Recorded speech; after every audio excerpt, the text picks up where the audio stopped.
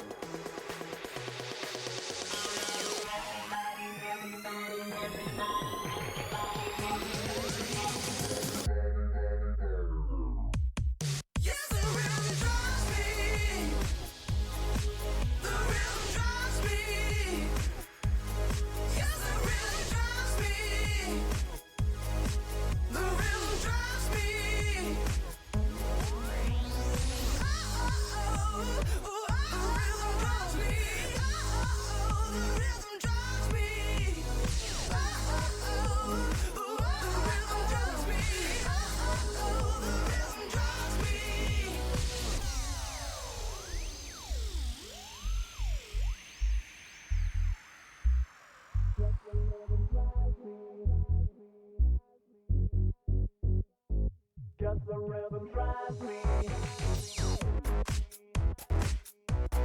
Just the rhythm drives me. Just the rhythm drives me.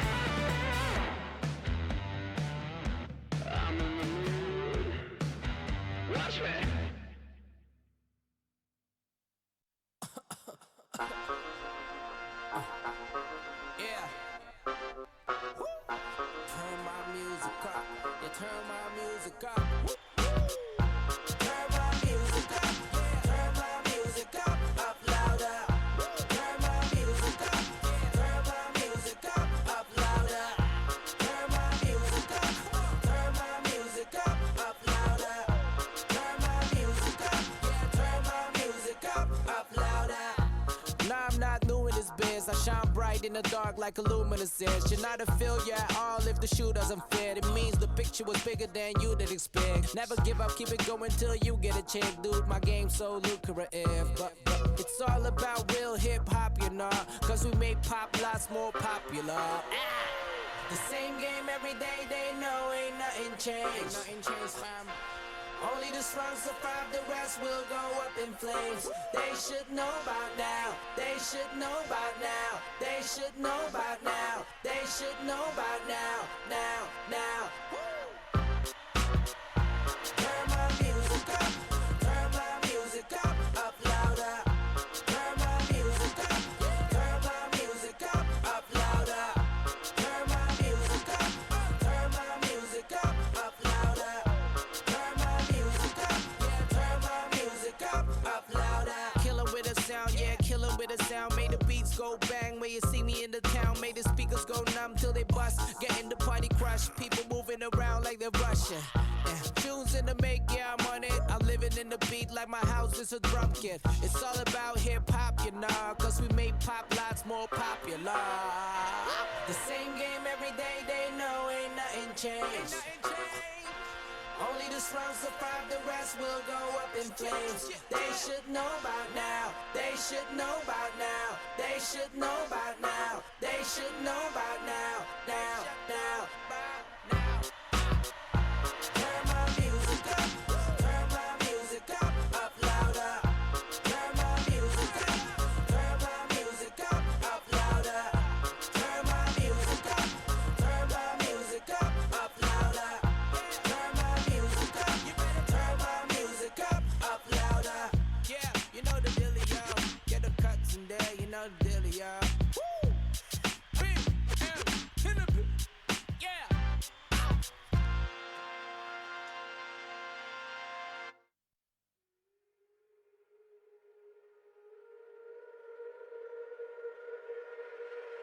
Maybe all I need is you. Nothing else makes a difference. Maybe all I need is you. You make all the difference.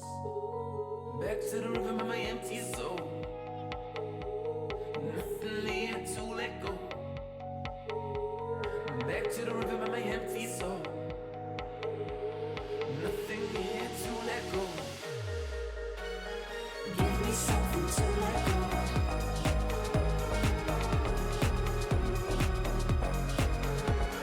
Give me something to let go.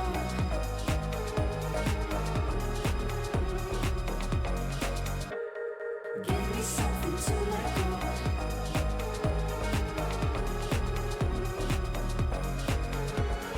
Give me something to let go.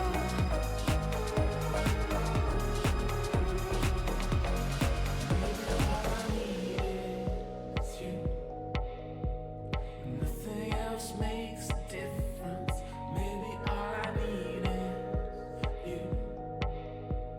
You make all the difference. Back to the rhythm of my empty soul. Nothing here to let go. Back to the rhythm of my empty soul. Nothing here to let go.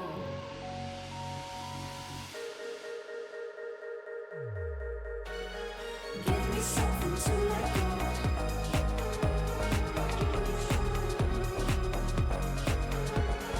Give me something to let go.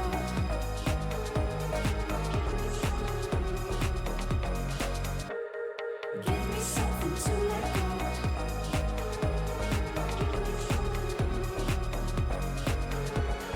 Give me something to let go.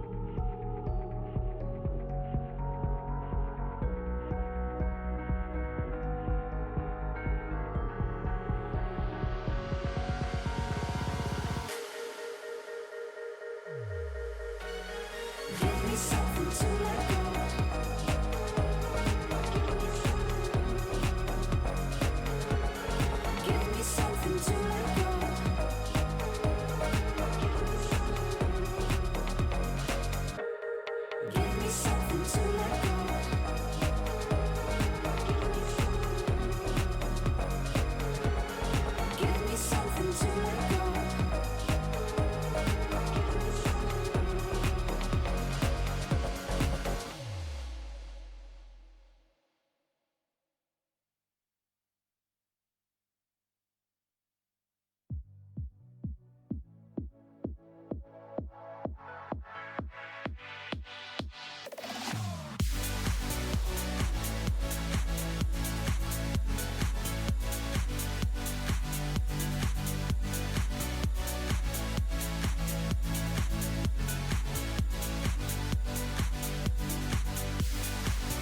Breathe the air just like a fire, we can't control it. See explosions in the sky, moving faster than the sun over horizon. Chance it all to feel alive. Bodies moving slow, spinning in the afterglow. Got it feeling so good. 'Cause this love is all night.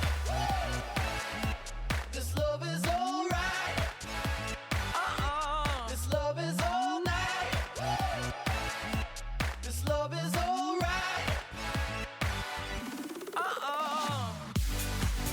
Breathe the air just like a fire, we can't control it. See explosions in the sky, moving faster than the sun over horizon. Chance it all to feel alive. Breathe the air just like a fire, we can't control it. See explosions in the sky, moving faster than the sun over horizon. Chance it all to feel alive. Bodies moving slow, spinning in the afterglow. Dancing till the daylight. 'Cause this love is all night. This love is alright. This love is all night. This love is alright. Breathe the air just like a fire, we can't control it.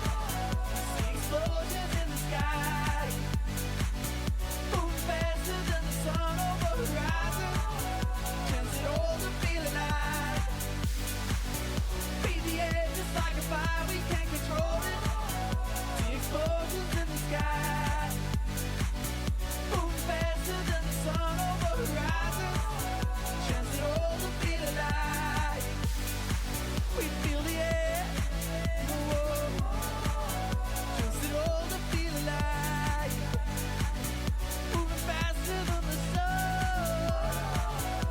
Explosions in the sky.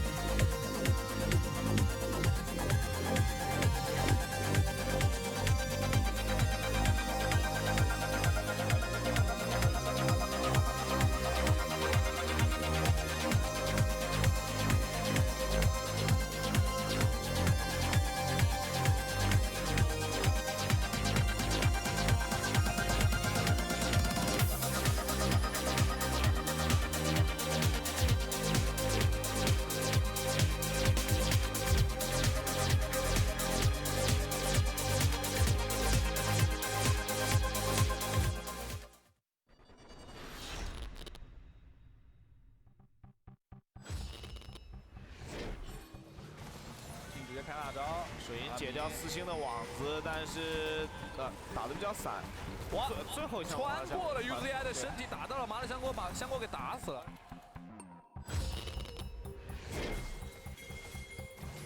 这一波有 TP 这局想打，闪现想挡箭没挡住啊！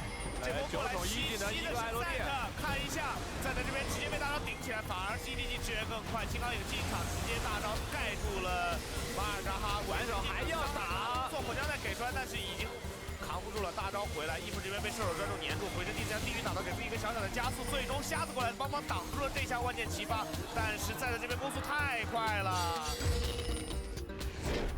这个现在蛋糕里下毒的人很少，看这波杰又来了，上一波没杀掉，这波过来，杰大招大出来了，但是治疗术给下，一出的没有被大到，但是 Scout 过来大招一波到了，再杀一个普攻，直接带走 double kill。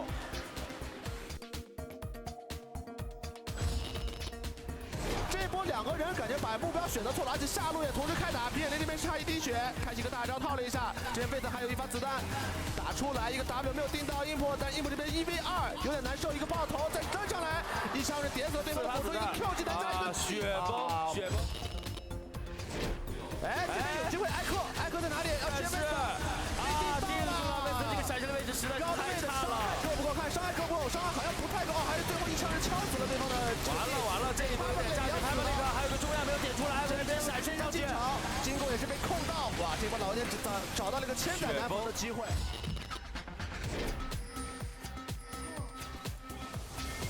没有中亚杀了，死了。虚弱给一下不一定，直接回去，死了，还是死了。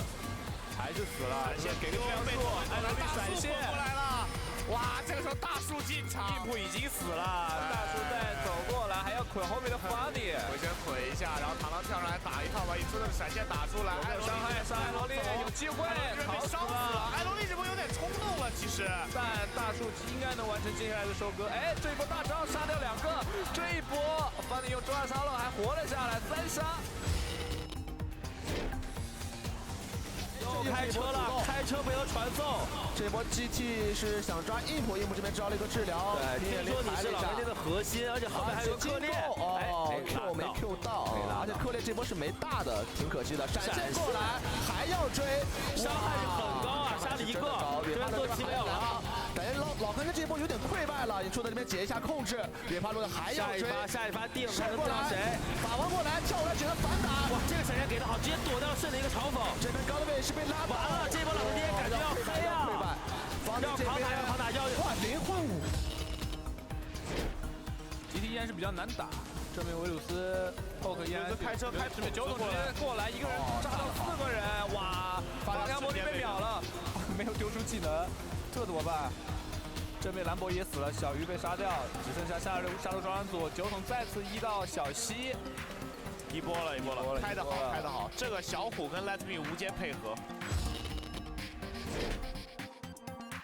现在的话，小狗这边是跟进出了一个水银刀，但你觉得小狗这一把有什么太好的环境吗？来，大哥回来，卡米尔有没有大招把卡米尔推出去呢？这个虚弱没有伤害，直接被小狗给 A 推了。哇，小狗这边在疯狂的 A 人，这个狮子狗全部残血，大招炸一下，炸到2个卡片子上，妹狗这边肯定要被完了，这边感觉小狗要跳起来了，又在第3波，好久没有看到小炮这样的一个操作了。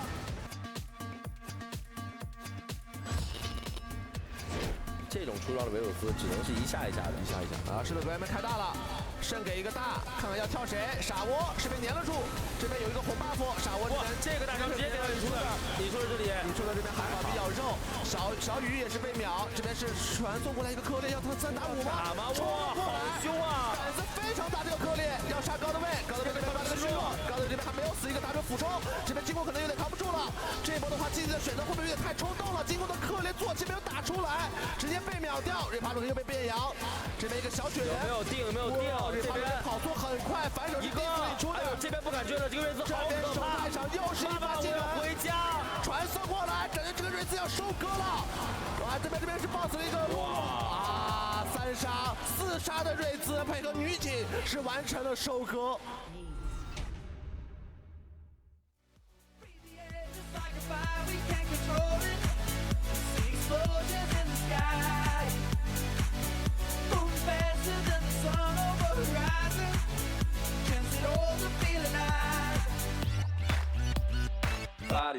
moving slow,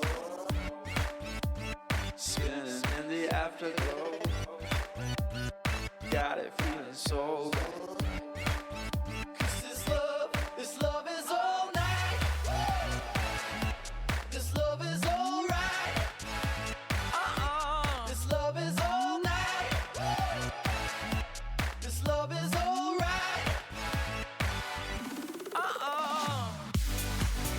Breathe the air just like a fire, we can't control it. See explosions in the sky. Boom faster than the sun over the horizon. Can't sit all the feeling alive. Breathe the air just like a fire, we can't control it. See explosions in the sky. Boom faster than the sun over the horizon. Can't sit all the feeling alive. Bodies moving slow, spinning in the afterglow. Dancing till the daylight. Cause this love is all night. This love is all right. This love is all night. This love is all right.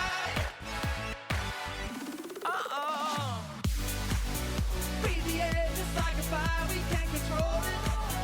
See explosions in the sky. Boom faster than the sun over the horizon. Can't sit all the feeling alive. Breathe the air just like a fire.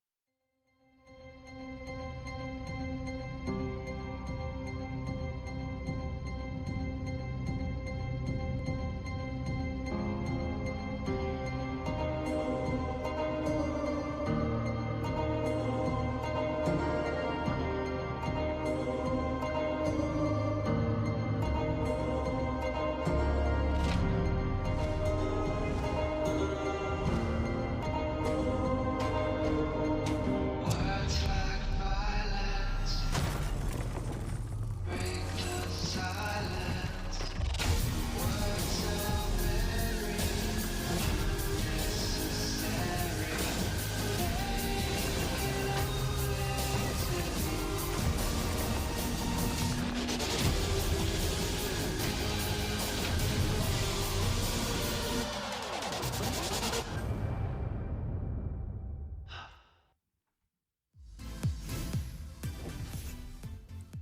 Welcome, ladies and gentlemen, boys and girls, to LPL Week 9. It is day 2 here. We're getting ready for today's matches. And it is one of our shorter ones, one of our shorter days. We'll be going into our longer days on Saturday and Sunday, but we'll be starting off the day with OMG and IMA. Later on, Snake and RNG will be going toe-to-toe. RNG is locked, but Snake still fighting for their lives. You can see OMG, they are getting into their green room, getting ready to go, and their opponents, IMA as well, as we just mentioned, will be going up against them for our first series of the day. My name is Pulse, and I'll be joined by my analysts, Russ, Guren, and Rusty, to bring down the action today, and it'll be a cool one. It'll be cool. Hello. How's it Hi. going? Yeah, no, What's it going will on? be very cool. No pun intended, because he's on newbie now, so well done. Yeah, got Oh, that was dirty. No, like you said, it's a shorter day, but nonetheless a super important day, especially for IMA and OMG with playoff contention, you know, just on the horizon there. Everywhere else is getting geared into their playoffs or going through the gauntlets. We're like still just right before that finish line. Yeah, every game matters, as we only have less than 2 weeks remaining as we go into playoffs, and the teams really need these points, especially the teams at the bottom of the standings trying to break into playoffs. Let's quickly recap yesterday. We had Vici going up against QG in, I don't want to call it a surprise, but maybe a little bit of a surprise in the sense that Vici, we saw them improve, and the games that we did see them improve, they had better team fighting, they actually had a mid-game and late game where they could finish games, and we just see them completely revert on the progress they made over the last like 2-3 weeks. Yeah, if we pretend that last week maybe didn't happen and we look at QG against Vici yesterday, it went exactly to plan. You know, Vici, they had a decently good early game, which is almost counterintuitive to the norm from them, but then they struggled in mid and late game, again, a bit counterintuitive. However, QG, the shining light of part of yesterday, besides WE, where they absolutely dismantled Vici. Their team fighting was great. Klid on the Lee Sin, still another standout. Yeah, you quickly mentioned it as well, but WE, just, I don't know what they did to GT, but it wasn't like suitable for our rating for this broadcast. Like, it was just not okay. That was probably our shortest series of the entire split so far. It was like 2 almost near perfect games, so GA just not entered into the enemy team at the last minute. But that was 1 death, and it was like no towers went down, no dragons, no kills up to that 1 kill on Talon, and GT got annihilated. And just echoing Rusty, you know, if you kind of cut out the last time that we saw Team W and they fell down to QG in particular, you would wholeheartedly expect them to just dismantle GT in the way that they did. So the question was, you know, could they come back from a loss and would they be a force to be reckoned with? And the answer is yes. They are terrifying and they are destroying every team in their path in the LPL. And kudos to them for that, because 957, a big part of the problem from WE when they actually did lose, came back, performed perfectly fine. The rest of the team really worked around him. They were just a solid 5-man unit. Wasn't even a star performance. It was all of them. Yeah, and despite GT being at the bottom of the standings, they are that single team when any team who goes up against them, there's that small chance for them to just be like completely taken off guard by the fact that GT wants to fight them constantly. None of those shenanigans, and W just completely wiped the floor with them. Just bring us to what that means for the rest of the bracket. GT almost completely out now, along with the other group when we look at LGD as well. There is a chance for us, Kieran. I know you have the exact way that they could eke their way into playoffs, but it's all but for nothing at this stage. Yeah, LGD fans, let's just take a moment of silence right now because it's pretty slim. At this point, they would have to win every single game in a 2-0, and Snake, IMA, and OMG would also have to lose every single game in a 2-0. Like, it's just astronomically almost impossible. Well, hey, the rest of that group's pretty damn exciting. LGD aside, RNG also locked in first place, so that's going to be super handy for them. We'll be seeing them play today. So, could the rest of the group though, who honestly knows? It's a bouncing castle. But if we look across at Group B, speaking of locked-in teams, WE, EDG, and QG are all locked into playoffs. Their seeds, however, are not locked. Vici and Newbie are still vying for that last spot into playoffs. And in Group A as well, particularly in the first matchup that we have, which is IMA versus OMG, it's pretty much which team is just going to kick the other team into the scrum that is in the bottom of the table, and they'll have to fight their way out in the rest of Week 9 and Week 10. So what you see on your screen right now is a current snapshot. So if playoffs were to happen today, before the games are played, this is the teams that would go through, and this is what the bracket would look like. Now, the green on your screen represents teams that are locked into the playoffs. So EDG, WE, and QG cannot fall out of playoff contention. However, their seeds are not locked. EDG could trade places with WE could trade places with EDG, things like that. RNG are in blue because they're the only team that are locked into playoffs and locked into their seed. They cannot fall out of semifinals. Invictus Gaming, OMG, Newbie, and IMA can all still fall out of playoffs. Yeah, see the 3 teams in green being locked in from Group B, but EDG will be playing against WE tomorrow, so that'll be one of the big differentiators for who joins RNG with a semi-finals berth. It'll be super important to watch that one. And make no mistake, there is not an error there with QG having won and OMG having won. This is why it is so important to climb as high as you can in the standings, because it's a weighted gauntlet. That is the difference between 3rd versus 4th. So if you're the 3rd place team coming again across the 4th place team, you're effectively playing a best of 3 instead of a best of 5 because you get that 1-point victory. Yeah, and to reiterate, that's how the standings look now. If we just ended the split, we still have the rest of this week and the rest of Week 10 for the teams to change their fate, apart from the ones who are locked currently. So we'll go on to that a little bit later, and we'll check back in if anything changes. But brings us to our first matchup of the day. We already mentioned it a bunch of times, but OMG versus IMA. And when I came into the week, I was just like, IMA, certainly this is just going to be the favorites of the matchup. But then when you actually look at the standings that we just saw, OMG are actually ahead of them in the standings, which just blew my mind, because when you look at the wins that I may have taken, they just felt more consistent. But if you actually look at the track record that OMG have accrued over the last 5-6 weeks, they have gradually gotten better. Yeah, both of these teams have kind of ramped up towards the end of the split. I would say IMA a little bit more so perhaps than OMG.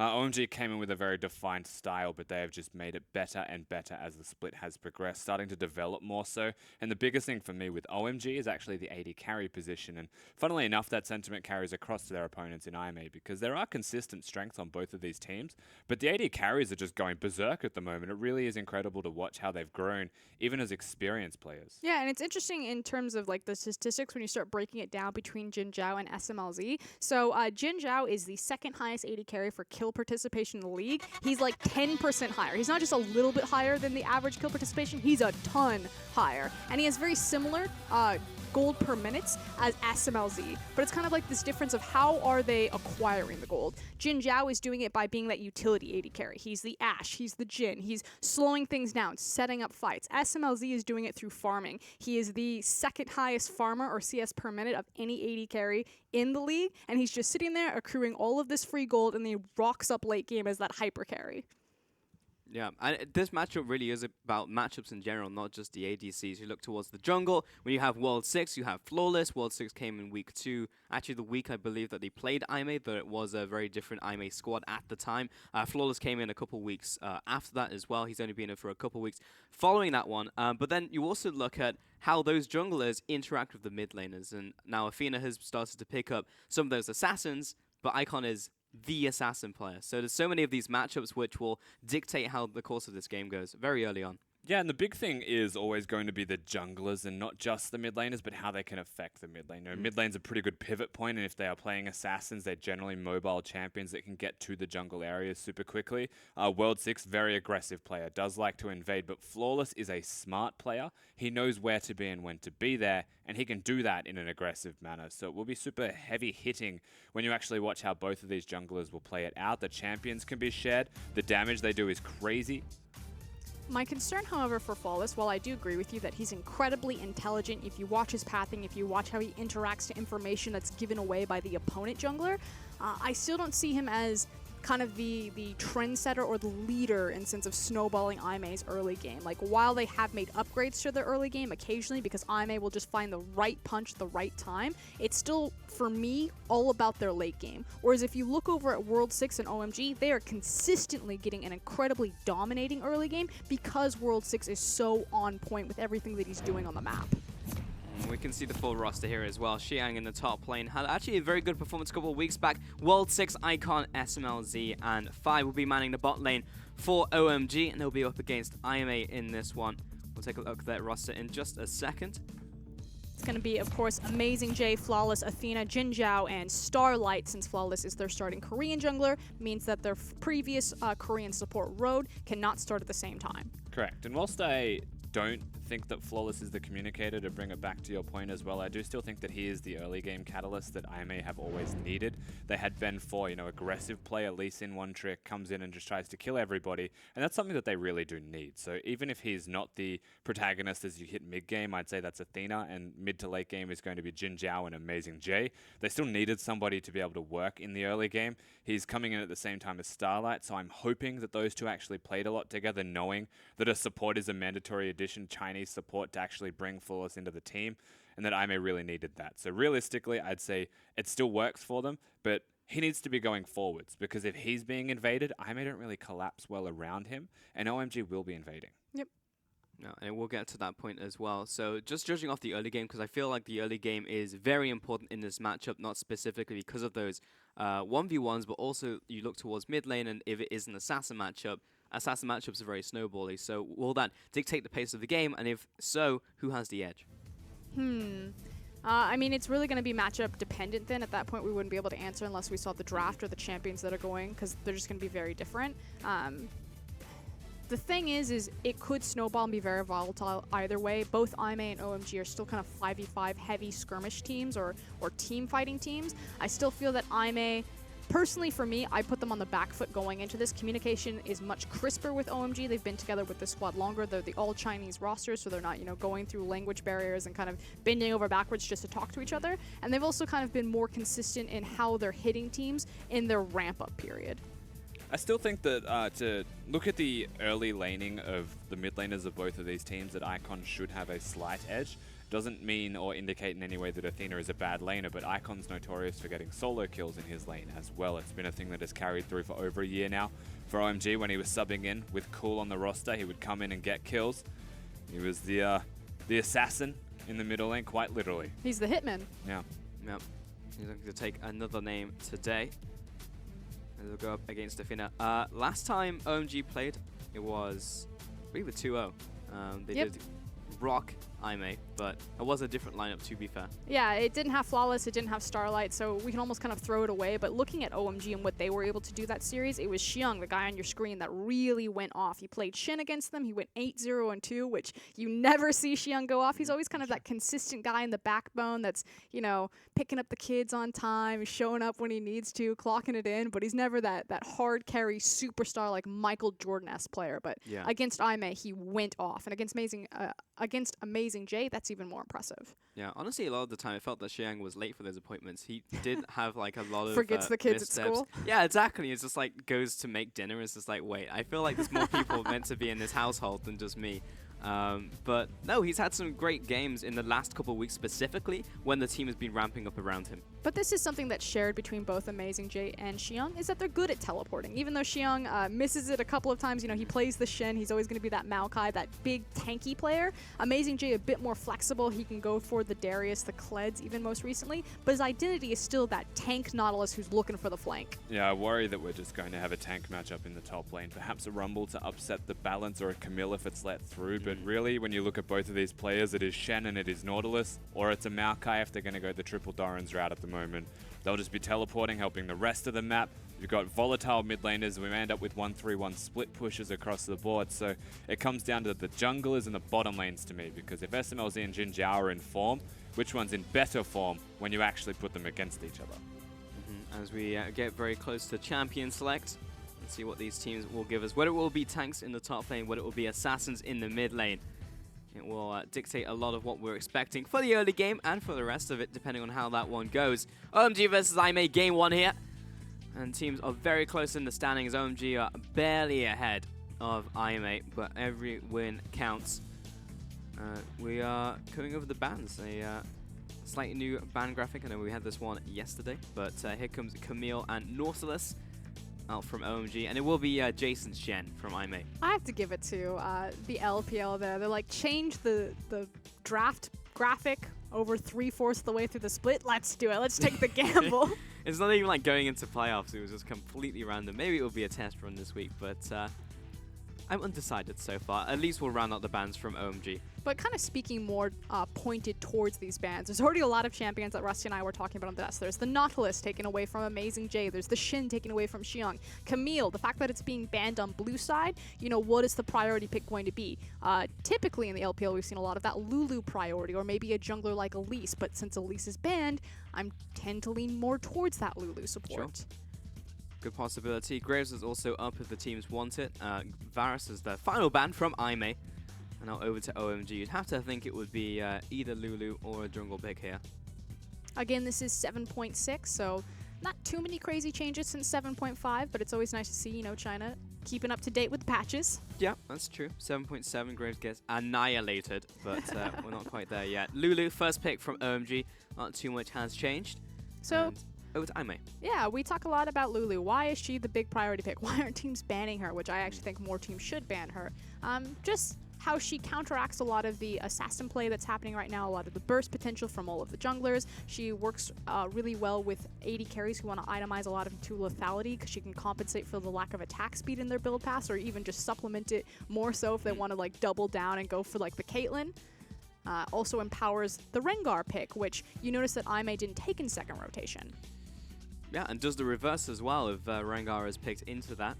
Turns him into a harmless critter as he flies in. But Gragas and Ashe were picked here by IMA, and that Gragas is certainly a flex, but we'll see where it goes in the end. Rengar finally locked in by World 6, and we move over to Icon to pick the next one for his team. And this is the thing, Gragas climbing up that ladder of priority because he does work as a flex pick like you're talking about. We've seen it in both the jungle and the top lane position. Peaks really well at 2 items in the top lane, deals really well with those tanks. We suspect it will be a tank matchup. Also has fairly strong and decent clear. If he does decide to go into the jungle, has a really nice gank at level 3 still, and punishes really low mobility AD carries like the ones that we have on our screen. And the one that was just picked up by OMG, which will be Kog'Maw in the first rotation from Lulu, or the second rotation, but the first phase from OMG, and that'll be paired with Lulu. So it's a little bit rare nowadays. We get the treat to see those two champions together, but we'll see it in this one. Athena will lock in Graves for Flawless, so now we know where the Gragas is going. Yeah, so going up in the hands of Amazing J, and again, that is super dangerous for SMLZ. He's picking the Kog'Maw into the Gragas, so he knew that it would be a threat, but his positioning has to be perfect if he doesn't want to get blown up by a cask knocking him into the enemy team. Thankfully, he still does have that Lulu next to him as well as the Rengar. Again, Aime didn't want to pick the Rengar because the Lulu was already there. Kitty jumps in, gets polymorphed, kind of loses all of his effectiveness there. Very true. Syndra banned out against Icon here. Orianna will be aiming back towards Athena, and the fact that Kog'Maw has been picked early, you now feel that Icon is probably going to do the classic LPL thing, which is not protect the ADC now, but pick another assassin to threaten anyone coming towards him. So banning out some of those picks, there's a karma. Yeah, and the thing is that Ahri is still available, so he can go 2 routes here. He can go the Zed route, he can go the Talon route, or he can go the Ahri route. 3. Yeah. Oh, yeah. Did I miscount? It's Numbers been are hard, yeah. It's been a long day. I assume that he'll go more towards the Ahri or more of an AP assassin. I don't want to say Talia, although she can kind of do the same thing where she's kind of self-sufficient, not necessarily a burst assassin, however, simply because he has an AD jungler in that Rengar there. Final ban was Zyra, aimed at Starlight. And back over to Aime. So support pool has been somewhat limited. But yeah, thinking about the idea of a Malzahar, and that would be into Lulu, so it's not necessarily a great matchup for him, at least in the laning phase, but they do pick it for the comp here. But that's the key thing, you know, for the laning phase. In the 2v2, yeah, Lulu's just going to clear out his Voidlings with the help picks, but ultimately you still have that 600 range lockdown, and you still have some very immobile targets. Also, Malzahar works really well into Rengar. We saw this at IM in Katowice when the Rengar was picked. They would almost 9 times out of 10 grab the Malzahar, because just like what Lulu will do to him, he jumps in, he gets locked down, he dies. I really want to see this pick get locked in here. And with 1 second remaining, indeed it does get locked in. So this is the only 3rd time that we've seen Fizz. But I believe Athena was the last person, or the first person rather, to pick that Fizz. Still technically a flex though. We haven't seen what the last pick will go is. Oh, there we go. Now we know. It's Fizz top. I mean, it hasn't been locked in just yet for us, Girin, but the fact that they are hovering a mid laner would lead me to believe it is a top lane pick for Xiang. If that is indeed the case, then Fizz doesn't necessarily strike me as a Xiang champion. I mean, Talia, it's pretty much like flavor of the month. Oh, last minute swap to LeBlanc. Okay, Icon gonna bring this one out. And there's been some interesting item builds circulating at the moment around the world, but we'll touch on that in a second as we're looking towards Aime's final pick. And this is really cool. Oh man, not gonna get to talk about it. The different builds for LeBlanc and why I actually prefer her as the pick here in tandem with Fizz, just because it opens up your split pushing options so much better than any other pick. We'll get to it in the laning phase for us. We'll get a little bit of time. I feel like these compositions do want to ramp up, so we'll probably be bought 5 or 6 minutes before they'll start brawling. And the final pick was Vladimir from Aime. So Xiang gets his hands on the Fizz, and let's see what summoners he does lock in the end. But at the moment, he is hovering on both the Ignite and the Teleport. Makes a lot of sense. Fizz gets so much free safety with his troll pull up there, especially in an elongated lane. Then you combine that with his Q, and since it sets you it moves you a set distance despite where you use it to slingshot yourself.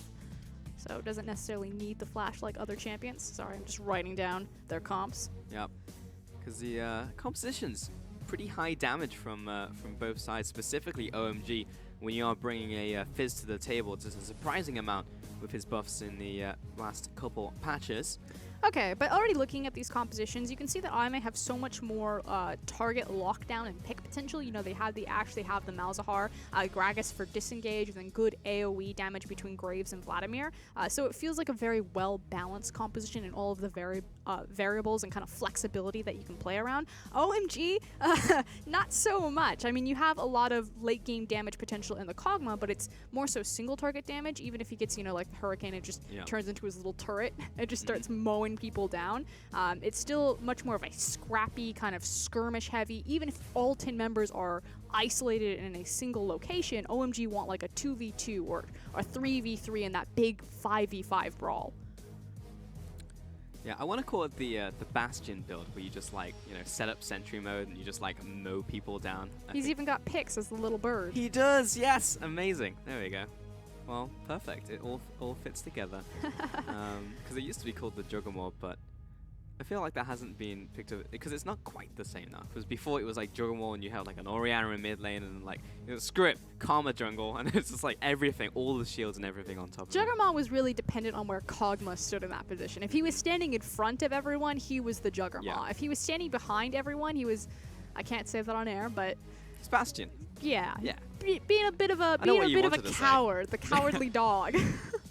Muttley. Yeah, there we go. But looking at their comp, we always talk about the late game Kog'Maw, but it's like, how do OMG get to that late game Kog'Maw? Like, who's actually handing off these batons and who needs to pick up the slack? Because they then have a Rengar jungle, so it's kind of 1 through 5 or 1 through 6. It's really up to Xiang and Icon to be safe and secure in their lanes to protect World 6, so he can get to that level 6 point so he can start being that big Rengar in cat form. So there's this big window where Aime could really disrupt them, or Flawless in particular, invading that Rengar, causing havoc and making sure that this hyper-scaling late game comp doesn't get there. Yeah, doesn't get rolling. First dragon's going to be Cloud as we hit the rift for OMG, and Aime will be our first series of the day here on day 2 of week 9. And you'd have to think that that Cloud Dragon would actually favor the Rengar more so, just because it doesn't put pressure that he needs to be, you know, on top of it in the jungle. He can sit back, look for a early clear. Kog'Maw can play safe in the lane, you know, maybe get shoved in. It doesn't matter so much if they lose priority or not over these lanes. Taking a look at these keystones real quick, and it will be Grasp of the Undying to Xiang, because he will go for a more AD and tanky focused build, so he's going to be hitting people a bunch, and we'll get more value from that one. And the rest of the table seems pretty normal, apart from Lulu. She has opted towards the Thunderlords, which is one of the 2 options. But let's talk about the Fizz. I know you try to set it up for me because I always like to talk about the Lulu, but I haven't gotten to cast a Fizz game. If you want to talk about top lane, that's fine by me for us. I know, right? I haven't gotten to cast a Fizz game in quite a minute. Fun fact, the LPL was the very first region that brought out Fizz top lane. Fizz Smite top was done by Flandre before anywhere else, so it's only fitting the Fizz hipsters. that it comes back. He's actually going to catch him in this bush. This will be a lot of damage as well. Amazing J will not be able to trade evenly. Yeah, so the thing is the changes for Fizz is that he opens up a lot more trade patterns and windows on his W, because a lot of power was kind of moved around from his ultimate onto his trident, and you can see him just absolutely destroying this isn't even fair. Amazing J does get that nice trade, as if you body slam, instantly auto attack and back away, there is enough of a window for you to get the free trade, but Xiang just demolished him. The other nice thing about Fizz, especially as he goes up into the top lane versus the mid lane, is how well he can itemize and shred tanks, and how safe he is across from tanks. In an elongated lane with his Q as well as his playful trickster, he can play aggressively, play super far forward, absorb a lot of pressure from the jungle, not be punished for it, and then he can itemize into the Blade of the Rune King or the Trinity Force, you know, whichever route he wants to go. More of that kind of AD versus just straight burst AD Fizz. Good tracking there from Jin Jiao to spot where World 6 is. One of the nice things you can do with Ashe if you take the level 2 Hawk shots. So now Aime has that bit of information, will help out Flawless and the rest of these lanes. Looking towards this mid lane though, Icon versus Athena. And we're seeing LeBlanc come back kind of worldwide actually. She has come back just a little. We've seen the Gunblade being picked up. I know we saw that in EU yesterday in fact. And I was talking to Rusty about this build just earlier today, although... You may not get a chance for a couple seconds. Because he's going to go for Krugs, but Graves is actually sliding up right underneath him and into Herald's Pit. Well, like ships in the night, but in the bottom lane, Star is getting shredded down by SMLZ. He'll hover back to that lane. But in the top lane, Xiang is level 3, so he has the playful Trickster. We don't know if he's used it yet. World 6 is waiting in the brush, and he's ready to pounce. Oh, gives him a little jab with his knife there, and Amazing J will have to hop the wall. And so everyone's just going to look at each other in the top lane. Amazing J is too unhealthy, so he's just going to use Flawless to get a free back. And unfortunately for Graves, he has to play security detail. I see you. Flawless will actually just stop the recall from World 6 and doesn't get the full end of the line damage. But there's a teleport coming in, and World 6 is being closed in from a round from Amazing J, and the smoke screen for the kill. Ah, super well played right there. So the Trinket Ward up into the brush, giving Amazing J the leg up to secure first blood there. That's going to be a good turnaround, as he's now started up on his double Doran's build so far. See if he continues to go for the one ring to rule them all. If this first blood will be enough to put him over into kind of his Spirit Visage itemization. Now, there's a lot of controversy on Twitter yesterday, because I know Vedius called it the Frodo build or the One Ring to rule them all build, but it's actually the Elven Lord build because 3 rings is what was gifted to the Elven Lords. It was the 1 ring to rule them all. Okay, So. I'm a nerd, but I'm not that type of nerd. Look, clarity. There's a lot of upset nerds on the internet yesterday, and I agree with them. So. Look, you want to talk about the RNG percentage of certain items in Mario Kart and different weight classes and how that affects your race? Like, I'll go all day with you. Okay. Lord of the Rings, I'm going to tap out. Hang on, what's the difference between Mario Kart and Lord of the Rings? You cannot say that I'm a bigger nerd than you because I'm into Lord of the Rings than Mario Kart. That was not one of my statements at all. I did not remember saying I am a bigger nerd than you. I just said not that type. Not that type of nerd? Well, okay, we have nerd discrimination now here in the LPL. Don't discriminate against your fellow nerds. We are all one. Amazing Jay. He'll pop back with that blast plan. And he's in a much better position now than he was like 2 minutes ago. Yeah, and he's also got the push. But we'll swing it back. Xiang doesn't have his Ignite. We'll see what happens when that comes back up. The thing about Fizz is he's still really good at shredding through tanks, and he still has a lot of kill pressure on the tank. So I'm still going to say that Amazing J is not always going to be super safe, although once he has his ultimate, he should be able to disengage if Fizz ever wants to go on, especially if the jungler shows up, as well as his belly bop still available. In the mid lane, Athena's not in great shape, but there was mistiming on the chains. Double flash over the wall. Athena's going to get turned around on this. Should be enough damage. Hit him once more. Finally finishes off Athena, and Icon gets away with the 1v1 kill. Oh, hold on, though. Flawless. No ultimate. He's fine. Unless he just ticks over on this minion, I don't think there's a conceivable way that Flawless gets the kill without flash. Yeah, unfortunate there. We just talked about Icon on the desk. You know, this guy is the hitman. He will solo kill you no matter what. And it doesn't maybe seem as impactful to newer viewers when he takes down someone like Athena, but Icon has been doing this his entire career. Yeah. Cool, Dade, rookie, doesn't matter. He will find you and he will beat you. It's another name off the list there. Top lane, World 6 is looking to assist Xiang once again. Was edging into this brush. Okay, hold on. Here we go, though. Oh, man, I'm never going to get to talk about I know. the revolver. I know what you want to talk about, because I want to talk about it too, as World 6 jumps out of the brush, but the fish is blocking off that entire route. We'll knock him back just a little. And here comes Flawless, the 1 versus 2 collateral damage comes up. World 6 having to trade this one back, and Xiang cannot help. Flawless with the kill. Hold on, though. Xiang might still be in trouble. Nope, Flawless not going to chase. Gonna say, I think his Playful Trickster was still off of, or on cooldown. Yeah, it was, but Flawless was a little out of range. He has a stubby little shotgun.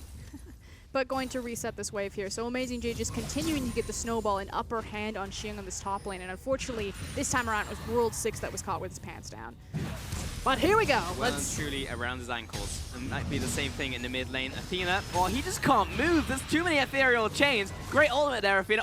Oh, perfect timing on the pull will save his life and the heal. So made a little bit of fun of him there for a second, but Athena knew what he was doing. And let's talk about Icon's build, because you're starting to see this LeBlanc overwhelm Vladimir. So the thing about Vladimir is he has sustain when pretty much no one else in the mid lane ecosystem had it. You know, he can sit there, he can be there forever.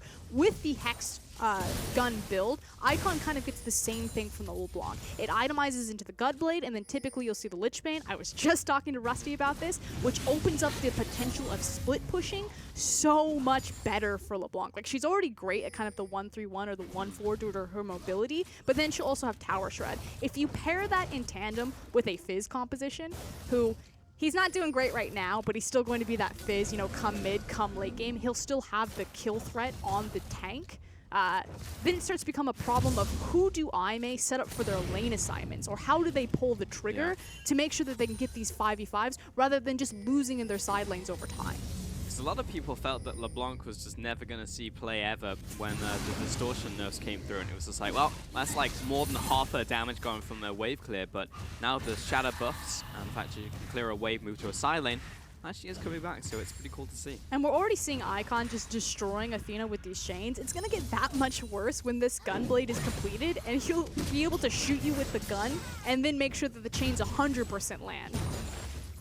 Amazing J has to be very careful around these trade patterns from Xiang. Hits him once and gets a couple seconds, and then the damage is tripled if he uses that active. So Amazing J is playing around this rather well. is to be expected because, you know, there is a skill disparity. No matter how well Xiang has been playing recently, Amazing J is still Amazing J. He is a superior player, so he's going to make it work in the top lane. Plus the assistance from Flawless is going to help him 2 times in a row, so has helped him alleviate some of those lane pains. Yeah, he's just really far ahead of the clock right now. Double Thorns, he's got his Cowl up. There's not much that, I mean, Fizz is still doing damage to him, but it's super easy for the Gragas to just sit back, farm this one out, and stay safe until Graves or Flawless is around and make plays off of that. Just continuing to clear out mid lane, farm disparity is opening up, and the difference in top lane actually for Amazing J, he was like 2 ways down, now he's practically even. World 6 is donating over this blue buff now. Icon is taking his sweet time coming over to receive that buff. Now, don't do that to your junglers in solo queue, because Nix is very angry. Because more damage, especially in the early game, you know. If you're post 7 now, whatever, you know, he can sit there for 5 seconds or whatever. But if it's your first donation, then get over there in a timely fashion. Speaking of timely fashion, Starlight's actually kicking up. So both Ashe and Malzahar have their ultimates available, that big lockdown. Likewise, Rengar is running around with his ult, and things have been fairly quiet other than the skirmishes in top lane and the solo kill in mid. And that's a little bit surprising to me. Because you'd think that we would have situations like this, you know, Flawless trying to get underneath the vision, trying to set up around the Ashe arrow, but it just hasn't connected for either team yet. Not just yet, but it is 3 kills at this point in time as we just crested the 11-minute mark in just a second. Now, OMG and I expect there to be a lot of fighting, but in my head, I'm like, more mid-game, you know? Like when I may start looking for those big fights, maybe around this dragon, for example, around these monster objectives. And OMG just kind of want to fight you all the time. World 6 will hit the ultimate. Amazing J's coming down, but he maybe get disrupted by the fish or the rabbit. In this case, Starlight locks down Icon. There's no getting out of this one. I don't think OMG particularly want the fight now, so that's both the dragon and a kill to Aimee. But there was no reason to fight for that dragon. I said at the very beginning of the game that this actually favored OMG because it wasn't a dragon that was worth kind of costing the game over. Sure. You could let that one go because you're not going to have the lane priority. We've seen this time and time again. Lulu and Kog'Maw, they've been under their tower for 90% of this game. Yeah, they've got the push now on your screen, but it's because Ashe and Malzahar walked up to complete the dragon fight. So, frankly, I think OMG just gave away a free kill as well as a free dragon. Mountain. That's the one you want to fight, and that's when you should have at least your first break point, because, what, we're looking 6 minutes in the future now? Let's take a look at that one more time. We didn't have full vision on it the first time. Up, Ashe arrow into death. Yeah, it's the chain CC. Ashe arrow into the flash from the Malzahar. Should be noted, though, that Starlight won't have that flash. So as we get this wave to hit the tower and reset, there is actually a window that it could theoretically be punished. It's now just a matter of what does World 6, where does he want to go? Does he go mid lane and punish with Icon who has his Ignite up, or does he go bottom without any of the hard CC and try to punish that flashless Malzahar? And Icon is getting pretty scary. He is rather close to that Gunblade, which is a big spike for him. And as soon as he starts roaming, but for now he is just keeping it around the mid lane. Vladimir doing the same. Looks like he's going for that Proto Belt, so has the early Negatron Cloak, which is basically necessary into this matchup against Icon. Looking towards that top lane, of course, Spirit Visage first. Big major threats towards Amazing J will be AP for a large part of this early game. You can see he's struggling off more of this damage now, so Xiang is just beating him around. And Icon is on his way up. He knows there's a control ward there, so he hasn't been spotted. But with Amazing J backing off, not worth his time. And it makes a lot of sense that they're going to try to play towards the top, OMG are going to play towards the top side of the map, because again, it's the Kog'Maw, it's the Lulu. You just kind of want them to sit tight, get picked up after school. Maybe Rengar gets a counter gank going there, but make use of the control wards in the top lane and make use of the kill threat that you have between Fizz and LeBlanc. Five is zoning off Flawless, but he'll flash, polymorph.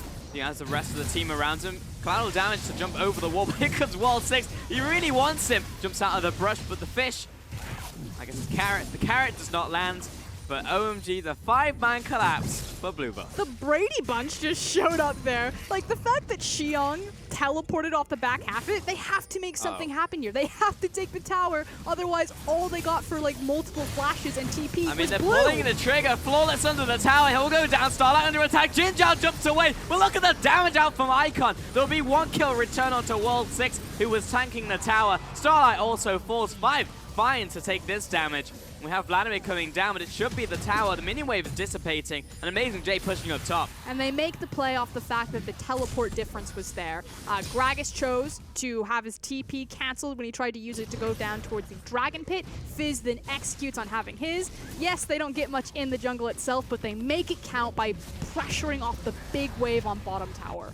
Really big for OMG. They both get ahead in gold, take the first tower, and equalize the kills. Amazing J should be able to take this tower. I mean, there's another minion wave coming in. They might be protected by Xiang. But check out all of the core itemization that just came in from OMG. That's completed Gunblade, as well as I believe Merc Shreds upgraded for LeBlanc. You have Blade of the Rune King and a Zeal on top of Kog'Maw. Like, they just got propelled so far ahead of the clock for their gold values.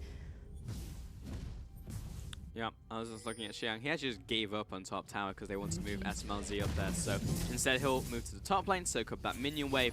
But there's nothing to fight over for the next little bit. Jin Zhao just receives a bunch of damage from Icon. He jumps back in. Athena will look for the punish here. Protobelt auto attack. He will play barely enough damage. Oh my god. Icon, I mean, he has balls, but like I don't know why he decided to do that.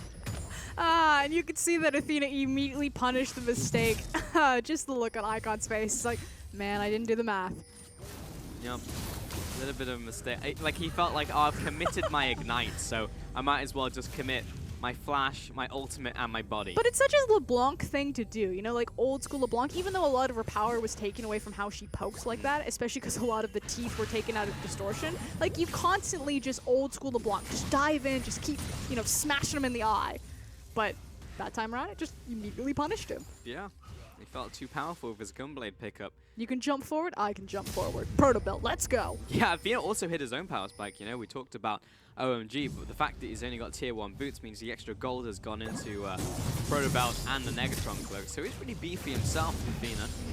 Icon just get the blue buff, so luckily he died before blue buff. That was all a plan. It was all fine. But what's actually been happening over the last kind of minute and a half to 2 minutes is that I may have missed on their lane assignment. So it was Icon that, yes, he went down, but he absorbed a lot of the attention of Jin Zhao, Starlight, and Athena. And we've yet to kind of see Jin Zhao and Starlight stand across from SMLZ. Oh my god, SMLZ is tearing Athena apart. Yeah, this is exactly it. IMA are not doing very well on their lane assignments, and they're getting beaten. And you can start to see CS discrepancy opening up, particularly between their AD carries. This is because SMLZ gets the first into the wave, he gets to eat it all, he gets to smash Vladimir like that, and Ashe is just kind of slowly lagging behind him. Oh, Flawless, you gotta get out of here. There's the ultimate being used, but he's down with the polymorph, and World 6 will actually donate the kill to SMLZ. Just kind of hovered around and just body blocked him. And this is now a 3-0 in Kog'Maw with red buff. We saw the terror that he just instilled in Athena's Vladimir. It's about to get worse, because look, here's Mountain Dragon. And Flawless is dead, so there's zero chance of Aimee doing anything about this one. World 6 is just enough to fight. And in fact, SMLZ will just go back to base where Icon will move into the bottom lane. Jumps in, Athena's there, hits him with the transfusion, but that's a lot of wave clear out from Icon, so didn't even need that distortion anymore.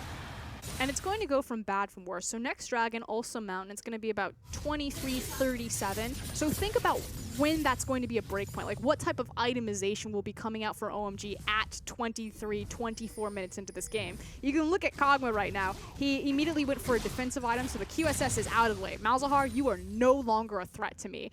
He'll have his attack speed item complete, but more importantly is Fizz that I want to look at. At around 24 minutes in this game, preferably earlier, he's not going to have this KFC variety bucket. He's going to actually have a completed item, probably that Trinity Force, and that's when things are going to get utterly terrifying for IMA and IMA fans, because OMG will be online for that Dragon. Yeah, OMG are really starting to ramp up in power. This is also the power of Kog'Maw Lulu, how much damage it can do. I assume 5 is probably maxed W? Here's a play that's actually brewing, though. You saw that Gragas is swinging down behind tower. Jin Zhao is just looking to throw this arrow, and they want to follow it up on a cask and pop SMLZ. OMG smartly saw the play was coming, absorbed it, backed up behind the tower. It seems so basic and simple, but that actually ate up probably a minute of a play that IMA had been trying to create in their side lanes, had been drawing pressure, because Gragas has to push the wave forward. He then has to disappear downriver, sweep out all the vision to make sure that he's not caught, and all of that is for naught, just because SMLZ decided to back up 7 steps. Like, save lives, hide behind towers. Yeah, buy wards, hide behind towers. It's pretty easy. Shrinking away against this tower, SMLZ just using his range to his advantage. There is a decent amount of wave clear from Aimee, so it's slowly chipping away that tower, but I mean, that tower is so close to death now. And Ash Arrow, nice dodge from Icon, last minute distortion. And just finger on the trigger finger. The desperation, can they get even more desperate? Finger on the trigger, that's what I wanted to say. He didn't have his own finger on his own finger. Finger on the finger? Finger on the finger. And Aimee still protecting this mid lane, hitting these minion waves before they crash against the tower. And good to recall. So we're going to have a bit of a downtime, so we can take a look at not only some of these items, but also some of the builds and skill orders. And that is Athena picking up the Abyssal Scepter from that Negatron cloak. If you're interested, SMLZ has been maxing W, 1 point in Q, and the rest of them in E for the wave clear and the slow. I really want to see what 5 is maxing, because we haven't hovered over Lulu in like 10 minutes. You and I have been experimenting a lot with the Lulu Kog'Maw lane and kind of what to max. So if you max the help picks, naturally you can empower Kog'Maw's W that much further in terms of like the actual damage output in his trading windows. But if you max Whimsy and then Kog'Maw presses W, it's even more disgusting just because it's 45% bonus attack speed. And he's fast AF, so you just can't catch him. He chases you down. I know a lot of Kog'Maws, hold that for a second, as World 6 is zoning away Amazing J as he was looking for the flank, but not going to happen. And we're already kind of in the 1-3-1, so Amazing J is trying. He's trying to make the right play. He pushes the way forward, and then he immediately starts cutting in to look for these flanking plays. The problem is that there's miscommunication or mistiming on, do we throw the Ash Arrow? Will it actually hit something other than LeBlanc? Can Malzahar start the fight? No, Starlight, newer member to the roster. Maybe he's not super comfortable doing that. The fact that Rengar is constantly, hovering behind SMLZ and 5 there, using his ultimate, spotting people out, making sure that if they try to isolate the Kog'Maw and break that mid lane tower, that they will be punished in response. This actually happens quite a lot with OMG, where they do some very smart things. And I just don't expect it from OMG, but they've done it enough now and consistently enough for like the last couple of weeks that we have to start applauding them. This is the thing. We were in rehearsals and Pulse opened it up. He's like, so we expect Aimee to win here. I was like, do we, Pulse? Have you looked at the standings? Because OMG are ahead of them in the standings. He's like, when did that happen? What? Yeah, because if you actually just like look at the identities of the teams, you don't expect that to be the case. And that's the thing. Just like creeping up on this tower, OMG have pretty much crept up in the standings. Like they're this kind of silent dark horse, and I think it's time that we take them out of the box of being, they're the underdogs in the LPL. We expect OMG to either scrape into playoffs or to be destined to the promotion tournament. Now we kind of have to start thinking of them as that dark horse. How good are they? Well, they're going to have to turn around this trade. Starlight is getting obliterated by SMLZ. World 6 will carry on jumping into the battle. They will get most of his health back using the battle cry. Now Aimee all have to run away. That didn't work out well. Yeah, I thought that they had a pick. That was the wrong pick that they were looking for. Fortunately for Aimee fans, it was just the support. So not the jungler. You could see that OMG are like, Baron? No. We can't do Baron. It was just Malzahar. We can't do it. Guys? Started it. World 6 is starting on the Baron. Blue Trinket comes down. Aimee know that they're on it. SMLZ using the rest of his W to tear apart Amazing J. He's already down to half. Icon is chasing out Athena, but he does get hit by the arrow. He jumps back. There's only a short stun as it was pretty much point blank. But OMG will back away. That is 2 big key ultimates down. So the reason why I was hesitant on OMG to make that call is because of all of the AoE damage that was still available from Aimee, like that Vladimir ultimate, like the Grave still being available. Jin Zhao had the arrow. Thankfully, OMG were able to kind of skirt around that, big cooldowns down, especially as the dragon spawns, which we talked about kind of big key itemization that would be available, particularly on Xiang. He still kind of has a KFC variety bucket. He decided to go defensive rather than offensive, which because of how far ahead his Kog'Maw is, 4-0-0, I actually like his decision better than what I proposed originally, was going towards that Trinity Force. He's like, nah, we just need the resistances. I just need the Sunfire, I need the MR, I need to be that tank line or that threat to the back line, because my Kog'Maw's going to shred him anyway. And smartly, Aimee are like, I don't think we can fight this. We don't have Arrow, we don't have Vladimir ultimate. We just have to let it go. Yeah. second Mountain Dragon now over to OMG. Icon is chasing down Athena, gets the slow out from the Gunblade. And OMG will also take away this blue buff, which is not the worst, but very nice for Sheehan actually. So he'll clear out the bottom wave, and again, he's just been a raw filler and has done what he's needed to do on this Fizz. Meanwhile, SMLZ continuing to get bigger and bigger and bigger, and both AD carries in this game are not particularly having a bad game. And you mentioned pre-game for us that these guys do soak up a lot of gold, but they make it work for the gold that they do get. Yeah, in very different ways. We literally said that Jinja is going to be that Ashe, that utility player. He has a super high kill participation of any AD carry in the league. It's the second highest, and he's just going to be there to throw the arrows. But he doesn't have a big kill share. So while he's participating in a ton of kills, he doesn't get a lot of them. SMLZ, completely opposite. He doesn't participate in a ton of kills usually, but he usually has a very high kill share of the kills that he gets, and he has one of the highest CS per minutes of any AD carry. So he farms a ton, he waits till late game, and then he just becomes this big, massive hyper carry. So what better champion to do that than on Kog'Maw? Well, Mason J has found World 6 on top of him. Ultimate coming in from Xiang. Everything thrown in that amazing J. He's surely going to go down to World 6. Starlight now getting chased out by SMLZ. He's already down to like, what, less than a third HP. That was like 4 auto attacks. See, this isn't Juggernaut, but I feel like we need an appropriate name for it. This is pretty much like Lulu walking her dog on a Sunday morning. She's got like the Kog'Maw, he's got a little leash on him. It's one of those yappy dogs, though. Like the ones that everyone hates, but like definitely lashes out at people. I call those kick-me dogs. Kick-me dogs? I would never actually kick a dog. I don't know, man. But no. Those dogs, though, so obnoxious. They're just kind of the ones that are like yippee, and you just kind of lightly slide them across the floor with your foot. And they're always in the people who have like the handbags and then the dogs inside those bags. Whoa. It's specifically those ones. Let's not build up stereotypes now, Mr. Lord of the Rings. Look, I'm just saying. Don't discriminate against your fellow nerds, but people with those annoying dogs, absolutely fine.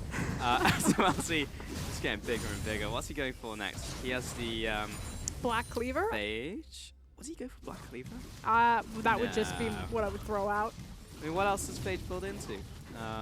Black Cleaver. Oh, Frozen Mallet. Or what? Trinity, Black Cleaver, Frozen Mallet. I don't think it'd be Trinity third. Why would it be Trinity third? I didn't say that I would agree with it either way. I've seen Stranger Things. Yeah. I'm always really hesitant to guess what someone's going to build in the LPL, because then you get people like Doinby who it's like Iceborne Gauntlet on Victor. That's Why true. not? And then he breaks world records. I'm like, all right, that's fine, I guess. I'm more like just let's sit and watch. Yeah. But something I do want to talk about is LeBlanc's build, actually. So she didn't go Lich Bane. She does have her Sheen, so she will go it down the road at some point, unless he wants to pull a Doinby and build an Iceborne Gauntlet. But he has the Abyssal Scepter and the Gunblade. And I never get to talk about this interaction. Very few champions build Gunblade and Abyssal Scepter. And why it's cool is it actually augments the amount of health that you get back, because you do more magic damage with them. So it makes you tankier and get more sustain, and you only get it on like LeBlanc's build and Akali's build and Katarina, and that's it. You're too excited. I really like it. It's like a big difference. Rookie was the first guy who did this build, and he does it into Syndra almost every single time. And he gets like 300 health back because it gives you 33% instantaneous lifesteal because it's AoE damage with Abyssal and Gunblade. So like Syndra tries to go all in and burst out Katarina, and she's like, haha, I've got Abyssal, Gunblade, you can't do anything. That's pretty good. It is pretty strong. Oh, we get to see gold totals. And holy crap. SMLZ is almost 3,000 gold ahead of Jin Zhao at those points in time. That's gigantic, especially when the gold total was like 5k. He has most of that gold advantage by himself. I just looked it up. Phage doesn't even build into Frozen Mallet. I thought something was wrong. I trusted you. I know, but like it used to in the days of old, because you had like a mallet which went into a bigger mallet, but now it doesn't. That was a trust fall pulse, and you failed it. Yeah, I turned towards my laptop. I was like, Black Cleaver, I don't build that item anymore. That's a top laner item. I mean, it's either Black Cleaver or Triforce, so it's still one of the two, but it's just not Frozen Mallet. Excuse me, I meant to say Frozen Mallet. Yeah. I was going to say, Frozen Mallet, I don't build that item anymore. I play AD carry. Black Cleaver, I'll build that all day. He's building Black Cleaver. We just failed the trust fall both ways, so it was Triforce. That's, I don't know, man. Like, you didn't even call Triforce, Frosk. I said Triforce or Black Cleaver. You said Cleaver. it could. Yeah, I mean, you said the two possible options. That's not predicting. But like usually you'd build Triforce like first. Okay, let me logic you why he built the Trinity Force. Because he's 4-0. But you can build other things like on hit.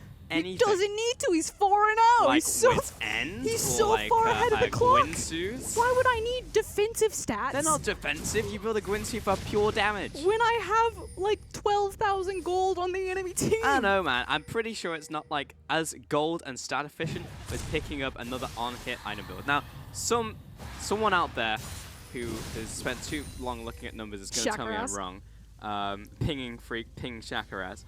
Or I'm pretty sure that is not the most efficient build right here. Still, yes, he's very fed and it's going to do more damage. He's going to hit like a truck. I mean, we're going to see him just annihilate Flawless if he actually just steps in range of him. Throw the arrow, Jinzhao. Force the QSS. Yeah, the fact that Kog'Maw just like stepped up to the brush and it was just like, nah. No. Because that's the thing. Make Malzahar's life that much easier. Like, what would you rather burn the QSS on? The arrow or the targetable lockdown stun? Which is a suppress, by the way. It's not just a stun, so probably want to free that up for him, but nah, never mind. This has been a long stare off. Like, both of these teams have been securing vision, pushing in waves, waiting for someone to get picked. Now, this is LPL, so someone's going to get picked before this starts. I don't know. They're all backing. And this Baron will shred so quickly because of his Trinity Force and his Blade of the Rune King. And the Blade of the Rune King. More than percent damage right here. It's down to 3,000 HP. All about that Trinity. There's so many wards in that pit. Yeah, Athena went back to the base. Honestly, if OMG had the information that Vlad just wasn't there, they probably would have tried to finish it, but didn't want to go for the 50-50. Slightly weighted towards Flawless, so let's say 52-48, because he had the level advantage. But I love this. OMG can just continue to play patient and play the side lanes until IMA are out of position and they get the Baron for free. They're actually going to just kick SMLZ down, you know, take the Dragon for free. Oh yeah, that's okay. Why not? You can burn it. But the big thing is this Fizz down here. He is a huge problem. He's getting there. 0-0-4. He's actually just completed his order. He's just gone for 3 buckets of different things. Man, those all happen in like, what, 5 minutes? He's very tanky and he can chase you down an elongated lane. More important, he can do so much damage to a backline, and he has so much control of a backline when he gets back there. Very, very tanky. In fact, wait a minute. That's almost the exact same item build as Amazing J. But innately, this does more damage Ward 6. Wow, he really wanted that red buff, even at the cost of his smite. He has another one. It's coming up in 7 seconds. Flawless and Amazing J coming down. No pick gonna happen. Both of these teams, I don't know what's going on, but they're not fighting. So because the QSS is on SMLZ, and he's the big guy that we're looking for, again, we already kind of talked about that Jin Zhao should be trying to burn it with his arrow because you don't want the QSS there when Malzahar comes in and ults. But, I mean, that said, Lulu could ruin all those days. Well, if Athena goes down, it would be bad news bears, but he goes down into the Sanguine Pool, and that's Xiang's ultimate burn. But it puts the most pressure on Amazing J. He's the one with the displacement or long-range displacement in the cask. He can knock the Kog'Maw back, and it doesn't matter if you have QSS or not. If you land in the middle of the team, you're dead. So I feel like most of the responsibility and most of the eyes for Amazing or IMA fans has to be on Amazing J right now. However, I think if, I believe if SMLZ, QSSs, and then flashes, he could possibly get out of it. Will he be able to reposition himself faster? Yeah. SMLZ is facing down Amazing J. If he gets CC'd in place, he's going to become dinner for SMLZ's Kog'Maw. He's taking the wrong route. He keeps trying to go front to back, and against a Kog'Maw this fed right now with this much control in front of him, you're never going to reach. They have to flank. Looking for the pick on Icon. He's dropping low, but he'll jump away. He has Malefic Visions on, but he's still alive. Xiang jumping over the wall. Amazing J into the pit. Not going to be taken away by Aime. And now we have the fight ensuing. They lost World 6. Xiang still in the pit. He'll find one. It's a 2-for-2 so far. Athena still stuck in. He'll fall to Xiang. Looking for another one to Jin Zhao. But he'll flash over the wall, and Starlight escorting him out of the Baron pit. A 2-for-3, but Baron to OMG. And IMA, they finally got into the pit, tried to look for the fight, but again, front to back. They'd already eaten so much damage and they kind of threw everything at the kitchen sink. The Baron goes down in OMG's hands, and then they're just stuck in the pit with the Kog'Maw. They're like, well, since we're here, we might as well die. Let's take a look at that one more time. Wild Growth was using the Blancs. She survives, and Flawless a little too late. Yeah, and particularly Athena as well. Multiple flashes over into the pit to try to get in there. It was kind of this all or nothing. We have to try to steal the Baron or clean up as much on the back half. But again, they flash over, they miss the Baron, they're like, and we're stuck in here with machine gun. Yeah. He's just like set up at the lip of the pit. It's just like sprayed everybody down. And then Xiang just came in there as well with big chunk of damage onto Athena. So OMG pretty strong right now. They have a pretty sizable gold lead plus the Baron. So let's see how much of a power play they can make off of that buff. OMG is protecting the top lane, and we have the 4-1 being set up. It's typically easier for Ame to come back out of siege attempts rather than Baron attempts, however. Although Amazing J could get shred. Oh, Wild 6 jumps on top of him. He's waiting for a chance to use the battle cry. Jin Jiao almost just killed him. And the reason why it's usually easier for Ime to come back in scenarios like this is because it's much easier to flank off this type of play. You know, when you're approaching that Baron pit, you get funneled into those tight little choke points. You can't really make the most out of you know, deep vision for flanks because teams are usually so good at clearing out that river while they're setting up their own vision for Baron. Well, Flawless is probably dead. He'll jump away with the ultimate Starlight, turns around, instant QSS. SMLZ blinded by the smoke screen from Flawless, otherwise they were all dead. That was a 2v3. Oh, Icon wants blood. He finds Athena. He drops the clone on top of himself. And now, mid lane, Xiang, oh, he's just taking all the towers. So yeah, Xiang is just doing that in the side lane. Mid tower's completely gone. SMLZ will melt that one. Looking towards the inhibitor. Mate, when are they looking for the fight? Because otherwise they're going to continue to bleed out. OMG will take the inhib, they'll back away, they'll look for another objective. Mid inhib, still not the worst one to lose if you're going to lose it. It's really about this bottom inhib as they rotate to the bottom creep wave. So how much more damage can OMG do, and can Ime stand strong? They don't have Arrow, they don't have Malzahar ultimate, but they do have Cask. I mean, to be fair, Jin Jiao is hurting a lot himself. He has 4 completed items on Ashe, but just isn't on the same level as a late game Kog'Maw. He just can't hit Kog'Maw when Kog'Maw can hit him, and that's the reality of it. Kind of sucks for him. Bot lane now, the subject of the siege from OMG. Xiang pushing on top lane now, should be a very easy inner tower for him. OMG just need to stall while his tower also goes down. Now the dragon coming up in just under 40 seconds, so OMG probably going to play it relatively safe. Xiang will take this with no real problems, and probably look straight up against Amazing J as well. OMG will see how much they can get from this push, but Baron is now off. Fino is going to take a bit of damage here from the block, and the siege is happening incredibly quickly. Someone needs to set forwards from Ime, otherwise this tower is gone on the next wave. SMLZ to take a bit of damage, but all his health is back. Alright, that's pretty fair. Yep, he'll turn on to the tower. Doesn't need those minions at all. Actually, the tower's almost gone. Amazing. What? SMLZ is just tanking up this tower. And Ime didn't even try and contest. They thought they had time with this minion wave coming in. Yeah, but that 66 reduction certainly slowed them down a bit. But slowly but surely. A bit. Well, the Baron has fallen off, so. Yeah, at the very least. And I feel like we've seen Ime in this position about 7 times. Yeah. So things look bad, but at this point, if everything's going according to plan for Ime, they should last another 25 minutes in this game. That's true. I feel like at the rate that we've seen the structures die within the base, it may all be over very shortly. SMLZ, arrow goes right through all of OMG. Now Athena coming in, should be able to finish off 5 for the 1 kill, but they just lost top tower for it, so it's a structure for a support kill. Ming J will make his way up there, but Ime, we've seen more signs of life from him in the past, and this Elder Dragon is going to burn down so quickly from SMLZ just by himself. And the scary thing is also how much gold OMG are sitting on and how much they've acquired since they've been live on the map with that Baron. So with Elder down, with mid inhib, as well as all of those structures that went down with it, now we have to look at their items because it was close before, but now a definite gap's going to be opened up between these two teams' power levels. Oh yeah, I'm expecting almost probably a full item from Kog'Maw. Yeah, that was a full item. Looks like, I want to say Mortal Reminder. Yeah, Mortal Reminder coming in from him. Goodbye, Vladimir. Yeah, and now that's a full item in Kog'Maw. You can only sell boots now to be maximum full build, but SMLZ is very, very scary.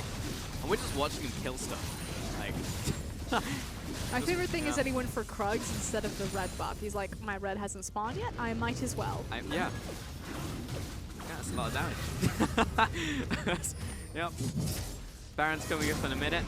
And Ime, unless they instantly react, like a Kog'Maw and anyone else tanking, that Baron's dead in 5 seconds flat. And there's also the option that OMG don't even have to look towards the Baron just because of how strong they are. And these are always the win-win scenarios that you want to be in as the LPL. This is some eye-watering damage out from SMLZ right now. Are you sure it's not just the mascara? Maybe it is for us, maybe it is.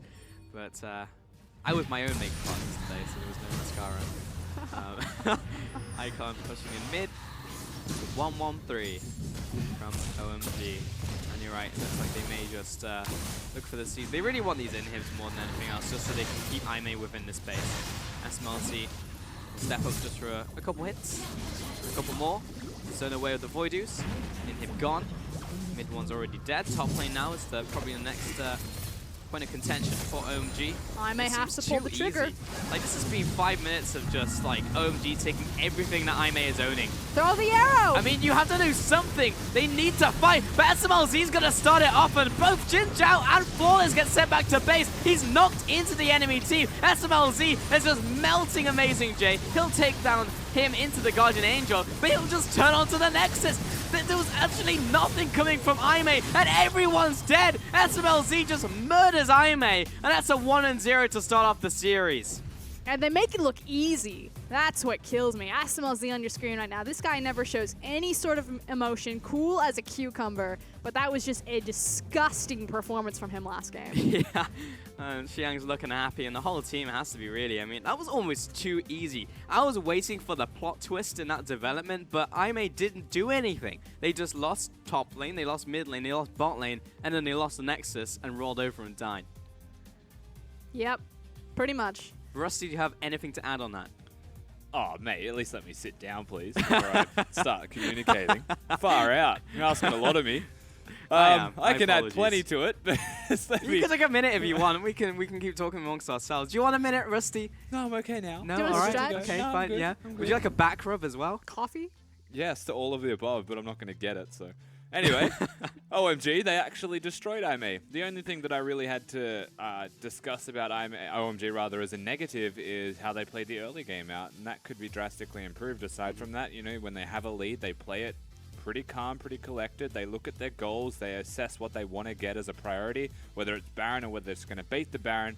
They see Aimee come and react, and then they're just like, well, we won't take it right now. That's fine. We have 2 Mountain Drakes. We'll get it later. I really like the word that you used in terms of goals, and I have to 100% get behind that. I feel like OMG as a team are really good at identifying what their short-term and long-term goals are, and just kind of setting up the checklist. Like, when will Mountain Dragon spawn? Okay, at this time, will we have these items? Yes, we can make sure that we do. Everyone kind of hunker down, farm a bit, have the item breakpoints, go in, get Mountain. What did we do after Mountain? We translate that into mid-tower, and it's just this very clear roadmap. And there's a couple of other things that we didn't really get to touch on during that game, but OMG's team composition, whether you can see it or not by draft, is a siege composition. Now, one big thing towards that is Kog'Maw actually went Trinity Force instead of Quinzus. He changed his build-up. Trinity Force is a bit safer, it's a bit more reliable with damage output as well, you don't have to stack it up, and you can press W with Sheen, hit the tower, then run away. Not just that, LeBlanc is a sieging expert, not just because she's going to go the Lichbane build and can split push, but because you can threaten diving people under the turret the whole time, and there's no real risk of you getting caught out of position. He only really does it in 1v1s in mid lane where he actually gets caught. So this team, when ahead, excels at sieging, and that was what OMG really assessed as their biggest win condition. And they were all over the place as well. It seemed very well executed. And you did talk about that early game, and yes, there was a couple kills going over to Aimee, but I felt like Xiang did execute his pick surprisingly well in the top lane. Like, even at level 1, he just won the lane, straight up. He walked into lane and just won it. And there was nothing that Amazing J could do. He did even up some of the playing field, but we never really saw Amazing J have the same impact than when we see Amazing J usually in games. When you see him on a North list, it's just like, well, he's just unkillable. He's done so much. He's done more than just him as a single player, but in this one, we really didn't see that much. But this is the thing. If you're Aimee, why are we looking at top lane when you have a Malzahar and an Ashe into the bottom lane? The fact that Flawless had to be up there at all to even up what Amazing J was already kind of put into a deficit about meant that he couldn't be down there with the Ashe or with the Malzahar ultimate punishing that Kog'Maw lane. I mean, it felt like for the first, 10, 15 minutes of that game, we never saw Kog'Maw. Yeah, and that's the interesting thing. So there's a replay that I want to show you from about 14 minutes in the game. What happens before all of this is, remember that Amazing J does not have his teleport available by any means. At OMG, they know this. They can bring the Fizz down early. You see he comes in, may not hit the ultimate, but it doesn't matter. guaranteed numbers advantage. Pressure's going to be there. They can continue to threaten their opponents through moves and acts like this consistently. The most important thing above all of this is not only that they agree as a team to dive. There may be no minions. They don't care. Fizz really good at resetting aggro. Lulu will keep him alive to the point where Malzahar doesn't have anybody to ult except to just steal a kill away from their opponents. And look at how much they actually enforce that the Kog'Maw gets all of these kills. Because Kog'Maw gets them, gets MVP as well apparently. And because he has 3 or 4 kills, QSS. And suddenly no one's killing anybody on OMG. It's just game over. Those are some big numbers. Definitely didn't die in that game. And literally killed everybody. You saw it from the damage graph as well, but I believe that's 48.7% of the team's damage. It's quite a lot when you see dwarfing the enemy numbers as well. So it really was the SMLZ show in the end. Despite Ash doing a lot of damage, it's never really in position to hit anyone that would do any real damage in the end.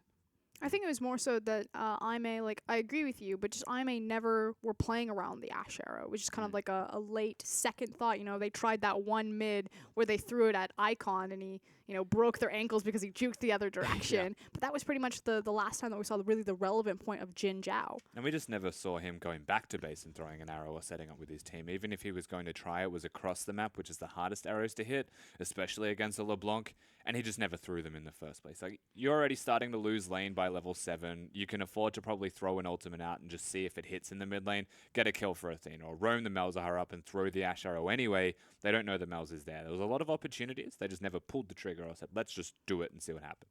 Yeah, we actually saw very few signs of life from IMA as the game progressed. There was stuff happening in the early game, but maybe it was misplaced, you could say, and that may have come down to drafting to a certain extent. But as the game went on, literally the whole base died, and IMA didn't do anything. They just watched on as they were sat on their spawn pad, just watching it all just crumble before them. So there had to be a point in time where IMA should have just pulled the trigger, and that's usually what you do see from IMA. They win a late game team fight, or at least they were trying for the fight, but they just didn't do anything. And it was that hesitation. Again, even in the very last, you know, fight right before their Nexus, Jin Zhao pulled the trigger on throwing the arrow, but he did it late. It was immediately QSS, but you expected that. But the thing is you want it to be QSS on the arrow because then you want to free up the suppression for Malzahar. But when he did it, Starlight didn't have his ult. I think he ulted maybe Xiong. I think it was a flash ult simultaneously. Was it? He actually QSS both. Just disaster. I mean, that's actually just terrible, yeah. It just really didn't work out for them in the final fight. It wasn't even really a fight, as they just killed them and just like, oh, I guess I'll just hit the Nexus and win the game. So that was pretty much it. OMG annihilate IMA for the first game. We'll see if they can bounce back in game 2.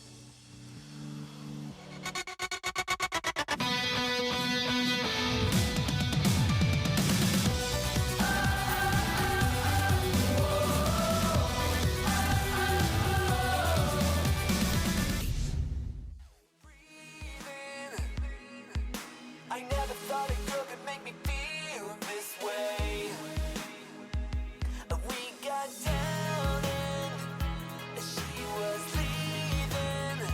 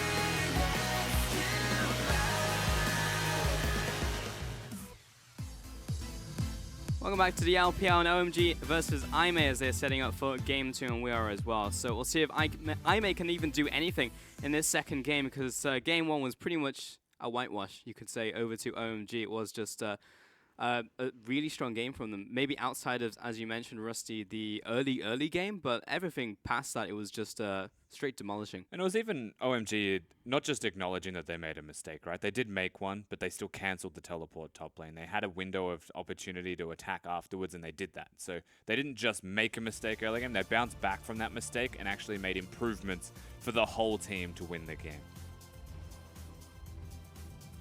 Yeah. Do you think it goes back to draft? Because I did want to touch before the break. No, we didn't have time, but heading into the next game, how much of it was about draft? Because we had top lane where Xiang was straight up just winning against Amazing J, and that's where one of the biggest deficits should be for OMG if you're up against someone like Amazing J. I mean, Amazing J was actually able to slow it down relatively quickly. Yeah, he did pull some of the attention from Flawless to help him do that, which may have pulled away some possible playmaking potential bottom.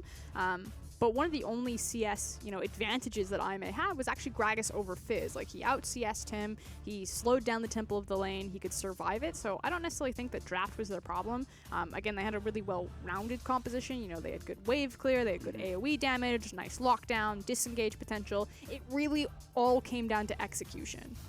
I think they could have kept the Varus available and banned the Lulu if I was Aimee looking at the first game. I just think Lulu's a more important champion. Varus has counters. Just because when you look at a 2v2 in the bottom lane, yeah, Varus really good for pick, right? But Ashe can do that. So you've got a champion that can match it. You can pick the Karma if you're looking to push into the Varus, where they usually excel at pushing lanes. Like, there are answers to that. The Lulu itself gives OMG, firstly, Cogmore for SMLZ, which he will pick. He has just proven that more than once now.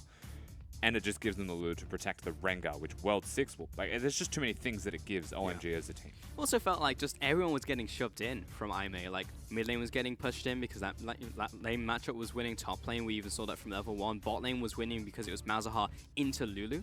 So I only bring up draft because everyone was getting pushed in. Everyone was down by at least a couple CS. And when it came to the first dragon, it felt like OMG should have picked up that first dragon, but that was just a misstep on their part.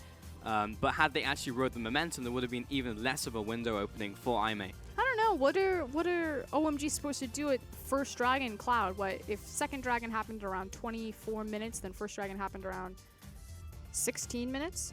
I mean, it's Kog'Maw and it's Lulu. Kog'Maw had gotten the 2 kills on the...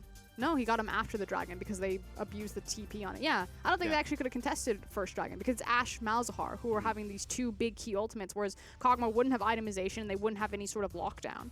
They were trying to contest it through mid lane, hoping that LeBlanc would have the advantage, and he did. I mean, he was able to rotate, but that's where the rest of the team was able to collapse Ashe arrows and Malzahar ultimates, or where the bottom lane came into play. So there was definite power points that both teams were playing towards in their early stages of the game, which is fine. Aimee, they hit level 6, they use their bottom lane as the engage tool. They do that, it works for them. They had a strong jungler, Flawless was there, but the rest of the map, once you hit that first item spike, was never cohesive compared to that of OMG that were just a giant death ball barreling down to bottom turrets. Very true. At the same time, Icon probably just shouldn't have stepped forwards like that and taken Ashe arrow to the face. So that was just one of those small missteps. Peanut probably would have done the same as well, to be fair. No, I'm just saying that he's a Peanut, not that he is Peanut. I know. I'm sure Peanut would have, but just let me have mild insults, Pulse, all right? Just dragging in the LCK viewers. Yeah, and as we head into game 2, we are just seeing if Aimee can actually fire back. Is it realistic that Aimee even reverse sweep from here? Or just from moving into this game? Because I know Frost, you said that you actually felt that OMG were the favorites coming into this matchup. Because I think that, again, if the importance is mid-jungle, like, Flawless and Athena are an awesome mid-jungle duo. Icon and World 6, they're an awesome mid-jungle duo, so there's not like a clear victor for me there. It really depends on, who gets what champions and how those matchups intimately work. Then you have to start expanding the scope out towards those sidelines, out towards the AD carries, out towards the top lanes. And SMLZ, I just think even though Jin Zhao's playing really well, I just think is much more consistent. Jin Zhao will just like start popping off. He'll start, flashing arrows or flashing skill shots and getting underneath people and walking people down on the Ashe. But SMLZ is just time and time again. It comes, 20, 25 minutes. That guy just starts picking up all of these kills, being that true hyper carry ADC that China was once really well known for. Yeah. And so I just felt that they were edged slightly when you started to look collectively at the team. Their communication seems much stronger. They're the all Chinese roster. Flawless, he's relatively new to the lineup. Probably still some growing pains in how they're working around him. When we look at the matchups as well that we were talking about as we're going into the game, because we spoke about bot lane, but we're also looking at that mid lane and how Icon and Athena interacting specifically with assassins. Well, we saw one assassin, and it was, of course, on Icon because it's Icon, into that Vladimir, and he was definitely pushing Athena around. And of that jungle pressure, and we were talking about that jungle mid synergy, you didn't really see it a whole lot because a lot of Flawless's early game was dragged towards the top lane, so that could be a factor heading into game 2 as well. Yeah, I think I may in particular want Flawless to be unlocked to jungle. Not to gank, but just to jungle. He wants to go and find World 6, wants to try and keep the jungler of OMG away from his lanes to let the 1v1s happen. Let the 2v2 bottom lane just go and have mid lane just be an island that can pivot. Because that's really what it means to me. I want Flawless, if I may going to win this, will be stealing away red buffs or blue buffs, especially on the second spawn of both of those camps. And they should be doing what OMG just did to them in game number 1. Are there any extra factors outside of the matchups in the early game that you feel should sway this matchup? Specifically, maybe even towards those bans, because you mentioned that maybe Lulu should be banned out here. We are swapping up sides, so that does change the dynamic of what these teams are looking towards. But even then, OMG banned Camille and Elise from blue side, so they'd have no problem being punished, or they wouldn't be punished from doing that on red side either. They might have to pick up the Shen ban. But then you just trade over Nautilus, and Amazing J gets another tank. We put him on Gragas. Nautilus aren't too different. I think he might go to Maokai if Nautilus is banned again this time around. Actually have something that can flank and dive AD carries. I think that's where IMA will go. Let's see if they do it. IMA versus OMG, and we're already a couple bans in. In fact, it is Lulu, Rengar, and Jace being banned out from IMA. So, yeah, they are actually taking that one to heart. Lulu will be banned out against OMG, the big facilitator of SMLZ's Cogmore. Camille, Nautilus, and Elise all taken away from IMA. So Amazing J does not get his signature champion, but they first pick Malzahar. Okay. Okay, so the big support Lulu is done and off the board, which means that Malzahar starts rising up in priority. That said, Karma is still readily available, and you have to think that if she doesn't get picked in kind of this first set of rotations, that she would be pinched in second ban. So I would suspect that OMG would look that direction unless they feel fine, just kind of sacking push priority in their bottom lane. Yeah, I mean, Malzahar definitely does rise in priority, but I don't know if it was first pick worthy from IMA. It could also be, again, Starlight's relatively new. Him and Flawless have only been on the team for a couple of weeks now. Maybe his champion pool competitively isn't quite, up to par yet with some of the other veteran supports throughout the league. Sure, he's trapped a couple patches ago. OMG will lock in the Lee Sin for World 6, so they're really just throwing it down. There's another fizz for Xiang, so it worked out the first game, and Xiang had a pretty high impact game on top of that. Still 100% win rate over 3 games as we head into our 4th game of Fizz. But still 100% a flex pick, so we know that Icon can also play the Fizz, and yes, it was Xiang that took it away from him last time up into that top lane, but the power of Fizz right now, and the reason why we're starting to see him come back, is partly due to the fact that he can be that strong flex pick. Taking it early, no worries for OMG. IMA will pick up Graves here for Flawless once more. It will be Orianna for Athena, which was banned out last time around, so will be the priority in from IMA. So completely hiding their ADC at this point in time. And this is quite interesting because it's been the standard of a lot of LPL teams that will prioritize that bottom lane, that will get those AD carries. It looked stock standard when you had the priority pick of the Malzahar come out, but otherwise we've taken complete deviations. Definitely taking a left turn. OMG will lock in Echo. Also technically a flex, but I would definitely give it towards Icon. So the fact is that Athena sees that it's a Fizz, doesn't know if it's going to be top or mid lane, has to pick a very safe mid laner there, likes to go back to the Orianna. He's a strong Ori player, and in response, Icon gets to see what he's going up against, and so again, they get to hide SMLZ and 5 even further, and prioritizes the Echo. Now over to these bans. There comes the Kled ban towards Amazing J. Again, I would suspect to see Karma and Zyra possibly pinched here. 5 is one of the few LPL supports that will still play the Zyra. Are there any ADCs you want to take away? Varus was banned out last Champion Select. I mean, maybe they look at the Kog'Maw, maybe they look at the Varus. I guess Lucian as well. So it was an ADC ban there. Back over to OMG for their final ban. I just feel like the ADC pool is still so massive that even if you start swaying, you know, getting SMLZ into maybe a matchup that you prefer, it's not necessarily worth it. I think that's a Kennen ban from OMG. And out back over to iMate for their final ban.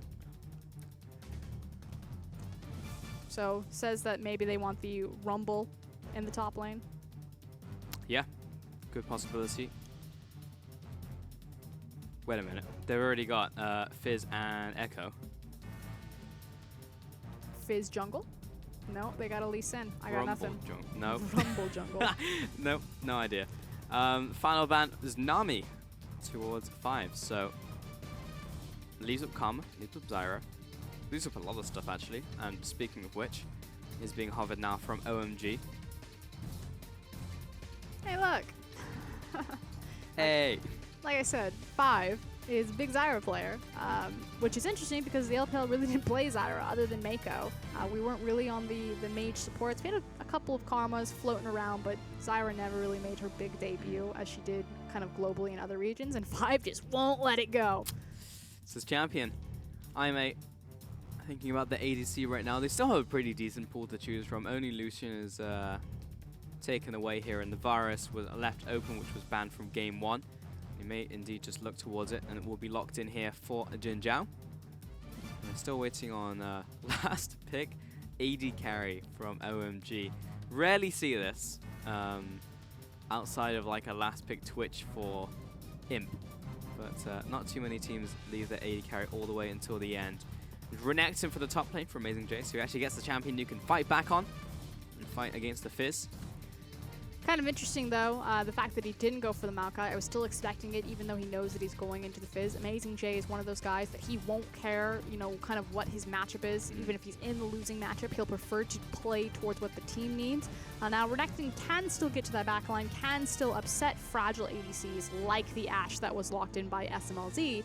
But the scary thing is I feel like between the two kind of carry-oriented top laners, Fizz versus Renekton, Renekton is much harder to pull off in terms of like his window of relevance. Yeah. Like if I don't get ahead, then I'm going to crash and burn really hard. Whereas Fizz is like, if I don't get ahead, I can still be super obnoxious. I'm still really annoying. My ultimate will block off a whole corridor in the jungle. I'll still get to your backline regardless because I have my E's. So yeah, it's like Renekton on easy mode for the most part. But we do have our 4 compositions locked in. And which composition do you actually prefer here? I think OMG's composition is frankly more interesting. So again, we have kind of that 1-3-1 or that 1-4, you know, split pushing element to OMG's comp. They've got the Echo, they have the Fizz. I like the fact that they have Zyra as this big zone control. You know, if they try to hard engage on SMLZ's Ashe or try to look for a 5v5, you know, Zyra can just throw out her Stranglethorns and be like, nope, man, this is a giant roadblock that no one's going to pass. So it's all about kind of execution now. We saw that IMA really struggled to find appropriate lane assignments, and OMG were kind of tugging them around the map and finding these cheap CS discrepancies, which then kind of snowballed into item discrepancies, into beating them to where they needed to be on the map, and then snowballed from there. IMA on the other side, I mean, it's a pretty stock standard, again, very well-rounded composition. They have a ton of AoE, they've got the Orianna, they have the Graves, good lockdown between Varus and Malzahar, really strong wave clear, backline threat from Renekton, but I feel like Renekton still doesn't quite fit into Amazing J's MO. You know, he's the Nautilus guy, he's the Maokai guy. He can do it on Renekton, but there's more emphasis that Flawless needs to get up there and start holding his hand. And we saw that last time around, but we really wanted Flawless to impact the bot lane, impact the mid lane. I guess mid lane is more of a throwaway this time around than it was last time, but bot lane still wants some help. And what kills me is the fact that Flawless went back towards the Graves. Now, he's looked amazing on the champion, but typically when you have a Renekton, you kind of foreshadow that with Elise. Elise wasn't banned this time around. She was an open and available champion to take. So we'll see. Maybe Flawless is favoring the Graves, and maybe as the patch ticks over into 7.7, he might lose some of his bite. Yeah, I mean, yeah, Graves definitely does kind of suck on 7.7, but we're 7.6 for now. IMA and OMG will be going head-to-head for our second time today. It may indeed be a very fast series if the first game was any indicator. Let's take a look at those keystones. Pretty standard across the board. I don't think I see anything out of the ordinary. Yep, Fizz again, going for the exact same keystone mastery, so everything similar. Even Graves with his Storm Raider Surge starting to peak more. Allows him to actually hit his auto attacks, otherwise people just generally run away from him. Uh-oh. Oh, nope, don't do that. 10 gold to Athena. So a Raptor contest here. Makes sense. They can do it much faster. Flawless has the AoE as well as the end of the line. This is also quite interesting. We've seen it a couple of times. EDG and QG, one of the few teams that'll do this, pulling the red start with the Malzahar Voidlings. Wow. And then contesting enemy red. Flawless even getting World 6 to burn his flash. So that's both red buffs to Aime. Wow, that is absolutely huge. And Jin Zhao getting a red buff this early on. 5 did get his chance to set up in the lane though, but Starlight just kind of stomped on those plants, and it's not going to be too much of a disadvantage. So Aime in a very nice situation at the moment. We'll see if they can convert this into anything more, but Flawless, and this is the kind of stuff we expect to see from him. Yeah, and they need to now use this double red buff start to abuse and get ahead in the early game. Because the thing is, I was curious if he was going to flash for it. The thing is if OMG's composition falls behind, it's actually incredibly punishing because they don't have a lot of wave clear, or what I'm going to call safe wave clear. You're pretty much entirely reliant on Zyra and Ashe, which is the other reason why Zyra was kind of the big important pick here, and why I suspected it was either going to be a Zyra or a Karma, because like Echo can throw out his Q. It's not super great wave clear, it's not an Orianna, it's not a Victor, and Fizz can kind of bounce on the wave, but that puts him, you know, in position in the line of fire to clear it. So if this continues to snowball from here, OMG's towers are all just going to drop. No one can be able to protect them. I'm glad we just saw Athena for like the first time in the game and only for like 2 seconds while he missed 2 CS, and then we're back to bottom lane. Awesome. Jin Zhao and Starlight, despite the red buff, it's kind of helping them against Zyra Ashe, which is a very obnoxious lane. But it's definitely not getting them ahead just yet. Flawless will locate World 6 once more. World 6 will have to make his way out using that ward hop. Flawless is just burning things from him left and right. We'll spot where World 6 is. He'll probably stop the recall as well. And take away the... He's just taking away everything.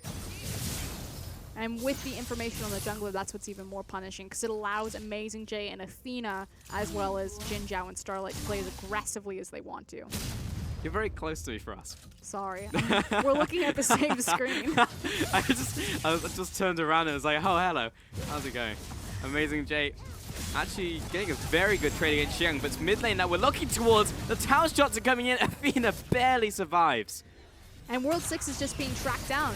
Hold on, though. Jin Zhao will also have to flash away. SMLZ has his own flash. He's thinking about jumping in, but the heal is still up from Jin Zhao, so he's able to trade back on towards the bottom lane of OMG. Some near misses, and Flawless a bit of damage on towards him from World 6, but he's good to go. He'll back off behind the tower. Top lane, I mean, Jay was getting a good trade, but now Xiang is just winning out in the end. But this is the battle of the junglers, however. The fact that, you know, Flawless had the upper hand, was tracking World 6 early on, able to cheat some ganks bottom as well as mid lane in particular to swing advantage towards Athena, and now World 6 is just immediately answering it. And this is what Rusty was talking about. You know, they want Flawless just to focus on the jungle. They don't necessarily care about getting him out to the lanes or ganking, whereas with OMG, it's much more important that World 6 is there to set up his laners. He's that big ganking jungler. So hopefully this works out better for Aime and their fans if they want to continue to game 3. It's a good sign. It's a good omen. I backed away from you, Pulse. It's, yeah, thank you. It's all right. I mean, it's fine. It's just I was being a little claustrophobic. We got these new mats in the studio. Yeah. And She was definitely on my mat. they're super comfy to stand on. But I will say that Pulse has the better mat. So They're I went, identical. So I went for that one. They're literally identical. It's okay. Flawless is comes going for the Flawless. skank. 2 level 4 members of OMG, and there is 2 flashes, and the first one from 5 will get him back to the tower. Trying to kick that into the line back on Zyra, and that was really the difference. The fact that it didn't connect on its way back through, that 5 survives, but both flashes down. There's so much action happening in this game that isn't resulting in kills. Icon really wanted that first one. Like head in hand, it was like so close. Got the perfect stun underneath the tower, cleared out the minions. And it's in moments like that as a player, it's just like, is there anything else I could have done to get a bit more damage down? Like an extra auto attack I could have weaved in. Well, the scary thing right now for 5 is that he doesn't have flash. He's a poor little Zyra, and Jin Zhao is getting closer and closer to level 5. There is a CS difference because Starlight wasn't next to him for some of the creeps, so it's not a question. Have 5 and SMLZ been paying attention? When will Varus get 6? Can he catch them off guard? Man, Xiang just does too much damage. It's just, not okay Oh to no, look at. he threw it the other way. Well, he found the ward. But he doesn't see Lee Sin. Wow, that was really good timing from Amazing J. I don't think he meant to do that, but that just fizzled up the whole gang from World 6 and Xiang, forgive the pun. Pretty much just checking if he was shopping. Are you looking at the shoes? Is there a buy one, get one free sale? No, apparently. He'll pick up the Phage, and again, another near miss from OMG. Flawless will just collect his enemy red buff here, as World 6 went for that top lane gank. World 6 is only level 4 as well. The fact that these ganks aren't panning out for him is hurting him a lot more than it's hurting Flawless. Oh yeah, 100%. Again, Rusty on desk. You know, Flawless wants to be contesting those red buffs, particularly second rotation. Well, he gets it now. World 6 still doesn't have a red buff to his name. We'll see if maybe he can trade. Nope, Flawless is just like beelining straight towards his. You're not getting anything, Lisa. Yeah, not gonna happen. Bot lane's still just farming away. They're looking towards the same items, so there's not much to write home about on that one. Flawless is taking another red buff. I wouldn't be surprised if he actually just gives it over to someone, but the experience advantage is nice for him. Here's the smite up, so it's not like World 6 and Icon are going to get too much done. It's 5. Drop down to half. And it's this constant back and forth. There's ebb and flow of this game before we actually get to that mid game. We start seeing people rotate around and get into these skirmishes. What's interesting to me is that Aime actually had the advantage to make the play. Again, Jin Zhao got that cheeky level 6 before SMLZ and 5 did. SMLZ has now matched that, has the arrow available. But Zyra and Ashe were extended forward, and it was really just not knowing where Icon and World 6 were to pull the trigger. I feel like it was a bit overly cautious because Flawless was behind them anyway. World 6 has had to go for that early Tiamat. We'll help him out with the damage, but we'll also get him through the jungle a little bit faster. The fact that none of these ganks are panning out for him has really hindered his ability to farm and get towards that level 6. Only now as he just dinged. And Flawless is a full level ahead of him. So expect to see him use the Dragon's Rage in the near future, in a lane near you. The patience here. Starlight must be close to 6. Nope. Flash, Chain of Corruption onto 5. He was so dead. Collateral damage and the kill to Jin Zhao. I was going to say they're possibly waiting to burn. Starlight was close to level 6. Now Jin Zhao's like, I will flash. I am the leader of this lane. Here comes Icon, though. That's fine, I You guess. imagine a TP would follow soon. Big damage out from the volley, and SMLZ may just get the kill by himself. Turn around, Starlight drops the ultimate on top of him. That's the kill so far. Over to Aime once more. Xiang teleporting into the bottom lane, and Starlight is dead to rights. He'll be eaten up by that rabbit. It's a 1 for 2 over to OMG. Hold on, though. Flawless. He's got red buff. He's getting pinched, though. Oh, World 6 knocks Flawless right into the open arms of Icon, who catches him, and the kill. And things were looking so good for Aime, and suddenly just completely the other direction for OMG. They overstay bottom. We said that it's possibly going to mean the teleport from Xion. He immediately pulls the trigger, gets down there, and suddenly OMG right back in this game. They don't have the gold lead, especially because the tower will be going down, but they will get the dragon. The teleport out from Icon. He'll move on to Amazing J, who takes a lot of damage, and the Siege Resonance hasn't even hit yet. No. Catches him in the stun. Dominance has to be popped here from Amazing J, but he is so slow. Another proc of the passive, and Icon runs the Crocodile down. And suddenly, this Echo, who had 0 kills on the board in the last 2 minutes, is 3-0-1 right now. 100% kill participation. Normally, we see the Echo banned or taken away, denied from Icon, and this is why. He's just going to start playing with his food at this point. It was honestly just dirty. Amazing J. I thought Crocodiles were good in straight lines. I thought they run pretty fast, but apparently not. It's completely outrun there by Icon. And while Amazing J does still have that gold advantage and the CS advantage over Xiang, that has been more than evened up right now to OMG. So the early game looked very good from Aime, but not anymore. It's Protobelt completed now by Icon. 3 kills to him. He is huge. His ultimate's going to be up. Like the dive threat alone, even though he doesn't have flash because he does have the Protobelt, he's got the safety there in the elongated lane. He's got more damage to go forward now with Protobelt. He has his ultimate so he can dive those towers. They have complete control in terms of push priority over bottom lane. Like, things are going to go very quickly from bad to worse for Aime. After such a good start from Aime, where they start denying World 6, he really doesn't have any teeth in this early game. No fear. Fina, man, he is just getting run around by Icon. We're diving an inner tower. Shockwave doesn't hit. Icon, when he's ahead, he is absolutely on fire. But the reason why he was set up to do that is because the rest of his team was doing a great job keeping track of where everyone else was. Hold on. Jin Zhao caught out. Stranglethorns comes down. He's knocked up. Chain of Corruption. SMLZ. One more to attack. 5 looking for it. He's not in tower range. He receives some return fire. Not enough damage. Very, very close, though. Gets out by the skin of his teeth. But again, huge props to OMG. World 6, SMLZ, and 5. Getting information about where Flawless was to empower Icon to make such an aggressive dive. And then they try to double down on it by diving bottom. And now triple down! Kick! Flash misses the Q. Yep, nope. Well, Hello? he tried to make a highlight reel, but instead he is montage material. He'll go down. He's top 5 fails of the week right there.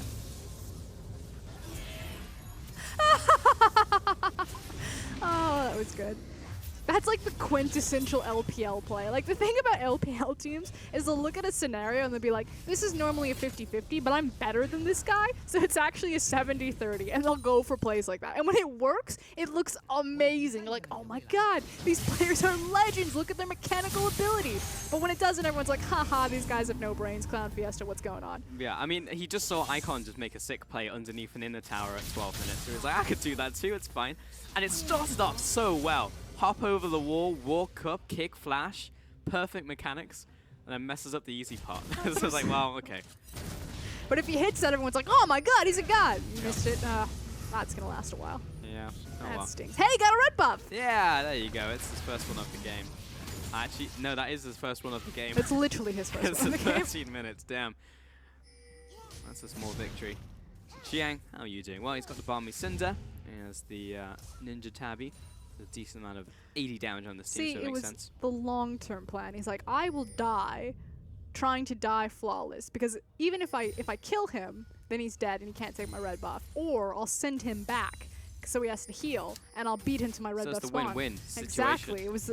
See, this time I was just like, man, World 6 just messed up the execution, when in reality it was just the genius ploy to get the red buff. Even though now he's 1,000 gold behind him. Oh, nailed down. Was that from the bottom lane? That was- Athena, there's no, he's just dead. Icon will chase him out.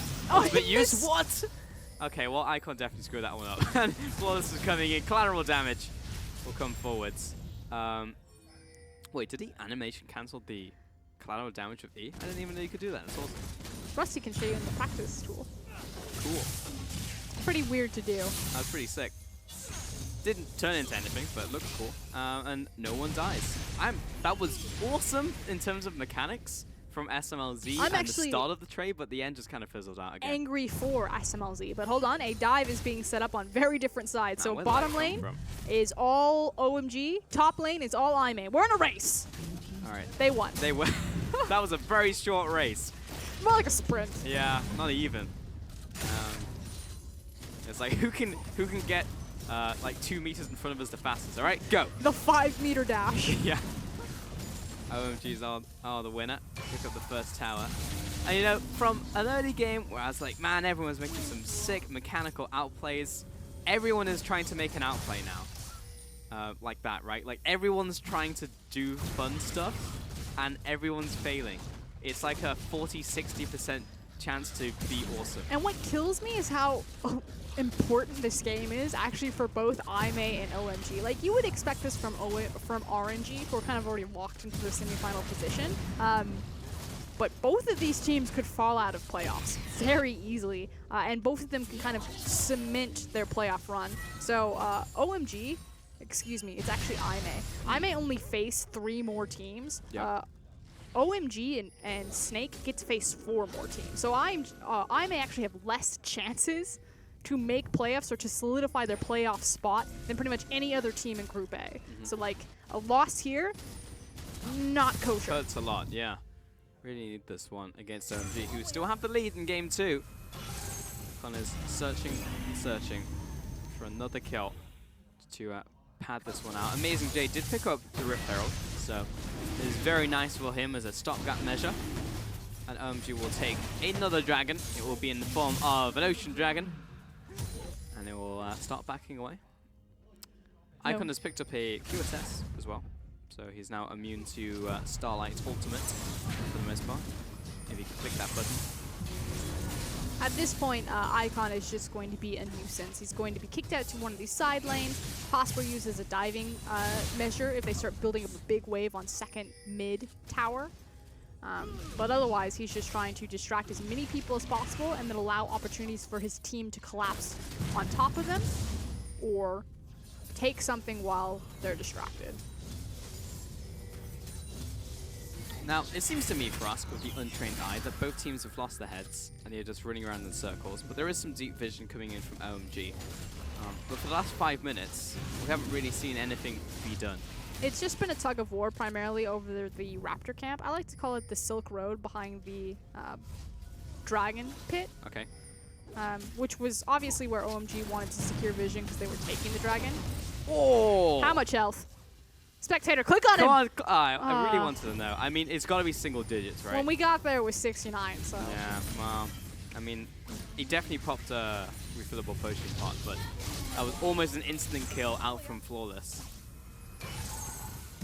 It's a bit wonky as well, because he got hit by the end of the line just as he was backing off from that wall. So, yep, definitely sucks. But we continue the 6-7 minutes of just no kills happening, but everyone trying to make outplays. But what OMG were doing is they were trying to secure vision on that Silk Road over the Raptor camp. They did it. They secured the dragon. That's it. It was given away for free because IMA lost vision control as well as they don't want to contest it anyway. And at this point, OMG need to start protecting and getting these sideways pushing. So they've decided that these are the lane assignments that they want. That Icon's going to continue to be a nuisance, but that means that SMLZ and 5 can no longer afford to get caught like they did. Because they need to be ready to make a play when these people start rushing towards Shara Icon. onto Athena. Well, I mean, he saw them right there. He'll flash away. Flawless is here for the counter gank. Flawless will get kicked away by World 6, who already received the heals, so we're good for now. But rinse, wash, and repeat. You can already see that Icon's starting to get pulled over because like Orianna, the primary wave clear is gone. Let's get Xiong, let's get our Echo, and let's threaten a dive. 5 is waiting over the wall. Very tense. The skill shots are just flying from the left and from the right. SMLZ and Icon jump in. Starlight has to flash over the wall. Snap back with the Corona break. And IMA will remain underneath this tower. Icon backs off to the river. Scrying plant will catch all of IMA. So what IMA did is they weathered the storm from OMG, and now they have the inside track to try to push back tempo advantage on this tower because they have more health. It forces OMG to stop their backs and kind of say, wait a minute, we were trying to dive you can't take our tower. And now we've got this weird A-ram thing happening until people get bored, they realize they want to buy items, and everyone just kind of pulls the gentleman's truce, like, okay, tower's not going to fall, we don't want to fight over this, there's no reason to throw a game here. Sure, that makes sense. So why is the area around or behind Dragon Pit called the Silk Road? So way back when, this actually gets into like a really interesting conversation. Hold on. I think maybe they'll activate a fight in the game, so I'm fine with it. Chain of Corruption hits Icon, but he has Proto Belt, Teleport. Yeah, Cancel. You cancel that. That's not going to turn into anything, Amazing J. They just really want to get the push back. Okay, so controlling. Oh man. Yep. Xie pops the ultimate. He's got the enhanced damage. Kill him! Auto attack. Urchin strike. Amazing J flashes away. He has dominance popping. Slice dice. He is good. Dive the tower. Oh no. Keep World going. 6 wants him. He has Dragon's Rage. A ward, but no flash. No dominus. Let's see if we can make it happen. Yeah, that's an easy one. He's up against the wall. And that's an instant kill to World 6. Athena chasing after. He wants the shockwave to happen. He's pinned Xiang. Ultimate out from Starlight. I mean, complete outplay right there. Hit R on him, and that's a kill to both teams. Both top lanes go down. But that was the damage done, however, for OMG because they also got the mid lane tower. So overall advantage to OMG.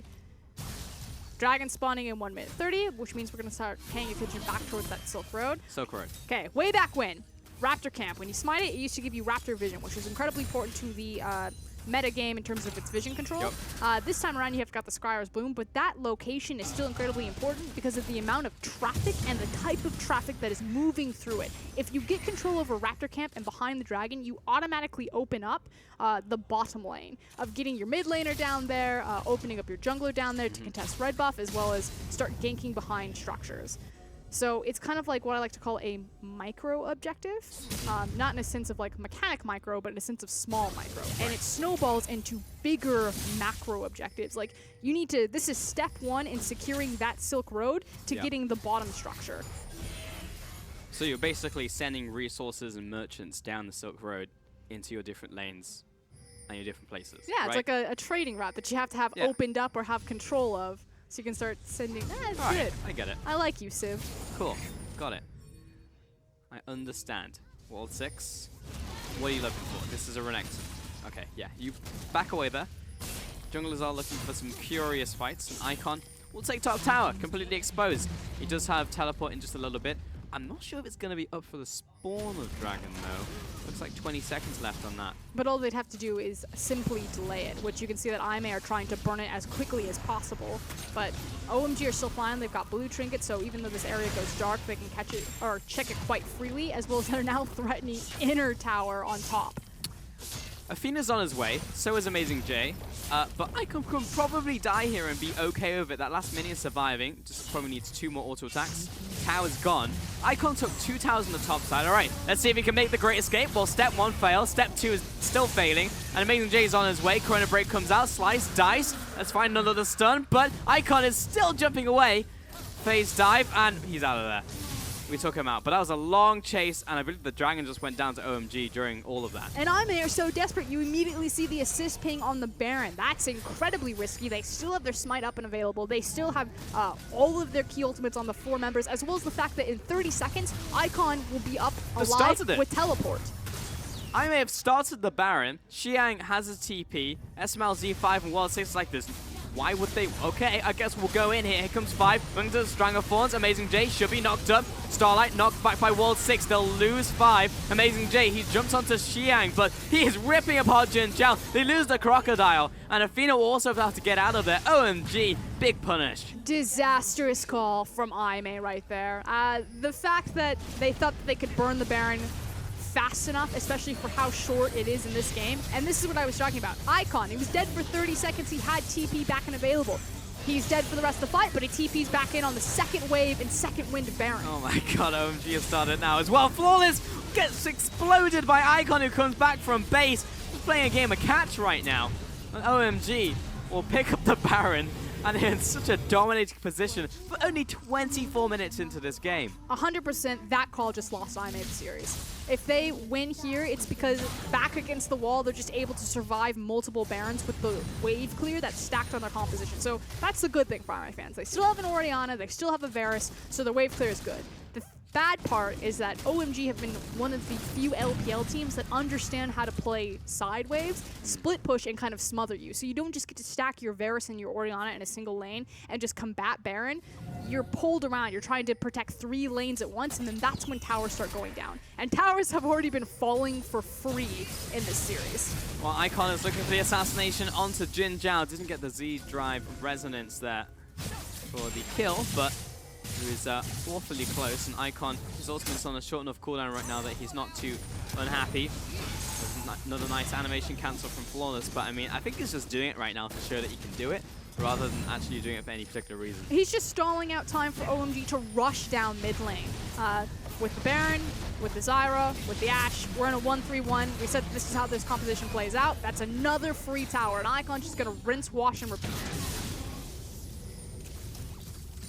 Yes, I was trying to think about that statement for a second. I was like, wait a minute. Rinse and repeat is what I'm usually used to. And I was like, something seems wrong about this. See, Pulse, I know that you haven't washed your hair in a while because you have to get it to stand up, but normal people, they wash their hair. And on the shampoo bottle, it says rinse, wash, repeat. Ah.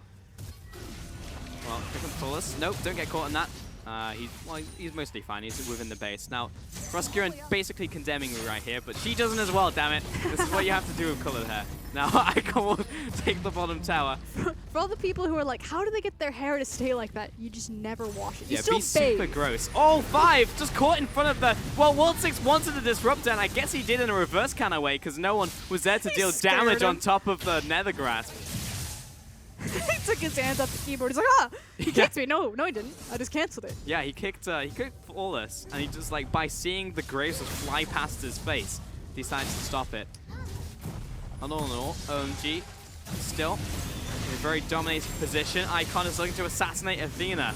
And IMA, credit to them, they are trying to find some small picks here, but Icon, oh, look at the damage, he's gonna die, but if anyone else was there to save him, that would have been a big win for OMG. As it is, they lose 2 members of their team. Mid tower is being sieged at the same time. Top was also being sieged by Xiang. So we talk about how that Baron call from Aimu was a massive mistake. Well, OMG just threw them a lifeline right there. The fact of the matter is that OMG with that Baron should have broken at least 2 inhib towers, but because they made those 2 mechanical mistakes, overreaching and being punished, that's the lifeline. Again, so much wave clear on Aime, their base shouldn't break, and so they've survived the first wave. First wave of attack for sure, but mid tower is very close to death. What's the other wall? The Rose wall fell down. Now they're back to Maria. Oh, Maria? Yeah, I think so. I think that's the order. Maybe it's the other way around. I'm trying. I'm reaching out to you.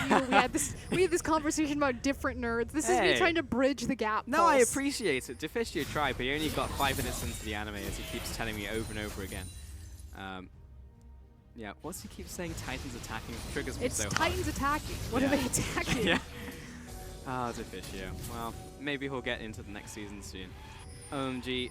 Still pushing down mid, they'll look for another 3, but I think they'll probably just want Mountain Dragon at this stage. Oh, SMLZ. He's on the right side of the lane. Ooh, that was probably in range for a shockwave, honestly. You would have killed 5 for sure, but they're like, no. We really wanted SMLZ. We've done enough damage to Zyra. Yeah. It's Smiles we want. Yeah. Did he actually pick that name as like an ironic thing? To my understanding, Wei Xiao means little smirk. Okay. And SMLZ was chosen to be one of the Wei Xiao proteges. And so if you notice, he never smiles. And so like his name looks like Smiles, although we call it SMLZ, so it's kind of like a funny, ironic type of thing. There's also, what do they call Wei Xiao? Because he also never smiled, because his name was ironic. They used to call him like Plastic Face or something like that. Plastic Face, yeah. Just never moves. I can't think of what it was.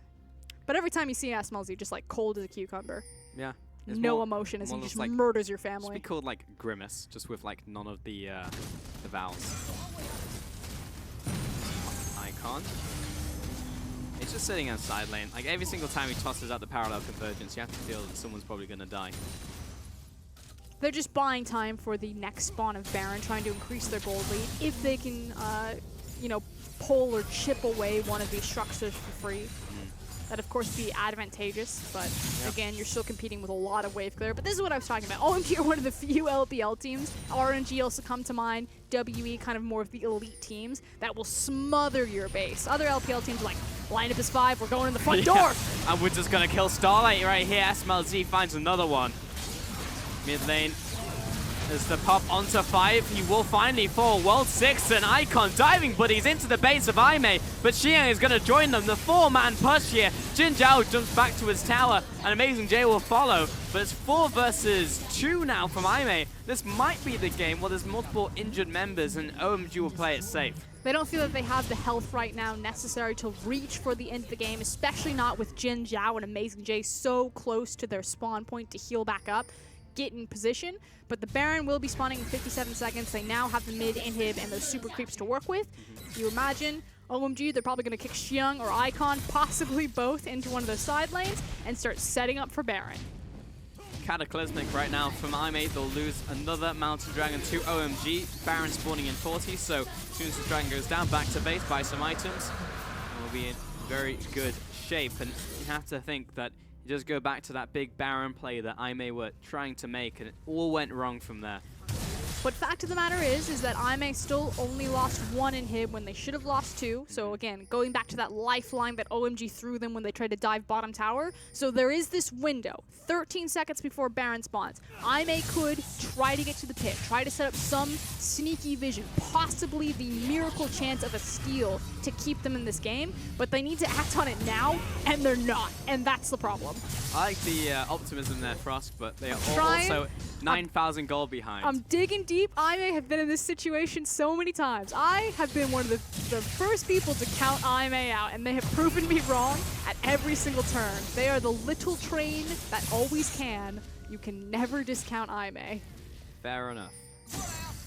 I'll see it when I believe it. Icon will continue pushing down bot. Get him. Starlight and Flawless stepping up to the arc, trying to contest, but Arrow. Hands on to Starlight, that's good.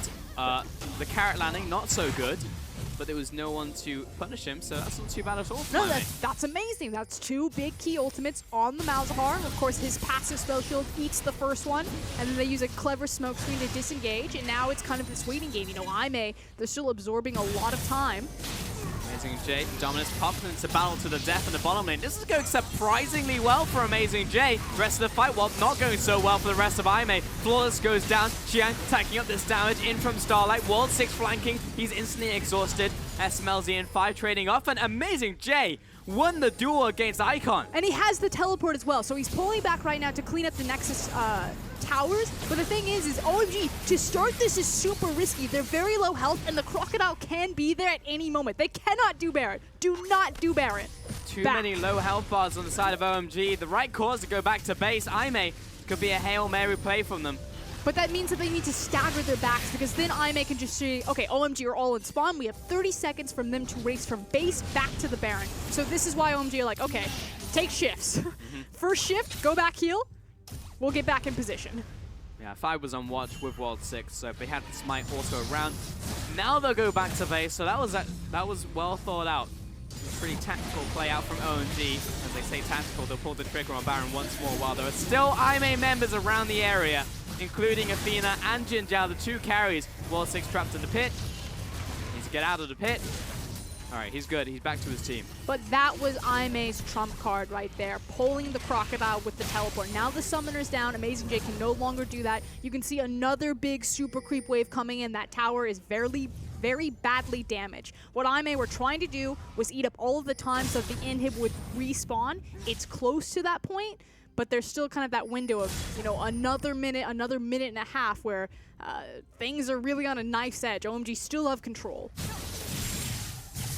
Man, it really is the best way to describe on a knife's edge. IMA, despite being so far down, they do have that glimmer of hope. This game is not completely gone just yet. If they catch Xiang, he's got 2 good reactions and 2 big ultimates, Chain of Corruption and the Shockwave dodged out from the playful Trickster. But such a low cooldown on both of them. Not nearly as punishing as losing an Ashe Arrow, even though Ashe still has a relatively low cooldown herself. I really wanted to see the rest of the trade from Icon. The fact that he lost against Amazing J was pretty big for the side of IMA. 5. He needs to be very careful. He could pop to Athena. Athena's only on 2 items, to be fair. Still fairly strong. I think they've started the Baron again. They have. Down to half. Has been revealed out from IMA. Down to 3,000, down to 1k, smited from World 6. Starlight steps up, he's caught out by the arrow. OMG annihilate the support player. Jinjiao's gonna have to flash that wall. Flawless is on the way out. Amazing J and Jinjiao all trying to scatter, but the Stranglethorn finds 2. Oh, Icon almost drops there, but World 6 is the first to fall. Amazing J's onto the back lines, and Icon will get his revenge. Flawless and Athena heading back. And it is pretty close, but it was a 3-for-2 advantage to OMG. Amazing J, the hero that I may do not deserve, though. We'll see what OMG can kind of scrape off with this second Baron, but Amazing J certainly did a ton of damage on the back half of that fight. Flawless is trying to clear out these minions before they hit the tower. Xiang and SMLZ coming up here, takes the top tower. It's looking pretty dire for the hopes of IMA if they want to come back in this series. Flawless is a little too late to the punch. They lost the top inhib. Now looking towards this middle one. And bless Starlight's heart, he's really trying to clear out these minions. Alright, see that one more time, but it was Starlight just getting caught right here. And I will actually want all eyes over on Xiang. So yeah, it's Starlight that's being caught out, but Fizz is doing a wonderful job zoning out the rest of IMA. Now, he's late to the party when a great Strangleforms comes down, and Jin Zhao is just going to evaporate when he finally rejoins the party. But then it kind of shifts focus onto Amazing J, and the fact that both top laners were trading big team members in both team fights. Unfortunately for Amazing J, IMA didn't get the Baron, whereas Xiang's team did, so overall they got to overwhelm them and take more off the back. OMG is so very far ahead, but IMA are just clinging on to life like no team ever has before. Icon has gone back to base, and he's rushing towards this Elder Dragon. It really does feel like last chance saloon for this IMA squad. But OMG don't need to just 5-man for this Elder. What they should be doing is using the Baron buff that's on Xiang, who has teleport in a couple of seconds, as well as Icon's TP, to play the split push game. Pull them away from the Elder and then take it for free. There they go. Icon again clearing out that bottom wave. It's constant tension. I may have this one shot, this one opportunity to come back, potentially get something done. Dragon's down to half. Dragon's resetting. It's solo. Flawless jumps in, looks for the steal, doesn't happen. World 6 secures it. Icon's looking for Athena and Starlight at the same time. Flash from the Orianna, but Xiang's coming in from behind. There's no escape. He'll go down into the zone and stick his head in the sand for a second before going down. 2 more kills to OMG. World 6 did fall in the kind of chaos that erupted there. But Xiang moving to the bottom side, and it looks like curtains.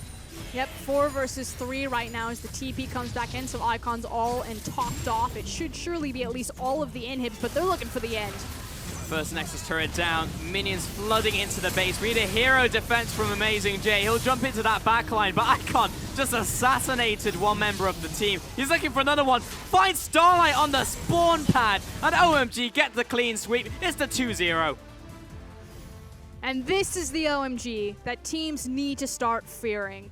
We said move them away from the box. They are no longer just the underdogs of the LPL. They've trained up, they've matured, and they have now become an official dark horse as we head closer and closer into playoffs. Yeah, they may be even more than that right now for us, because before, when you were comparing them to the way that they were sieging, you were looking at the likes of an RNG, a WE, and then when you slot OMG into that, that's not something that you could have even thought about 3-4 weeks ago. But now, right now, the way they executed that game and the series in general, big props to the lineup. This isn't something that you could think about, you know, a year ago. OMG's current iteration of their roster has been a roster in development. They took a huge gamble. When a region is pouring in superstar talent, all of the previous Samsung players, multiple world champions, and OMG as an organization, as a pillar of the LPL, refused to touch any of them. They say, we want an all-Chinese roster. We will never look at a foreign import. They stick to their guns and then slowly but surely have grinded kind of back their reputation and their respect. Props to the organization, the management, and to the players that they've now refined into kind of these new age, new breath of LPL talent. And you're making their way up. They really are. Taking down IMA as well. Icon continuing to do well. An Amazing J. He had a couple moments in that game where he was really trying to carry his team. It just didn't happen in the end. And the rest of the members of OMG are really stepping up. This is a lineup that is really coming together. Even a member like Xiang, where didn't have a super high opinion of him, but he has gotten better with the team as the weeks have gone by. And really just got to hand it to the side of OMG. They are progressively getting better. Could be a real contender as we move into playoffs. We'll take a look at that goal graph as well. It'll be very similar to game 1. Welcome back, Rusty. Have That you was- had sufficient time? I have had sufficient sit time. down? Thank you, Pulse. I'm very much able to talk at the moment. But that was once again a very, I'm not going to say clean victory from OMG, but very well thought out and reasonably executed. They have very good plans that they put into place, and they're very good at playing it slowly, baiting things and just pushing their luck to not the absolute limit. They don't crest that, but just before the limit, just before they feel like it might be risky, they always back away at the right times. They are being able to, it feels like toying with their food, but it really is just dipping their toe in the water, seeing if it's hot enough yet. And Icon just really popped off in that game. As a caster, I don't say popping off a lot, but he definitely popped off in that game. I mean, we kind of blinked, closed our eyes for a second. He was 0-0-0. We came back and he was 3-0-1. So certainly popped off in a big way. Yeah, he went insane, honestly. He was the 4-0 member of the team, where in game 1 it was SMLZ, immediately builds a QSS. And again, OMG, they know how they want to win the game. They know what their win conditions are, and that their frontline carries, whether it's a Cogmore to Siege or an Echo to be diving people, they build itemization to enable themselves further. That is something that I really do admire from this team at the moment, because they're so well thought out, even if they're making mistakes. And the craziest thing to me is that World 6 joins the team in week 2, I think it was, a little bit later maybe, and they looked a lot better. And it's not that he's playing out of his mind. Yes, he had some really good Lee Sin performances, but this was an absolute shocker. He did not look any good at all. He was making a lot of mistakes. There was a lot of deaths, and that was just single-handedly his own fault. But SMLZ was shot calling him. You could see that the Lee Sin was at the whim of what SMLZ was telling him to do. And something that we may not have noted just yet is that that might actually be the biggest difference in OMG right now, is that World 6, definitely a better communicator, but SMLZ might just be a much better shot caller than what we've seen in the past. That's also true for the squad, and actually telling him where to be, because he was in the right places. Maybe he was maybe doing not the right things in terms of mechanics, but it was about the guy in the mid lane. It was Icon 9-3-3 and had a lot of damage on that side as well. So really just great performance from Icon across the board. Once he got those couple kills, like he was literally diving Athena under his inner tower when the ult was still up. And remember that Icon is a very young and aggressive player. You know, he does like to be the hitman. He takes names in the middle lane, but he's often prone to making mistakes. And that is actually the basis of the replay that I want to show you guys, because it all stems out of him caught out of position. Immediately from him being caught, right? The enemy team, IMA, this is their opportunity into the game, perhaps. But they shouldn't be committing to this Baron from the moment you saw that blue trinket that they just killed. This is actually a mistake. Now, the reason I don't like this, Starlight is not in the pit right now. He should be in the pit with them. He should be using the Voidlings to set up something to tank for them on top of the Baron. The Baron's doing damage, and by the time he comes around and locks down 5, look at how much was used just to kill the Zyra. Does that actually even matter when SMLZ is destroying everybody's at Ashe? Like, is that even the goal of IMA? Were they looking to just kill the support?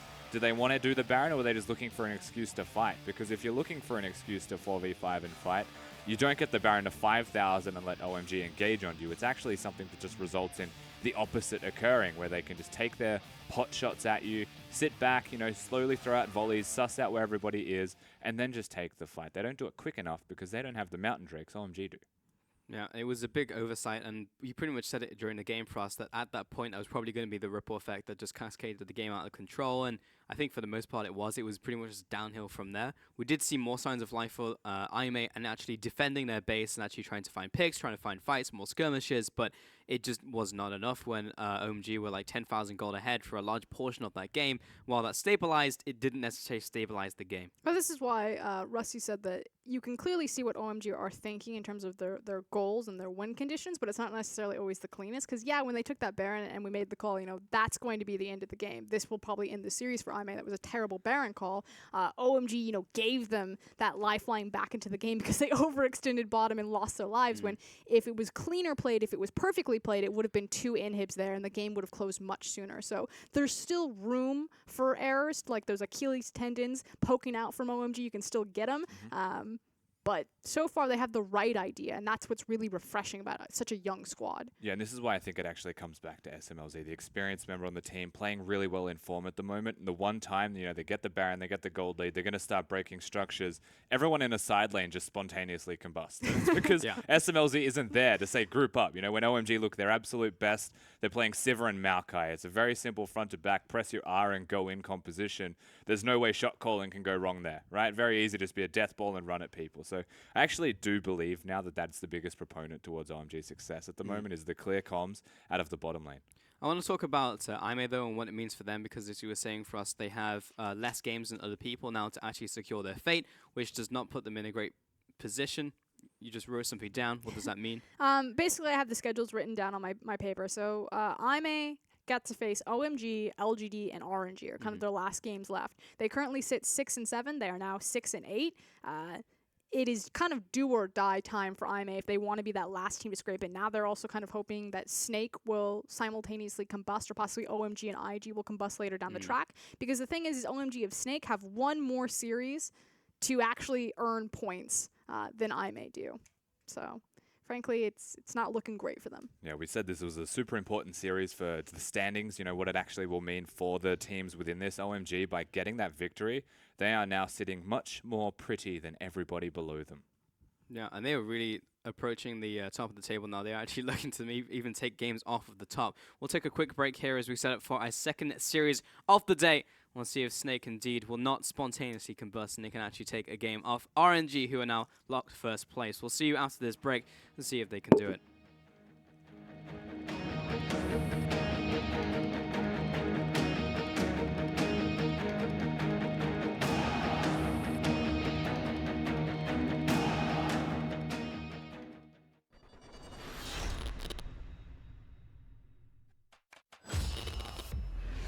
瞎子能不能够再留下一个？但是自己被留下了，所以赶到一个一人船长一个大招，结果跑不掉了。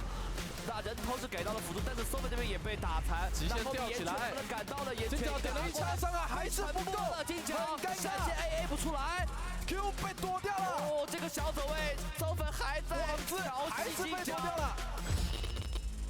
卡都没了，哎呀，这波是先开北神，北神这边被定到，好的，北神能秒掉吗？代表凯出来了，凯出来，但是伊普被打残，伊普这边交了一个闪现，还在输出，哎呀，马上最后一招，踢回来高队，这样的话老哥队的双这边直接阵亡，而且盲僧现在还有个春哥再度复活，艾米血加一下，哎呦，直接被蓝波烤死，这个大招放的。朱斌有先抓到位置，让队友调整一下阵面，勾到西叶了，勾到西叶，西叶直接被勾到了锤神大招上面，被秒杀。哇，正面的团战有点难打，大舅这边也中招，两个勾剁下，这一波太强了，957这边感觉是走不掉了。赶紧用大招掩护一下队友，这边想要反打，还没一见射到是朱茵币，这边勾到了西叶，这波的金身了，如果大招也套下去了，救赎照下来以后，957这边绑上朱茵币，朱茵币有双对，正面落下是坦不住，大舅子的一个伤害由康帝这边正面已经把卡比给打残，但是可以的忽然一脚把西叶给踢回去，踢到正中央，这时候要看一下大舅子的输出，大舅子反向闪现以后，现在还有闪现，这波就看小虎能不能秀起来了，秀得好。这个五杀的局，这个就可有意义的技能情况下，他还是不好秀的啊！在兰博这边要直接交了过来，脚闪现要来追击，一个夹子，雷米进来的位置很不错，把对方给烤残，雷米已经是倒下了，小虎往前，一个 Q 技能透底之光穿掉两个人，威武是拿下双杀，最后是把九董给杀掉，另外一边麻辣香锅在追，血量不是很健康的一个 Lucky， 一个 Q1连续。这一波是被辛德拉截在外面，被推到了，然后一个大招是不是换下去？哦，这边是的话就被他抢龙，吐出来要惩戒，拿到了，这是什么样的鬼战法？是塔姆带着打野过去抢下这个大龙，这边兰博到达一个战场。这把乌德凯其实在前期的压力都非常大哦，这边直接击到了两个人，配上一个大招，我的天，这一波瞬间爆炸，辛德拉是配合瞎子一人一个人头。哎，这边的话，先手打到军手的就不够，这边是一个闪现过来，已经被秒了。这一波一个嘲讽，嘲讽到了两个人、3个人，全部被留下。哇，西游给这个拿到双杀之后，基波狗开了一个大招跑了。Kid 的位置并不远，看一下能不能成功的夹到。首先2辆车一起开，2辆车同时来，这时候就是强抓 Duke 开启大招，大树够不够弱？用 W 为了一小段绑到的是小虎，最后雷米是扛着塔的伤害终于是落地。Kid 这波上来的一个大招伤害还不错，麻辣香锅拿200滴血，差最后一枪，但 Q 技能缓速带由雷米粘上来，3下最后一下普 A 能不能砍出来？砍出来，打出怒气上车，这时候再往一个 Q 技能打到，最后被石化，小虎夹闪现过来，最后是雷米一下普攻。哎，这一波一人后的位置，哎，还可以直接一个一闪，但是这一波一闪的话，想要切女警，哇，是被嘲讽到了，一炮双杀。那这样的话击不够，往后想交出一个大招，被闪现直接挡住了，3个人全部倒地。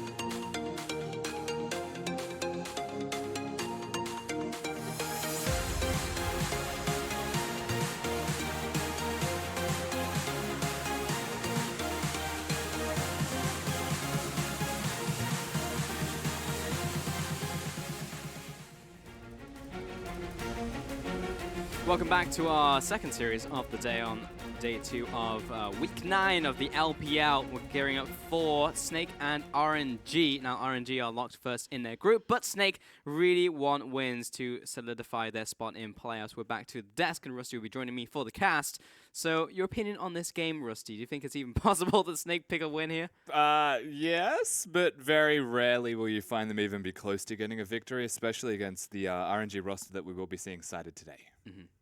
Yeah, so the big scary thing is that Uzi's return. So you got Uzi, you got MLXGs, you got the starting RNG roster. The asterisk to this is the fact that RNG are permanently locked into semifinals. So they can pretty much do whatever they want. They don't technically have to win here. So the question now becomes, what type of play are we going to see from RNG? Are they going to take this super serious and just try to smash everyone to prove a point going into playoffs?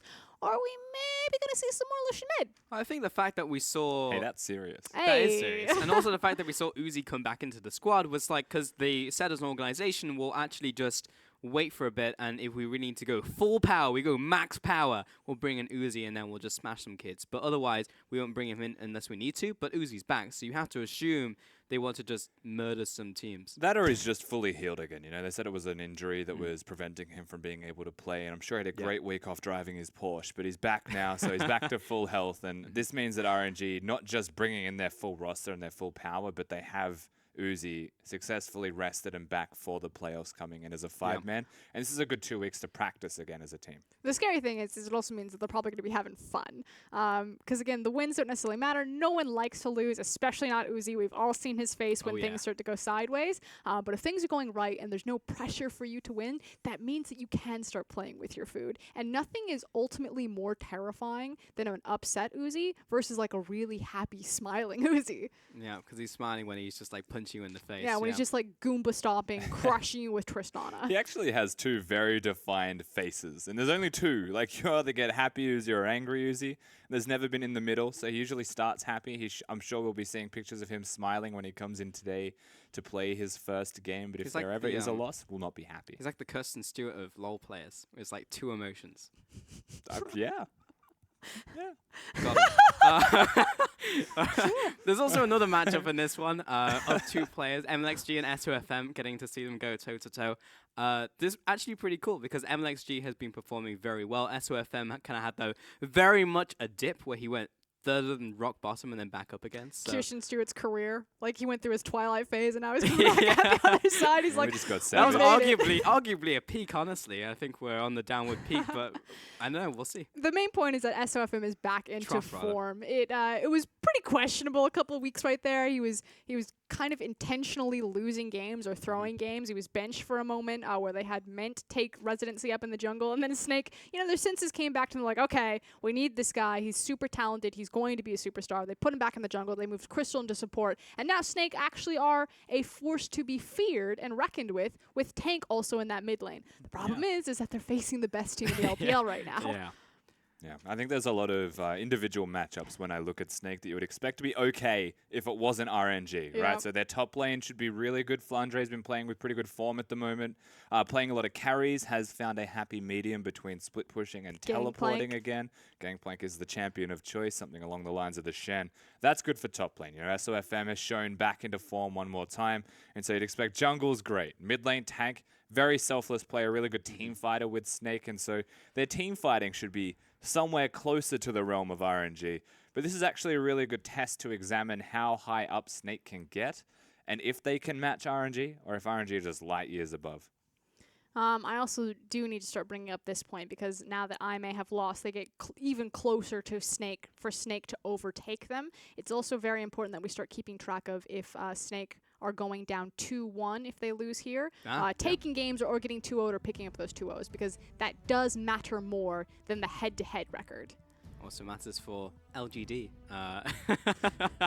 If the stars align and somehow they make it into playoffs. Man, if they did it from here on out, I would be so impressed, but I just don't see it happening. Crazier things have happened. Team WE was sent to playoffs, I believe, 2 years ago because they had a faster game time than the other team who got beat out. That's pretty crazy, yeah. So, I don't know, there's a possibility. That's a paddling. But that's a paddling. But Snake, I think there's a significantly more realistic chance that they do make it. A win here would be really good for them in terms of like strength of schedule and who they're going up against. Yeah, it's a points-based system of who's going to slip into that fourth place spot. So even if we suspect Snake will lose here as we take a look at the lineups, even taking a game is a big deal towards that final spot. There's a chance. Let me MLXG, Xiaohu, Uzi, and Ming. I mean, why would you possibly change that roster? So, going to be maintaining that one for RNG as we head into this game up against Snake here. And across from them, it's going to be Snake. It'll be Flandre in the top lane, Tank in your mid lane, Mint and Crystal in your bot lane. Who's the jungle, Frosk? How could I forget the superstar, all-star, Vietnamese jungler, SOFM. There we go. There's the full lineup. And who would have thought that the best form that we've seen Snake in, all split, would be one including Crystal in support?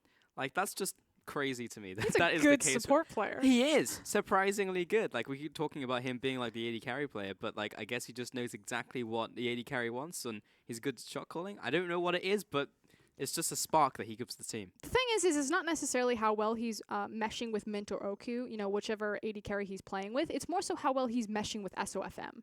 Yeah, I think, and that's one of the things that I have to highlight in a positive and negative light for the support lane in particular. If you're an AD carry player, you know how to play the lane well. You know what your AD carry wants. You know how to play a team fight because, again, the exact same rule applies. But when it's placing vision, setting up with your jungler, doesn't always go in the same way. Sometimes you're caught out jungling by yourself or warding by yourself in the jungle, and then you just die. SOFM's also a very unique snowflake that does his own thing. And it's quite a hard one to track and actually ward with.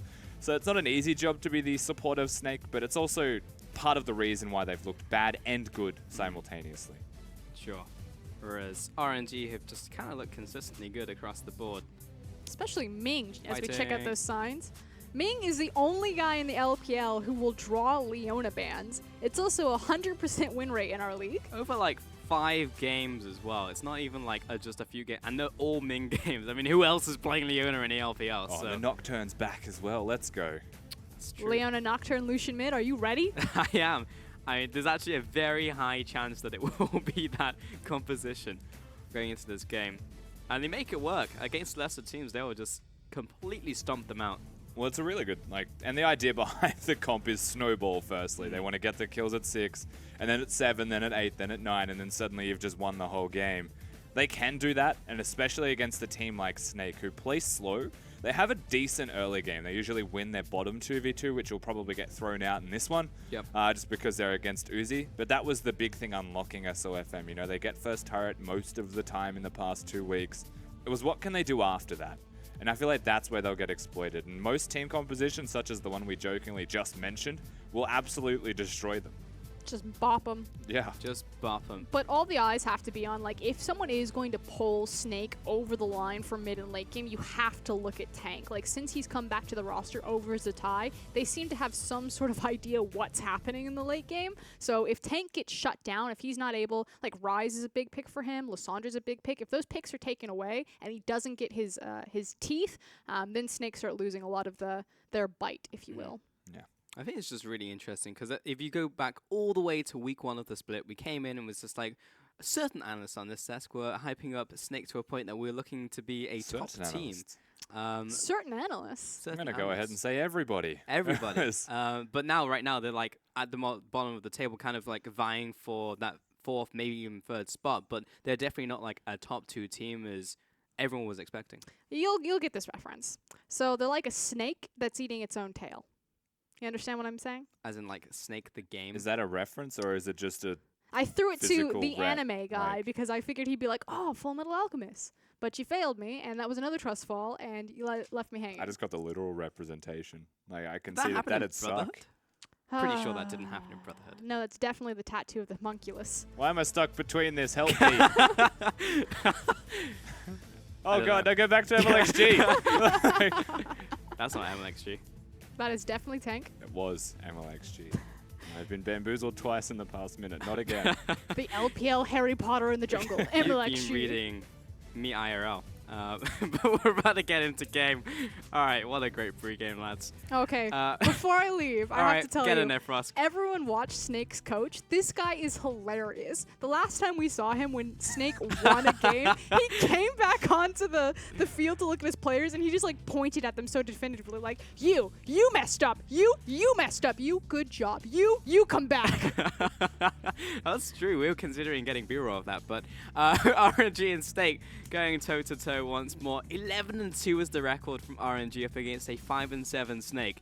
But we do have those bans. Going 4th will be Varus, Rengar and Ashe towards Snake, and Camille and Kled so far from Snake, so aiming towards the top lane at the moment. Yeah, but the Kled one stands out as a very quirky ban. I don't think they should have gone straight for that. Yes, Let Me looks really good when he's playing Kled, but you're not banning him out by going for that. The Camille one is standard and necessary, but look at the champions that are left up. By banning Elise, Graves might even be the #1 go-to because Kha'Zix and Lee Sin are the only responses there of SOFM. You know, he's got deep pockets in the champion pool. It's more about the Lulu, perhaps. Yeah. Mind you, it's Ming. So it may not be. Nope. Was indeed the Jace first pick for Xiao Hu. Is a very successful pick. 71% win rate in the LPL. It's very interesting to see those win rates because we see so many negative win rates. I mean, it's got to be going somewhere. And we've got to have those positive win rates somewhere. It's definitely over to that Jace.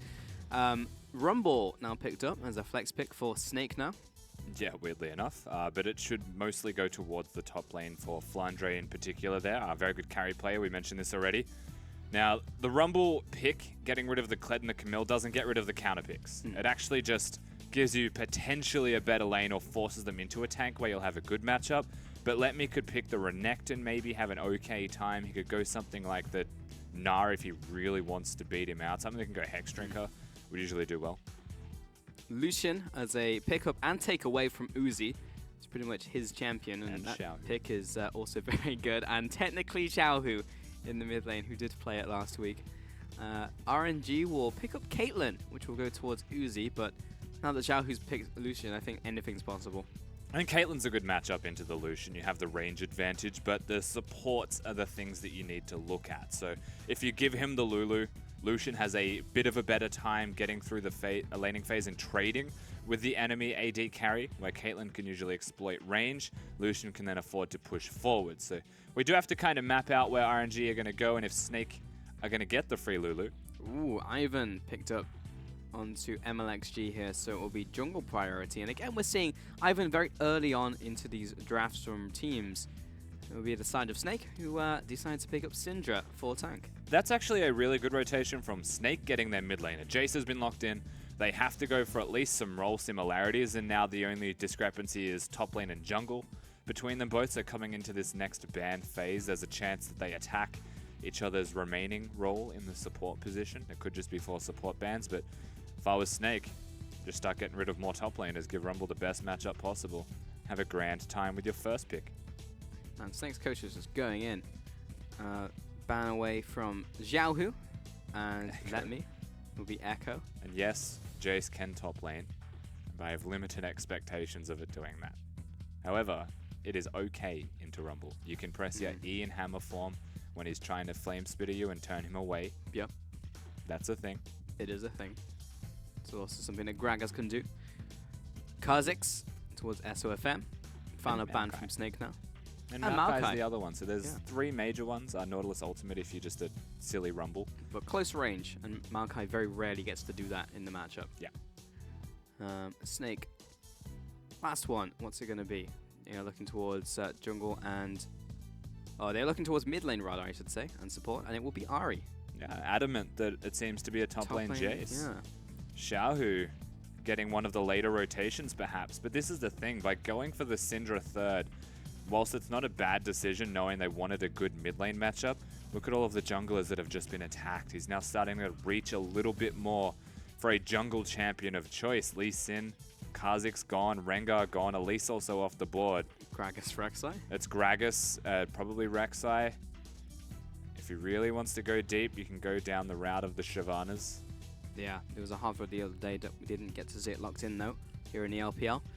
Lulu for Crystal over to that side, so checks out. Over to RNG now. They still have a decent pool for supports, but they also have to pick up their jungler here. The middle top laner, I should say.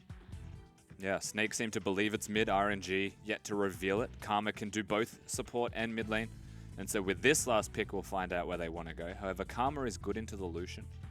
Being able to exploit his low range with the tether, lock him down, do high burst, a good champion of choice into Lulu also.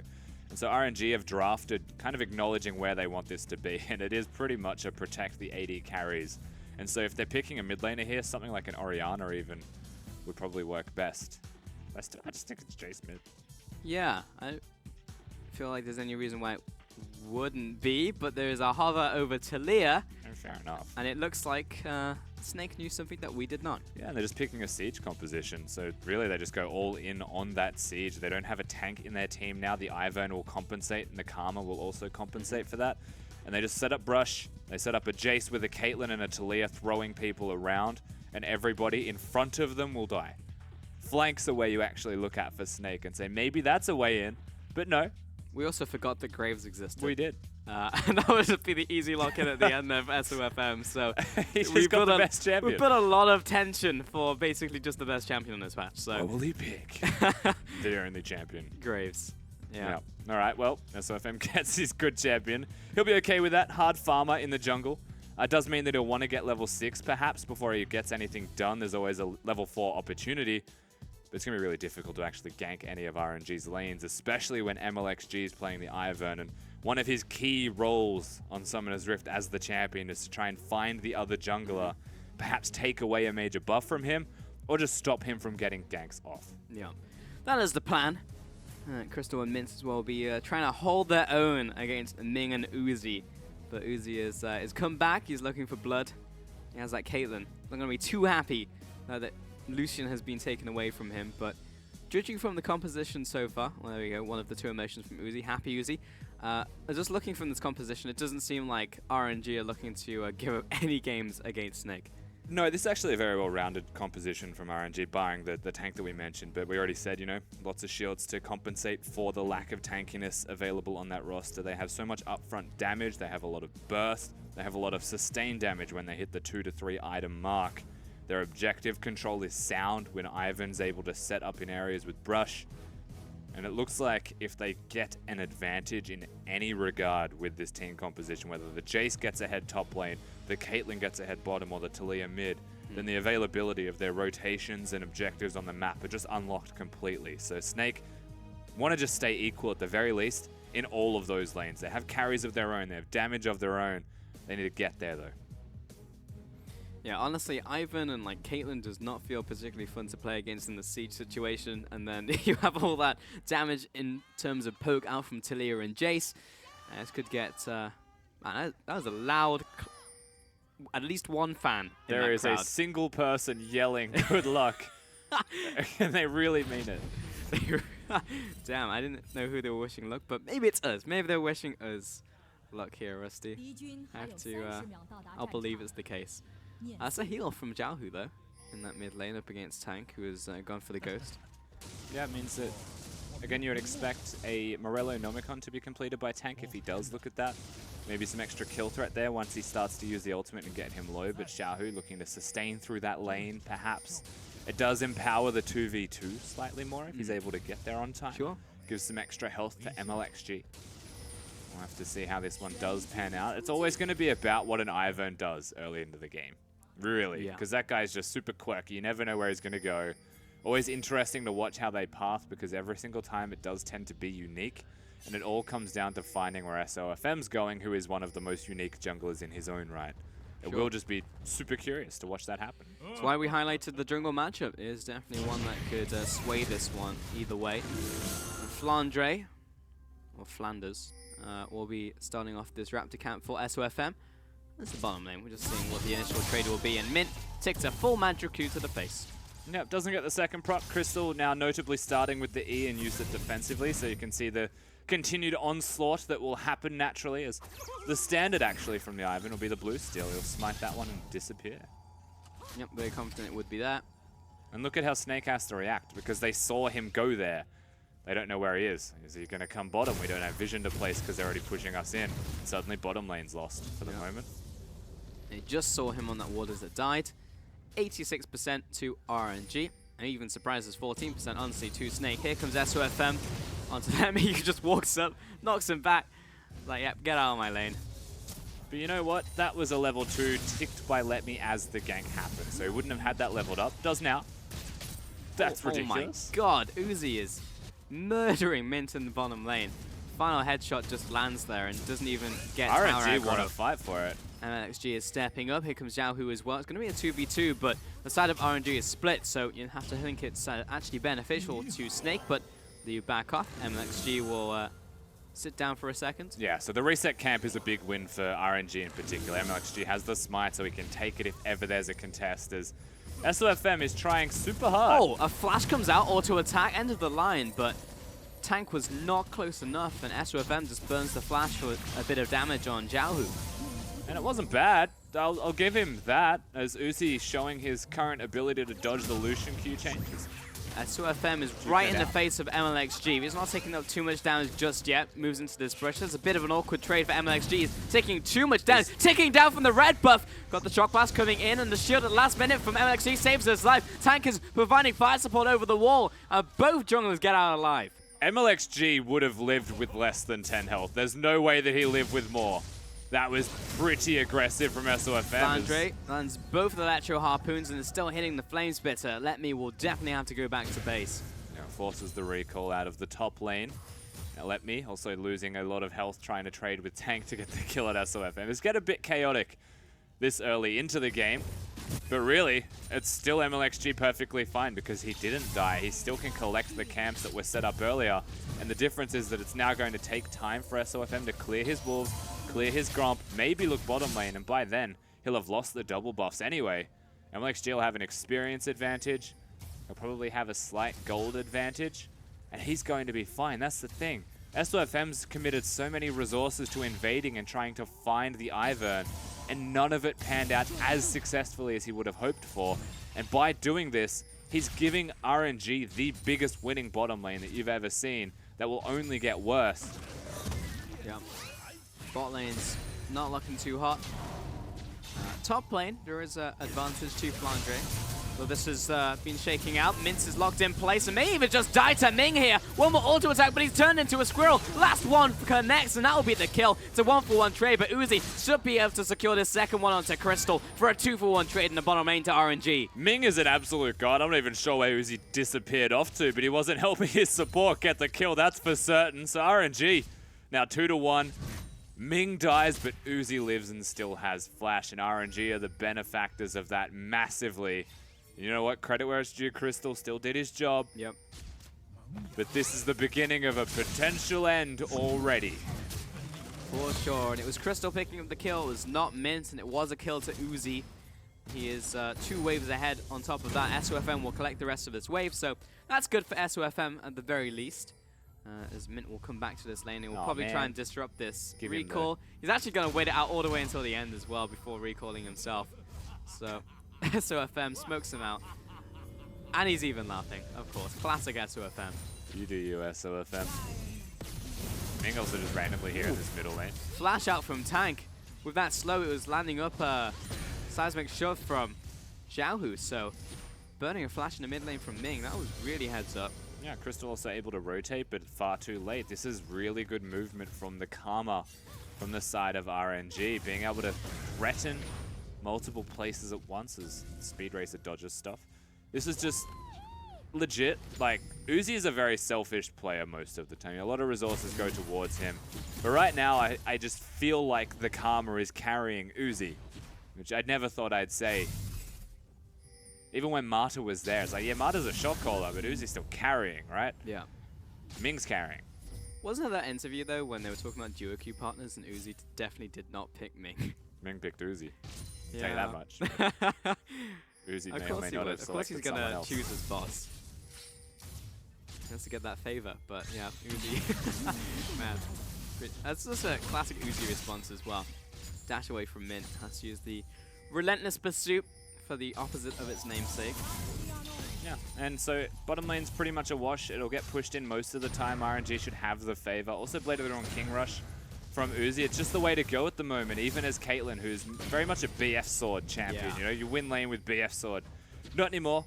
Everyone's just going Blade of the Ruin King. And the big reason that I bring up Blade of the Ruin King as a feature that we need to look towards is the first Drake's Mountain. And Blade of the Ruin King Rush, Mountain Drake is the first Drake. It means that Baron at 20 minutes is already something worth thinking about for both of these teams, because they'll both have Blade of the Ruin King users. Both have that shred to bring down the Baron a little bit faster. Uzi is continuously pushing in this bottom wave.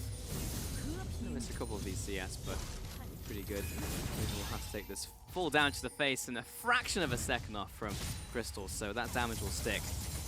Couldn't be used to clear out this mini wave as well, so that's all Mint can do at this point in time. And MLXG has all but disappeared from the map as the second wave of buffs is spawning. There's a red buff ready to go if anybody wants it. And Uzi's a happy camper, isn't he? He knows there's a red buff there. At any stage, he might push this wave in and then disappear, perhaps go collect himself a cheeky little red buff on the side. As if Uzi doesn't want that as soon as he possibly can. We'll take that to the bank for certain. Yeah, he just wants to clear out these minis as fast as possible. Yeah. Wow, Xiao. Well, so the big thing about red buff that is just going to help, firstly, is a ranged carry, so that's always going to be nice. He'll get red and blue buff, so Xiaohu's going to get doubles, which means he's even stronger.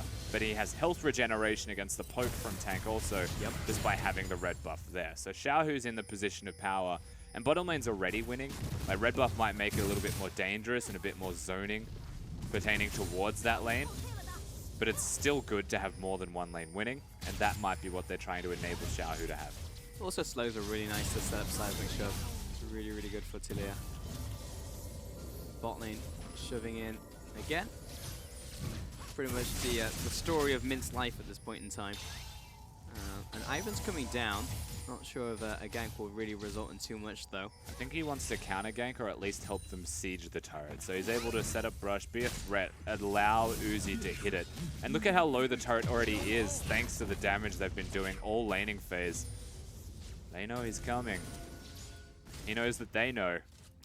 SOFM will get the ward, though, so 30 gold in the bank. I just don't think RNG care. SOFM is trying to figure out what he wants to do here. He gets to slow down, looking for the root caller. Connects, ace in the hole as well. Flash over the wall, but Talia's coming, and Xiaohu surely has this kill. Yeah, Unraveled Earth will be an easy one to the mid laner. And that's good rotations from Xiaohu in particular. The Talia is always able to do this. We mentioned the doubles. Doubles gives a bit of lane control. Lane control results in him being able to leave the lane.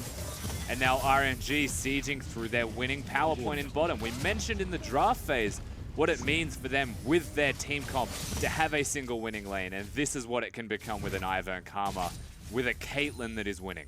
Yep, that's definitely first tower gold over to RNG, and this siege composition has just gotten a whole lot more scary. And of course the first dragon will also be a mountain dragon, so let's just wait this to be like triple mountain dragon, double ocean dragon. If it goes to double mountain, then I don't even think the game will go to the point where the third one will be taken. Okay. Like, that's where we're at. Top lane's got a Hex Drinker, so he's never going to die, and it's a Jace. So the second he groups up, probably around the level 13 roughly mark. Could be earlier with a teleport. Ah, it's a mountain. Yeah. That's only 2,000, but look at RNG. Immediately lane swap. They have a mountain Drake. They don't need to be bottom lane because the Drake just died. They've got a 6-minute window to push top lane. So they'll rotate up. Pretty standard League of Legends, honestly, from the side of RNG. But how does Snake respond? Because they're not really reacting to it. They're keeping their bottom lane down here. Yeah. Are they just going to try and trade objectives? If they can try and do that, not the easiest thing to do against the Jace. Granted, it's difficult against the Rumble. Still not that easy to do against the Jace. They need to bring people and dive in. Credit to Flandre. He is pretty far ahead of Let Me in terms of farm, who is currently under attack from SOFM. And they'll try and dive. Rumble will probably use the equalizer top lane, clear a wave, and prevent them from getting the turret, but that buys them 30-odd seconds. And then RNG will be able to hit down the structure and slowly whittle away the health bar. There's the top lane tower. So Snake have a window of opportunity here. His cannon's dropping fairly quickly. Let Me cannot really get in range right now, so he's just pretty much watching from afar. He may have just gone AFK to get a coffee, I'm not entirely sure.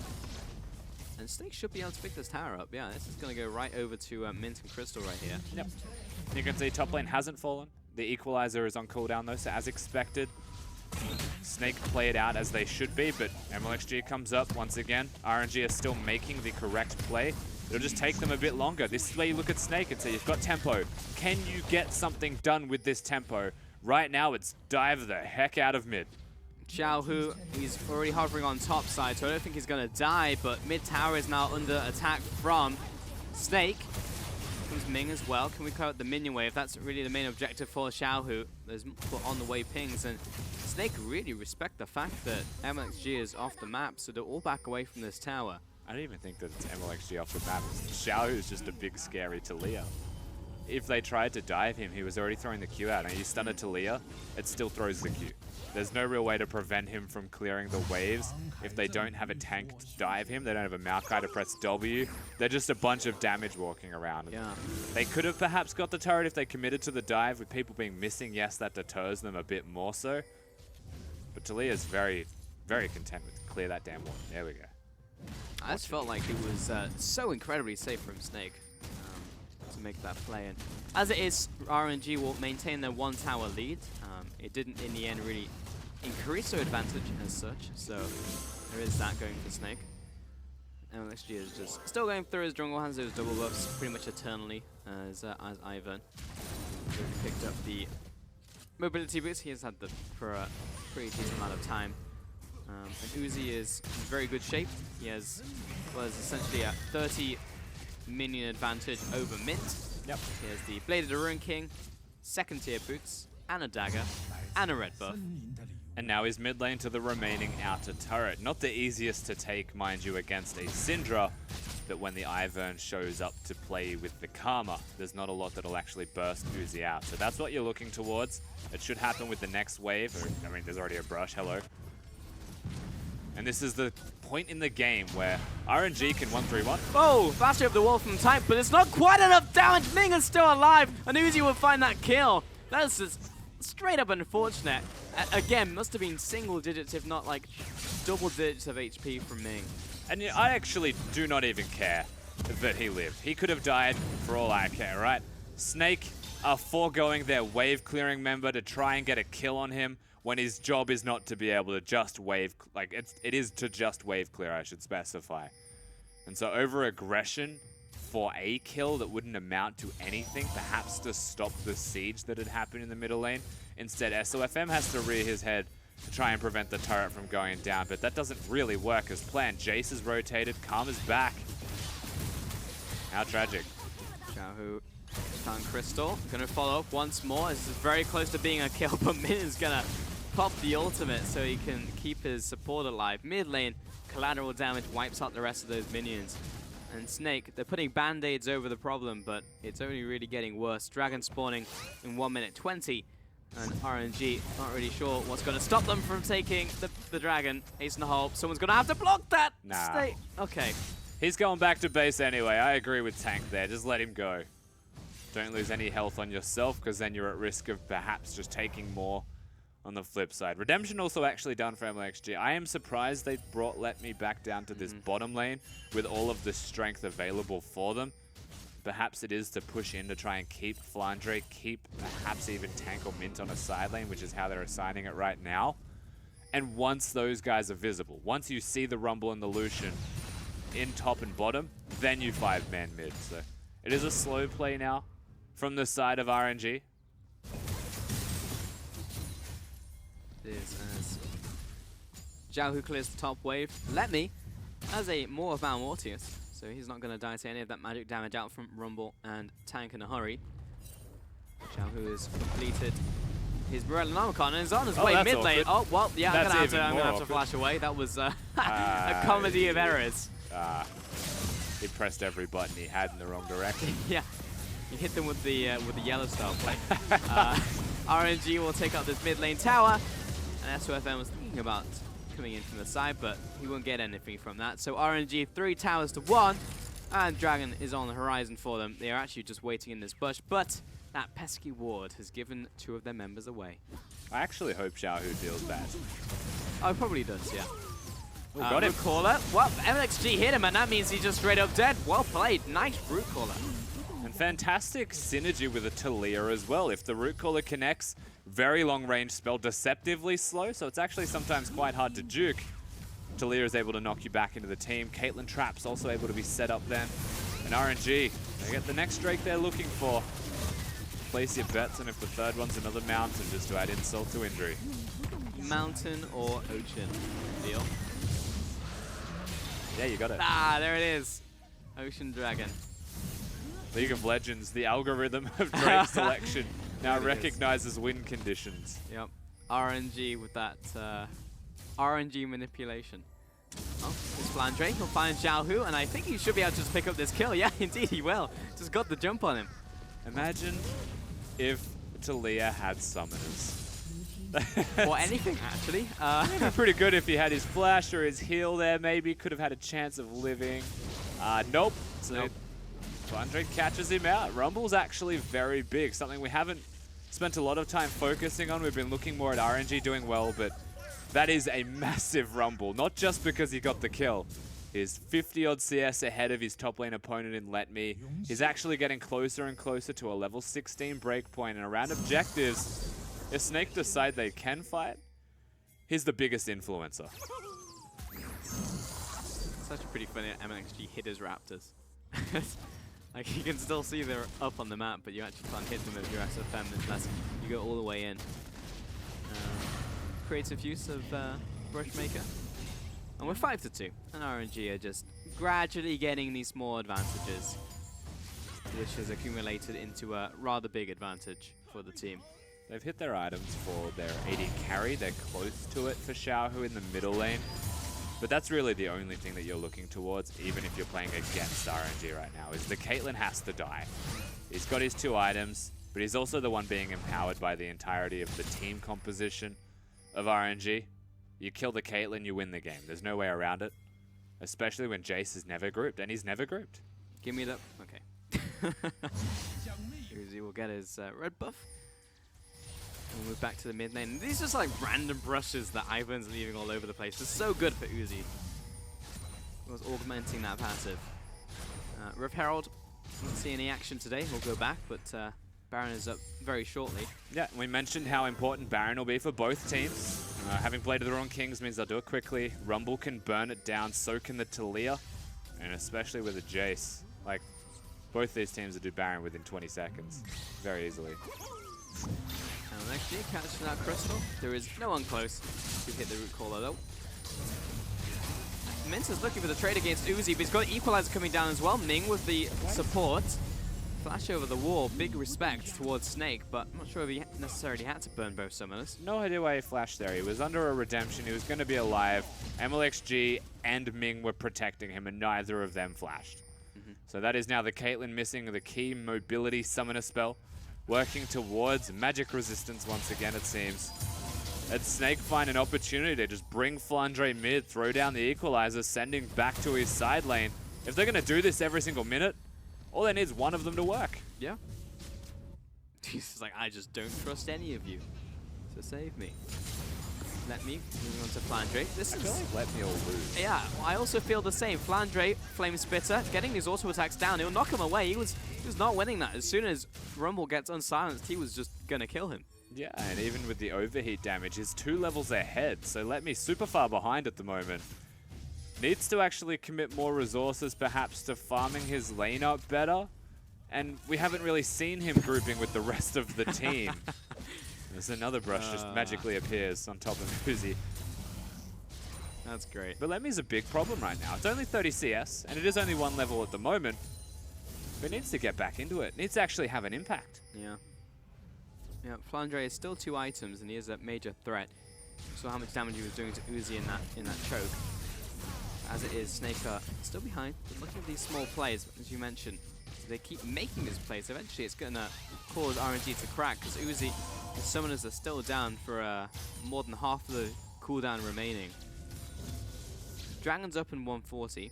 Summoners will still not be up for that, so that could be a chance for Snake to strike in this game. And we're still waiting for RNG to be just able to set up properly once. They want side lanes pushing. Talia's now set up one of them. Is now able to rotate, can use the ultimate to actually block people off if they choose to fight here. But they don't choose to this time. However, the makings are there as the time passes. I'm not sure how RNG are able to afford just giving up a turret like that so easily. Every time Snake seem to make a play, they're just a little bit further ahead of their opponents right now. Yeah. Snake have completely evened up the towers. And there's still gold separating the teams, but it's now 700 gold. It was much bigger a couple minutes ago. RNG are really playing a slower game, not making unnecessary moves. But they are still not making moves at all, as in they're barely reacting to what Snake are making, opposing them. Let Me, however, will catch up a little bit, so that's okay. For their side lanes, Xiao, who already mentioned, starts a split push, and Syndra's about to reveal herself to clear top lane. This is where you'd say, you're RNG, you know Syndra isn't there, what can we do? And whether it's send Talia bottom to try and take out the Rumble, or send her mid, perhaps they just get vision around the Drake, or the Baron, that's their window of opportunity to just try and make the smaller details go in their favor. By that I mean Scuttle Crab, hell yeah, RNG, making the plays. Objective secured. It's just so, like, it's a stark contrast to come from an OMG set to an RNG set. Very different teams. Very different. OMG are making their way up though. RNG still getting there. I still remember week 1 when we had RNG versus OMG, and it was probably the most fiesta game I've ever casted in my life. Yes, it was. I really want to see them go toe-to-toe again, because it would actually be a very interesting series. I just see that, now. you know, OMG are the team that forces errors, RNG are the team that wait for errors at the moment. You know, Nomada not actually able to make the same amount of aggressive plays as they otherwise were. Ming on Leona, able to differentiate that, and it seems to be that is when RNG look their best. Yeah. Right now he's a Karma, and he can make plays in laning phase, but he's also about protecting Uzi right now. And Uzi is just so afraid of absolutely everything that even looks menacing. I mean, he's just living the life of a professional Farmville player at the moment. He is 260 farm in 24 minutes. Top lane being shoved in by Snake. And More up here. They take the tower lead. RNG still aren't doing anything. They're looking towards mid now, but Flandre is probably going to clear out this minion wave with his Equalizer. On Q. Dragging out Daisy, no minions remain. And now that they're legitimately just going to the Baron, it looks like. They could consider doing that. It's just that RNG are very much aware of it. That's awkward. Hey. Okay, all right. Okay. Wasn't sure if he was aware. There he got Wake up. Alright, Link clears out that one. Ocean Dragon now being taken out by RNG. Daisy will get some usage out of that one. Alright. And Uzi has a Hex Drinker, which is okay. But if he completes a more of Malmortius, I'm going to have some words with him outside after this game. He has no damage. He's going Blade of the Wrong King, is going on hit Caitlyn. Third item, or second item in this case, is crit. He should probably consider after the Hex Drinker going either straight into the Last Whisper or going an Infinity Edge. But he has a longsword, so we'll see where he goes. Anything. Literally any AD item. Infinity Edge. Not Infinity, apart from Infinity Edge. You piece of work. It was just more, yeah. Yeah, he's got cooldown reduction and a bit of AD. So his auto attacks, there you go. They give you a nice tickle And unless he manages to crit with his one crit item. He has protection against tank though. Uzi is a masseuse now in his part-time. He is 4th item, will get a bit more punch. But he's a whole item ahead of Mint, which is, you know, it's a luxury item that he can afford to go towards to complete it more. It helps him against the Syndra and Flandre. I feel like Hex Drinker does the job when you've got 2 shielding members on your team. This is what I'm trying to say. I've never seen a Cogmore in a Protect the Cogmore comp go for a Maw of Malmortius. He has a Trinity Force. Anyway. To be fair, he went for that 4th item. But, I think was it 4th? I think so, yeah. Yeah. Might have been 3rd. Either way, he went damage. He did. As his items. Yeah. That we can agree on. Go on, Uzi. Do anything. It just feels weird watching them just do nothing. He is so far ahead of the clock in farm. Actually, when you look at most of the players on the map at the moment, it's 27 minutes into the game. There are 2 players on 290 CS, and they have Crystal. All right, RNG wants something to happen. They jump on top of Crystal. Mint is doing what he can, but his ultimate actually was just the tickle gun right there. Let Me is finally getting the best of Flandre, who will jump away. Let Me will let him run this time. And Daisy will take the long march through the tower. Here comes the siege continuing. The minions will survive. Daisy will take one for the team, and Daisy's fine. SOFM will back off into the jungle. And now RNG, what do they look towards? And amazingly, Crystal, as expected, is the one that does get caught out of position, unfortunately. We mentioned, you know, not a support main, has unfortunate tendencies where he will get caught out and killed. This time around, RNG do actually get him. They're able to pick him off, and that results in a turret going down, but nothing more actually secure just yet. So Snake continue to hold on. It's only 1,000 gold. That turret is what now separates them, basically, or giving them that 1,000 lead back. Game should not be this close, but it is this close. It is. I mean, one of the factors that we haven't counted in is also the dragons that have gone to RNG, the 2 mountain dragons plus the ocean, and the next dragon is also a mountain dragon, so RNG are just getting all of the perfect ones in this game, and that's a Jerome's Fist, so that's getting a Sterix Gauge. It's either a Sterix Gauge, or I doubt it would be Sterix Gauge. You don't really pick Sterix with more, because the passives. Correct, so that means it's a Frozen Mallet, right? Frozen Mallet, yeah. Or a Titanic Hydra, which doesn't actually do make anything. sense. And I'm not sure if you could buy it as a range character. character. It locks you out from buying it. That means he's going Frozen Mallet. I mean, you have to ask the question, why though? Mint, don't get caught. Caller was flying your direction. He'll jump over the wall. He's safe. He had relentless pursuit. It's just about not dying. And this is... It's an internal mental debate that I'm currently having with myself. How much as an AD carry, as a hyper carry in a Protect the Caitlyn team composition, are you meant to build defensive items? Like, do you go full imp in the way that you build and just run at people, and so you can be a frontline Juggermore-esque AD carry? Sure. Or do you build full damage and trust that your team with a Karma and an Ivern, with 2 redemptions and 2 lockets soon to be, can keep you up and going? I mean, that's the key word right there, Rusty. Trust. And I don't know how much trust that Uzi has in the rest of his team, but at the point where he has 4 items and 2 of them are defensive. That's a good Talia wall. Oh my god, it knocked no him way! Back over! Get over here, Crystal! There's no getting away from us! Another pick onto Snake, and it's Crystal once more. He actually just got a Zir walled back over the red buff, which is pretty absurd. So RNG now with a pick once again onto Crystal. They have got the Ivern, so they can place the brush in the Baron pit, and Snake can't really ward for it. Okay, that culling almost killed him. I couldn't tell if he was just on the very tip or not. But RNG in this pit. SOFM caught in a trap. 4-2 attacks. Ace in the hole, and Ming found enough damage to finish off SOFM, who's just taking a stroll through the jungle. Flandre doesn't have his ultimate, but he still does a lot of damage. He doesn't have Flame's bit of running, and he goes down into the Zhonya's, and he disappears! Zhao, who is a magician. He took apart Flandre, and the Baron goes down. RNG, big advantage. Yeah, Flandre, no Flame Spitter, uses the Zhonya's, so his most efficient combo goes to waste. We get to see this again. This is actually super exciting. There's no wall. There's no way that he's actually able to flash that, and he just gets completely bumped back into the rest of the team. That does result in a Baron going over to RNG. Quite messy, honestly, from Snake, the result of the Baron being secured is, why are you in the pit with no flash?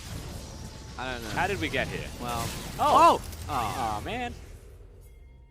I mean, Crystal has not had a good day when it's come to walls. Walls have not been his friend. That was almost like a cool guys don't look at explosions though from Let Me. Yeah, I don't think he intended that. He should have instantly recalled as he did it, as soon as the shock blast came out. But now I'd have to say with the Baron, right? They had the 2 Mountain Drakes. It was going to be quick for them to take that down. They'll also take down structures quickly with that same buff, the Mountain Drakes and the Baron buff to even empower that further. This is where you expect the team composition to shine. They should just group up and be unrelenting. Uzi, step back, step away from the tower. Flandre in the 1-1 against Let Me. I don't necessarily think that either side is winning. Flandre has no ulti though. He already used it. Okay, Let Me's winning. Top tower, both of them will just gentleman's agreement, all back away. Bot tower, Uzi is just chipping away at this tower, and it is already gone. Now we're moving on to the inhib, and man, there is so little that Snake can do without hard engaging here. Okay, that was a key ultimate by Tank, just stroked off by MLXG. And RNG, they build a wall. And Snake paid for it. And they just straight up waltz into everywhere at once. The 4-man bottom. There is nothing that can stop them. The second Tank uses his ultimate, Talia throws down the wall and just prevents them from even getting out without having to use summoners. And now they're not done. Get out of there, Let Me. There's a crystal on your face. Mid lane, another siege happens. Uzi, look at that defensive build. Look how little that the team did to him. He's basically a tank at this point in time. And RNG were just taking these structures. They don't need to fight the champions, so they'll just take the base objectives. The tank will be thrown back to base, and Uzi needs this ward. Yes, he does. Pings go towards the dragon. It'll be the 3rd mounted dragon of the game. And I guess it didn't matter in the end that Uzi had these 2 defensive items. He did actually go for the Sterix in the end. Even there's a bit of anti-synergy from the lifeline passives, but... Hey man, it's not about the lifeline passive, it's about the shielding that he constantly gets. And I guess it helps increase his base damage, so it may not be a hard defensive item, but it's a 70% defensive item. That's a Mejai's on MLXG. Definitely does. They are just that. walking over Snake. That is the saddest part about this game. It just feels like RNG are casually running around the rift, and Snake do not know how to react. That's it, right? It didn't feel like RNG have necessarily tried this game. It's just like, they were like, let's pick an easy composition. Let's just go for a drive. And Snake had like trying desperately to claw and hang on to this game, and RNG is literally just having the easiest day of their lives. Blade of the Ruined King about to be completed by SOFM on his graves, which is not standard. Do not try this at home, unless you're SOFM. It's a good item, but he's losing the game, so now it's a really big money sink where that could have been Mysterix himself, perhaps. Black Beaver just feels so good. On Graves. SOFM's going to follow up onto Xiaohu. Nope, not going to happen. Top tower goes down. And so does the inhib. It's just too easy for RNG. Come on, someone on Snake needs to do something. You just lost your mid laner. Mint will murder Daisy in cold blood, but he'll pay for it. Let Me will force him down. And Flandre is taking a trip back to base. There's the scrap shield. Lulu's dead. Top's down. SOFM nowhere to be seen. Ah, he's in mid lane. Of course he's in mid lane. And he's losing the game. RNG are just finishing off this one. Minions are coming in from the bottom lane. Minions are coming in from the top lane. And RNG, pretty much the most laid-back, lackadaisical game I've seen from them all split, will just run over, not even run over, they'll stroll over Snake and take game 1 in this series. They went to the doctors, and the doctor said to keep your blood pressure as low as you possibly can. So they just casually played League of Legends this time around. Another day in the office. Yep. For RNG in particular, Snake. I'm not going to say need to hit the drawing board, but they need to reassess what their mid game looks like one more time, because they had found the answer to that in the previous week, and it seems to have gone AWOL one more time. Oh, Rusty, but that's what we said as we were looking at the playoff run. Like, what does Snake need to do? Well, find a mid game. And they kind of had it, but they definitely dropped it. They misplaced it. Maybe it's underneath the sofa. I don't know. But they need to search for it. They need to find it fast. Like a male looking for a remote. Yeah. It's in there in the crack somewhere, but it's just simply not there. And RNG had just literally took them apart. There was a tiny bump in like mid-game kind of where Snake fired back a bit, but RNG, it was the easiest game. Hello, Frostgurn. Oh, hi! Was that a pleasant experience for you backstage? It was interesting. Okay, explain interesting, because I use interesting in a very different way. It was bad.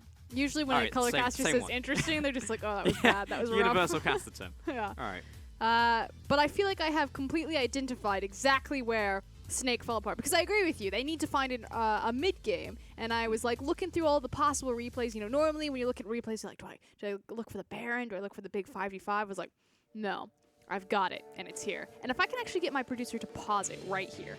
Ah, perfect. I love you, Ray. Okay. So I want what you guys to notice is where Snake are positioned on the roster, or positioned on their map. Now, what's going to happen here is this is when Tank is going to get impatient. He's going to flash the wall and he's going to try to kill Ming. And Rusty, you correctly said in the cast, like, why would you trade your wave clear for trying to kill the support? That just doesn't make sense. But the play that Snake are trying to set up is they're trying to set up trading these objectives. You can see Graves, he's swinging up into the river. He's got his support underneath him. They're trying to secure Scuttle Crab. And they're being put in a position where they can continue to trade objectives. Trade the top tower for the mid tower, compete with the wave clear, dive the Talia. But Tank jumps the gun, and he tries to kill the Karma, and it's like, what are you doing? It throws away all of the tempo, and off of that, RNG are actually going to just kind of trade all of their position down here and eventually siege up this mid lane tower. And it's at this exact moment where normally we look at teams who are like, okay, this was the right idea, it was misexecuted.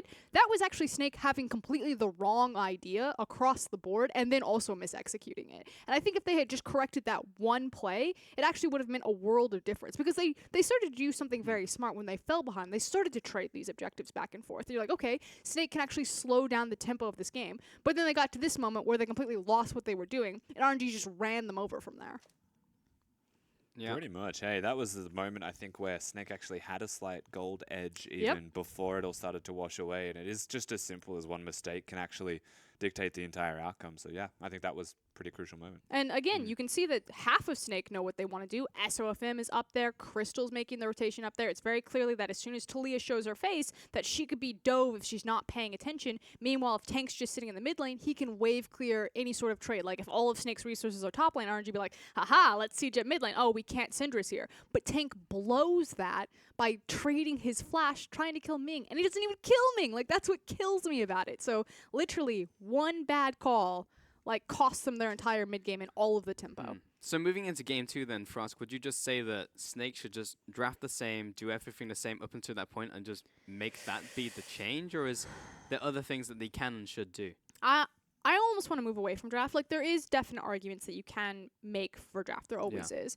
But to me, it comes down to kind of 3 key individual mistakes. So let's take Snake's early game. You have SOFM. He tries to make that super aggressive play where he's getting 3 buffed, and he tries to go in and kill MLXG. And MLXG lives by like a scrape, just like a sliver of his health. If that goes the other way, that's a huge win for SOFM. Rusty, you sit on Cass. Now SOFM is so far behind. So now we look at our MVP. Who will be Ming?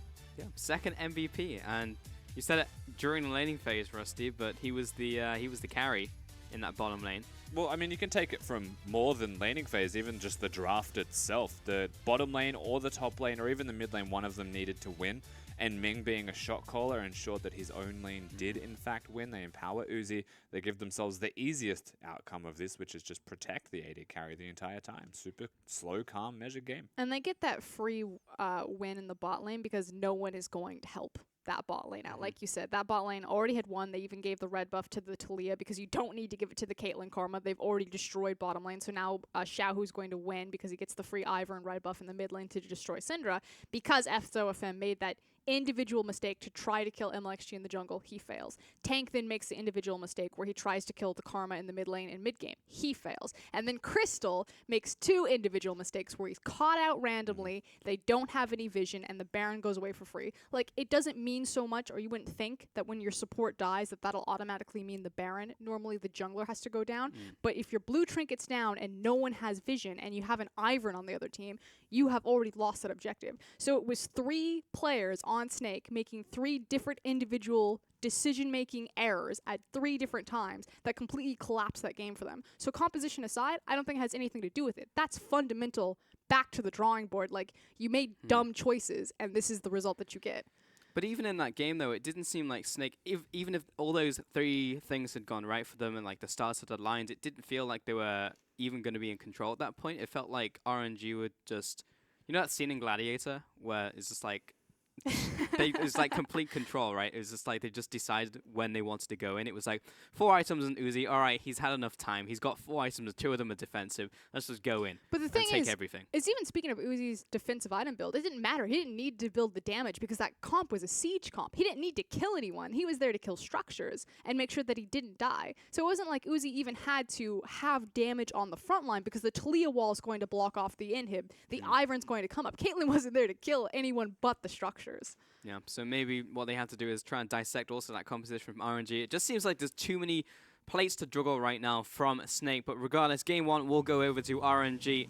It will be a tough uphill struggle for Snake if they want to come back.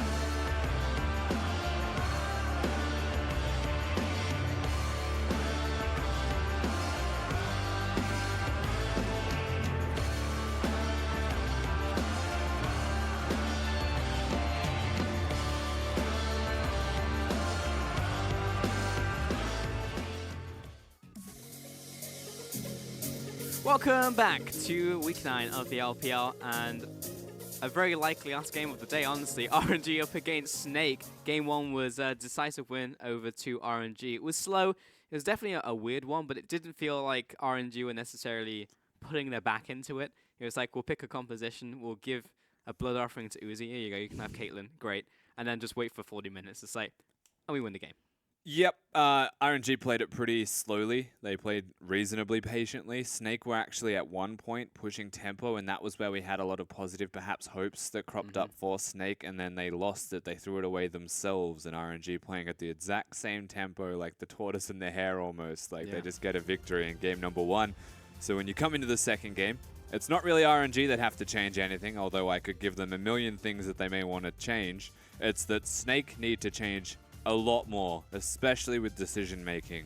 Not just individually, but team composition even could be looked at to something that just makes it easier for themselves. Picking the Lucian away from Uzi, you're better off giving an AD carry that they want to pick to their AD carry, like a Varus or something, which unfortunately was banned, but an AD carry that like just gives more comfort, easier win condition, throw an Ashe arrow, whatever you want to do. I guess the question is, do RNG need to? Yes, they can, and there's a myriad of things they could change in game 2, but like, oh, no, we've gone back to, that's not Angry Uzi, that's just kind of like, you know, neutral Uzi, I guess. I got to play Caitlyn. I got to build 2 defensive items. I farmed over 70 CS over my opponent. That's also probably like the only time ever we've seen both Sterex and Moore picked up on Caitlyn. Who knows? He didn't need to kill anyone. No, he just needs to kill structures, and he got triple mountain dragons. I just don't want to justify him positively, Frosco. I you can know. say what you want about what it was for, but I don't agree for no reason. I stand behind you, Rusty. I was watching, I kind of scratching my head. As wow, we've seen so many players almost. Flandre almost just took his head off with that headset right there. It almost snapped back. Holy crap! Yeah. Clearlove is the most badass headset putter on a. He definitely puts in it on the well. league. But as you can see on your screen, that is not Tank, that is Zatai, so it will be a sub. So Snake seemed to agree with us on the desk that something went wrong around the mid game. It may have been Tank flashing over the wall trying to kill Karma. Yeah, just a little. So that'll be recognized, and Zatai will come back into that mid lane.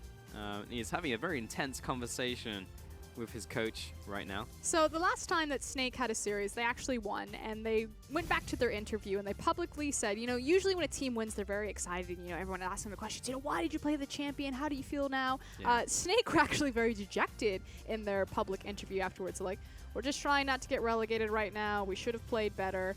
And I just think it's something that carries over in the team, that even when they win, they know that they can do better. And you just, like, you see these flashes of brilliance. Like Rusty was saying, you know, we saw Snake take tempo control in a game with RNG, but then just sideways burnout, something happens, they blunder and fumble it. This feels honestly just kind of bad for them. But, like, you do look at that lineup and you look at the match they have today, and you don't necessarily look at a Snake versus RNG and say that Snake, they should be picking up this game. It's a chance for them to do so, but it's not a gimme, right? And we did look at some of those matchups and said that MLXG versus SOFM, like, what can he do in this one? And that early game was not particularly super well executed by an SOFM. But here's the thing, they're competing against IMA, so IMA just went down 0-2. Snake, if they pick up a game here, even if they lose the series, it puts them that much closer to securing that 4th place spot in playoffs over IMA. So it's super important, even if they drop here, just to take a game. It's important, but I want to see if they can actually do it. As we head into game 2 of RNG and Snake, it's going to be Ashe, Rengar, and Varus towards Mint. So yep, many AD carry bans. Taking away the 2 AD carries that they also banned away from him in game number 1. We already said Snake might want to make the job of their AD carry much more linear. Perhaps the Lucian is harder to execute, especially against Uzi and against a losing lane. So this time around, it's still not something that RNG are going to let them have, because they're also on blue side and get the first pick again. At least it's the final ban from Snake. Oh, Camille and Ivan didn't want to deal with that one from MLXG, and he might actually just lock in the Lee here as a first pick. Oh, there it is. Oh, yes. And now we might get to see an RNG that is at least 1.5 times more exciting than the first game, and that may continue to grow as their draft is completed. Aggressive, but MLXG relishes in that. He loves the aggressive. I'll be honest, Rusty, I'm not sure if you can apply a multiplier to 0. Oh, I can. I just you might want to add a number first and then multiply it. Snake got a first pick Graves over to that side, so that will be going to SFM again. And now it will be a something pickup. Let's see if it will actually be the AD carry. Yeah, they earlier rotate their AD carry in the first set. It looks like they'll be doing it again. RNG as a response, however, also went for an AD carry of their own with the Caitlyn. There's no Ivern to pick with it this time, so I would hope they adapt. And with this hover, I expect it. It is Lulu. It is high priority. And what excites me, Rusty, is what Uzi could pick with it. You mean the Lucian? Yes. Do you think he'll rotate it right now? Because I have an inkling that Snake would ban it in the second ban phase if he doesn't. I think it's RNG, and Uzi is the big scary mafia boss, so yes. It's just a risky pick as a third pick when there's counters to it. Not even just because the Ezreal's there. You know, you've got a really good insight. You know what? Ezreal's the kind of AD carry matchup where you can pick yourself Kog'Maw, you can pick Vayne, you can pick Sivir, you can pick whatever you want in the AD carry role. So I don't think Uzi cares too much. Because you can pick one of the other random ones. Exactly right. And he can play them all very well. You would know Uzi as a Vayne player. Oh yeah. I think everyone in the world knows that Uzi is a Vayne player, honestly. RNG, they will pick up Gragas, so it looks like they have the same thought process as us here on the desk. And Snake, final pick on their first phase. May go towards something along the lines of the Rumble again if they're feeling confident with the matchup. But nope, it's Left Zatai. turn. It's going to be Zatai picking up LeBlanc. We are seeing more and more people pick up the pick. We saw it earlier today on Icon. A pretty good performance. So, yeah, we'll be seeing it again for Snake. So, back into the banning phase. It will be Syndra towards Xiaohu here. Now, I have concerns with this, though. With a third pick of the LeBlanc, with Jace still available, Xiaohu may just be the one to take a turn playing it in the middle lane instead. It's also a very easy flex. Unfortunately, they can't just outright flex pick it, but they will get to see the mid lane role. So if they're confident playing it, they can just straight up pick it. Fizz banned out against Flandre in this one. Final ban of Rise towards Xiaohu. And then last one from RNG. Where are we looking? Well, supports also, along with top laners. Yeah, they could get rid of a Karma if they want to try and alter their bottom lane matchup to be more favorable, perhaps. Leaves open the Mels, but Lulu does well into it. Yep. Rumble, final ban. So it was, in fact, just the top lane once more towards Flandre. And now back to Snake. I like this from RNG, making the matchup for the Gragas better. We've seen Fizz do well into it already today. And the Rumble naturally will do quite a good job of at least outscaling the Gragas for not just damage, but for wave clear. However, leaves open the obvious choice as a support.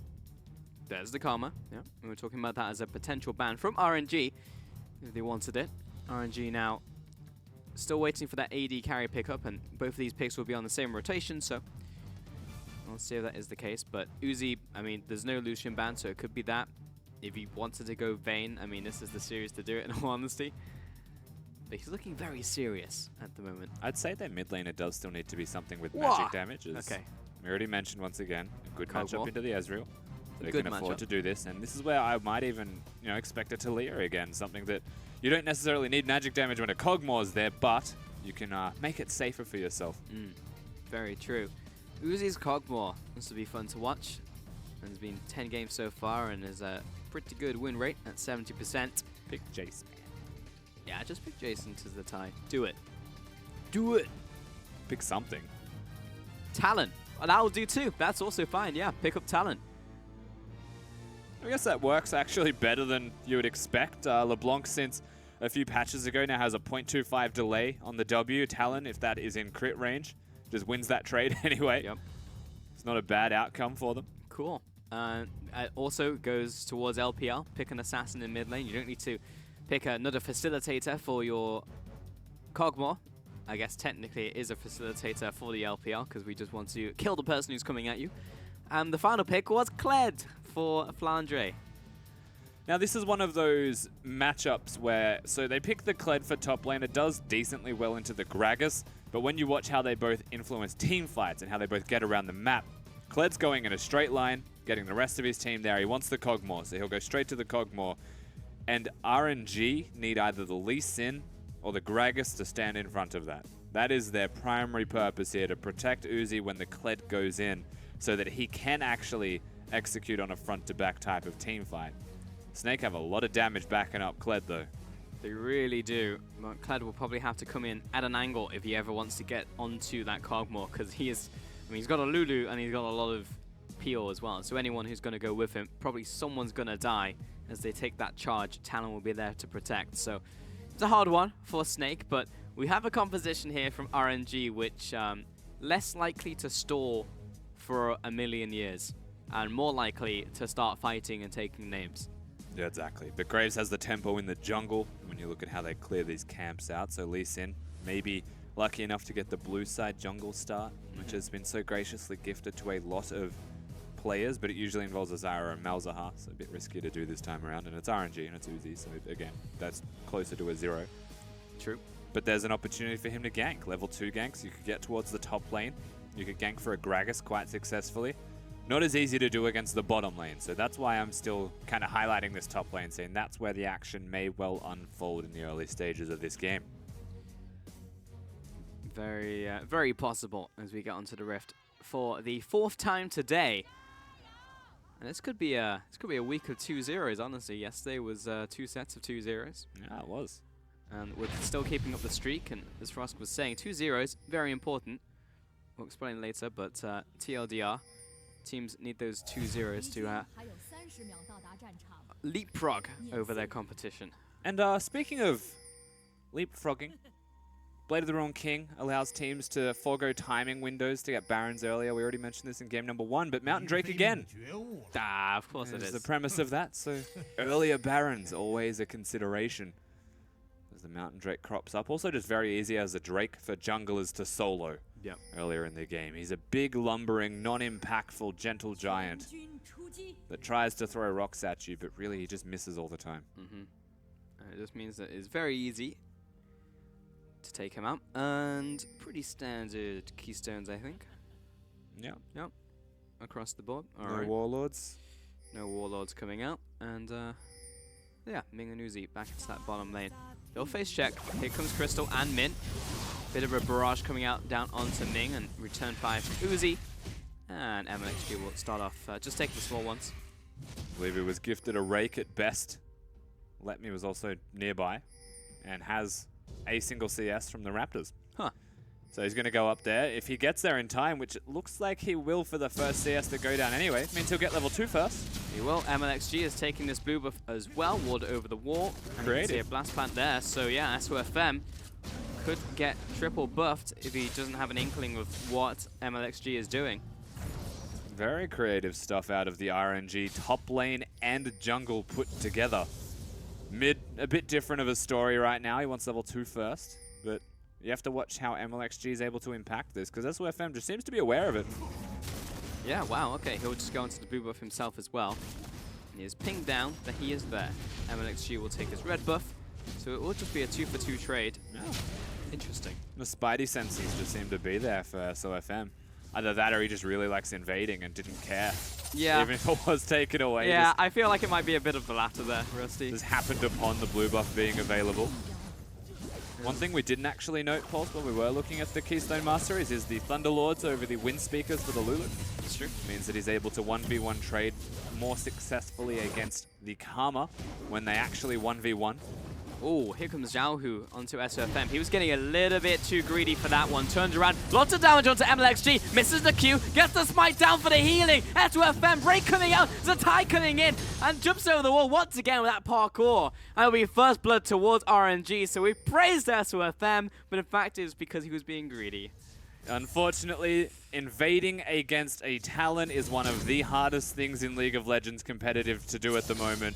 He just gets everywhere so quickly. You cannot afford to actually go that deep into the jungle and take these fights on. MLXG didn't play that the best, but it doesn't matter because Xiaohu has Ignite. He's able to traverse all of the terrain, use the explosive plane even to close more distance and take out his opponent. So a slight experience edge going to be there in the mid lane, and red buff to help sustain him through. Yeah, that really hurts for the side of Snake. The fact that double buffs are now on the mid lane of Xiaohu, and Zatai's up against 4 buffs. Q lands, and he's got a... He definitely went for that. Applaud him for his manliness. We all saw it coming too. He just wants to help the mid lane push out. We get to see this fight again. Note Xiaohu uses the explosive plant to get over that wall so he can come in sooner. The smite from MLXG was the most redeeming feature there. SOFM tries the same but is ignited, and so he won't get the health back. And that's the biggest differentiator between these two. If SOFM had lived through the ignite and the heal from his smite was successful because there was no ignite, then Zatai was in. And suddenly the 2v2 was not so lopsided into what was a 2v1. But when you look at mid lane, that's actually over in mid until someone gets in there. SOFM may have to gank to change it. SOFM's going to help the push come out. I'm actually surprised he didn't just straight up tax the lane. Going to take some of these raptors as well, but Talon is around the area. There's many on the waypings, and Zhao, who's very scary. Yeah, SOFM, I'm not sure if he can quite get this big raptor. He's level 5. He's a very fed Graves for what it's worth. Disregard the trading in bottom lane. Just pretend it didn't happen. It's a tier into Vamp Scepter, so good night bottom. But by being level 5 to level 4 even from what Xiaohu was at the time, like SOFM can still afford to at least take these one-on-one trades. Just needs to be cognizant of where the Lee Sin will be. He runs the risk of being ganked again. He's pushing back and Zoo. Zatai makes it out just in time. And teleports back into the mid lane. Has picked up the Hextech Revolver, so a continuation of the Gunblade build that is circulating around the world at the moment. Will be picked up here. Bot lane being pushed out once more, and has such a huge CS advantage. Some of it is going to equalize as the minions hit the tower here for Mint, but as it is, to a certain extent, right? Yeah. It's not going to actually get to equal. And they're also pushing down this turret. You're just waiting for the breaking point where Xiaohu, MLXG, even a teleport from Let Me are all available towards the bottom lane. One thing that Snake are doing well to compensate, mind you, is placing control wards and just general vision to prevent that from happening. The turret may still go down in a 2v2, but it's not as safe for RNG to push if they don't have the vision. They do right now. There's a fake LeBlanc's going walkabout. I guess it's kind of like a ghetto hawk shot. Just go all the way into the mid lane. Oh, be afraid. Oh, yep. I wonder who that is. Yeah. Which one's the real one? The one last hitting or the random one that appeared behind me? Magic. Oh, that's where I'm still farming. Should be level 6. Yeah, there it is. Wow. So collateral damage is available for him. Yeah, same time as his solo lanes to get the ultimate available. Your question now, where is he going to look? Red buff up soon. MLXG very far from level 6, at least 2 camps.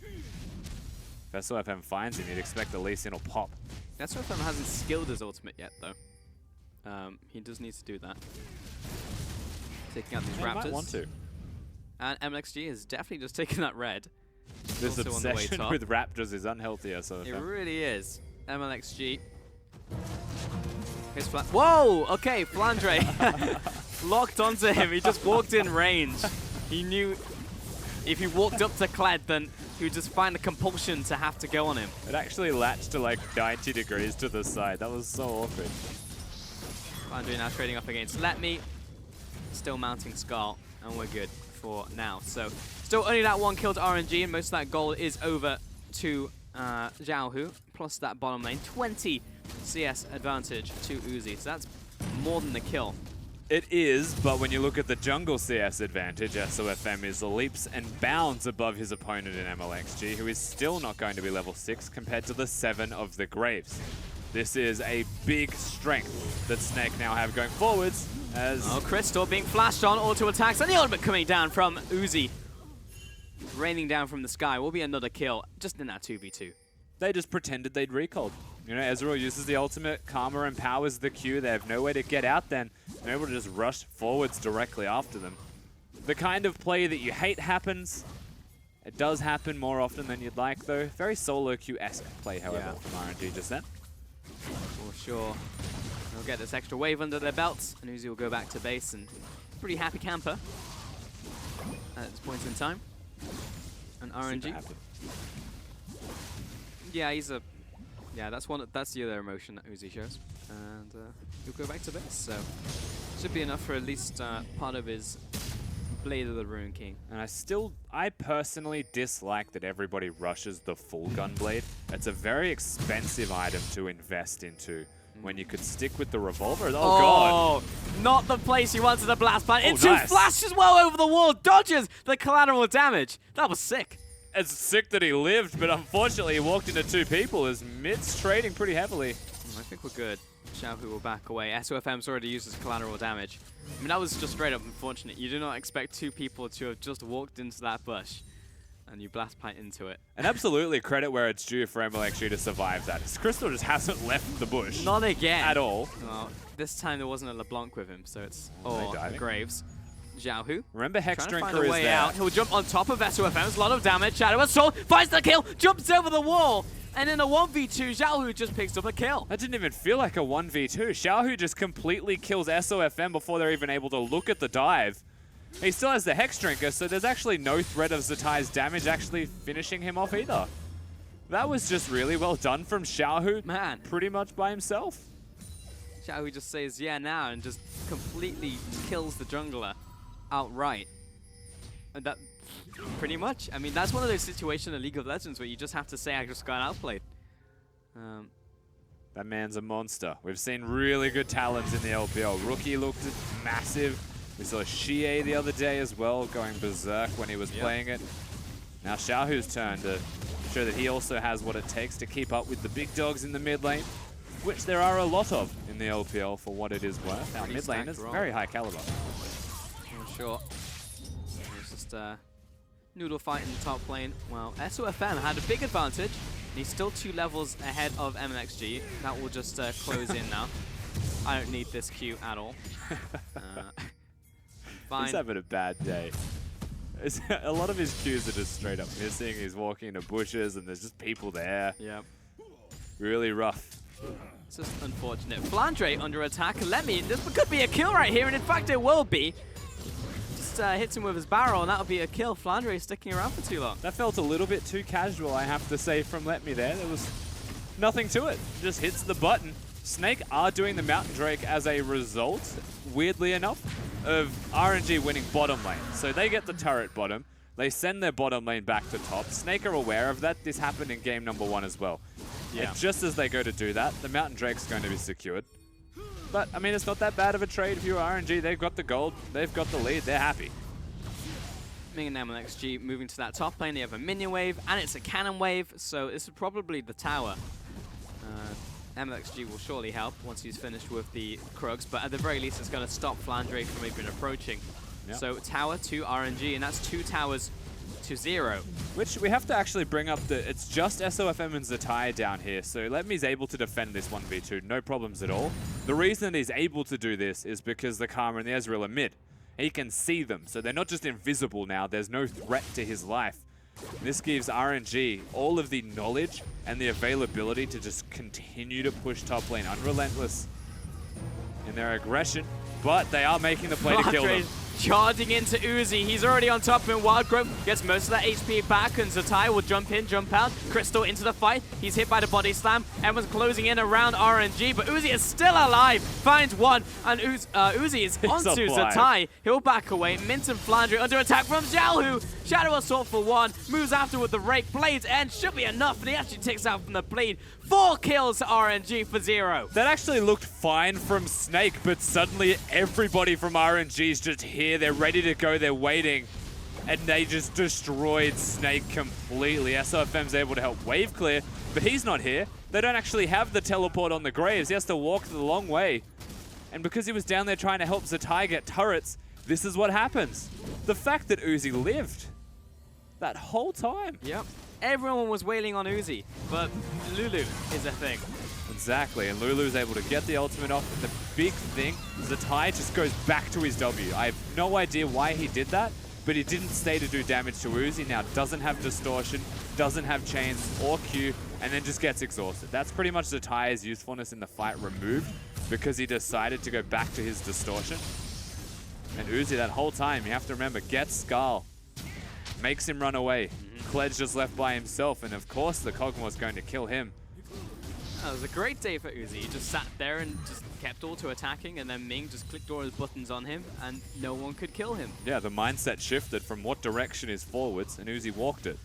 It was just that simple. That's not a protect the Kog'Maw, that was a Lulu Kog'Maw.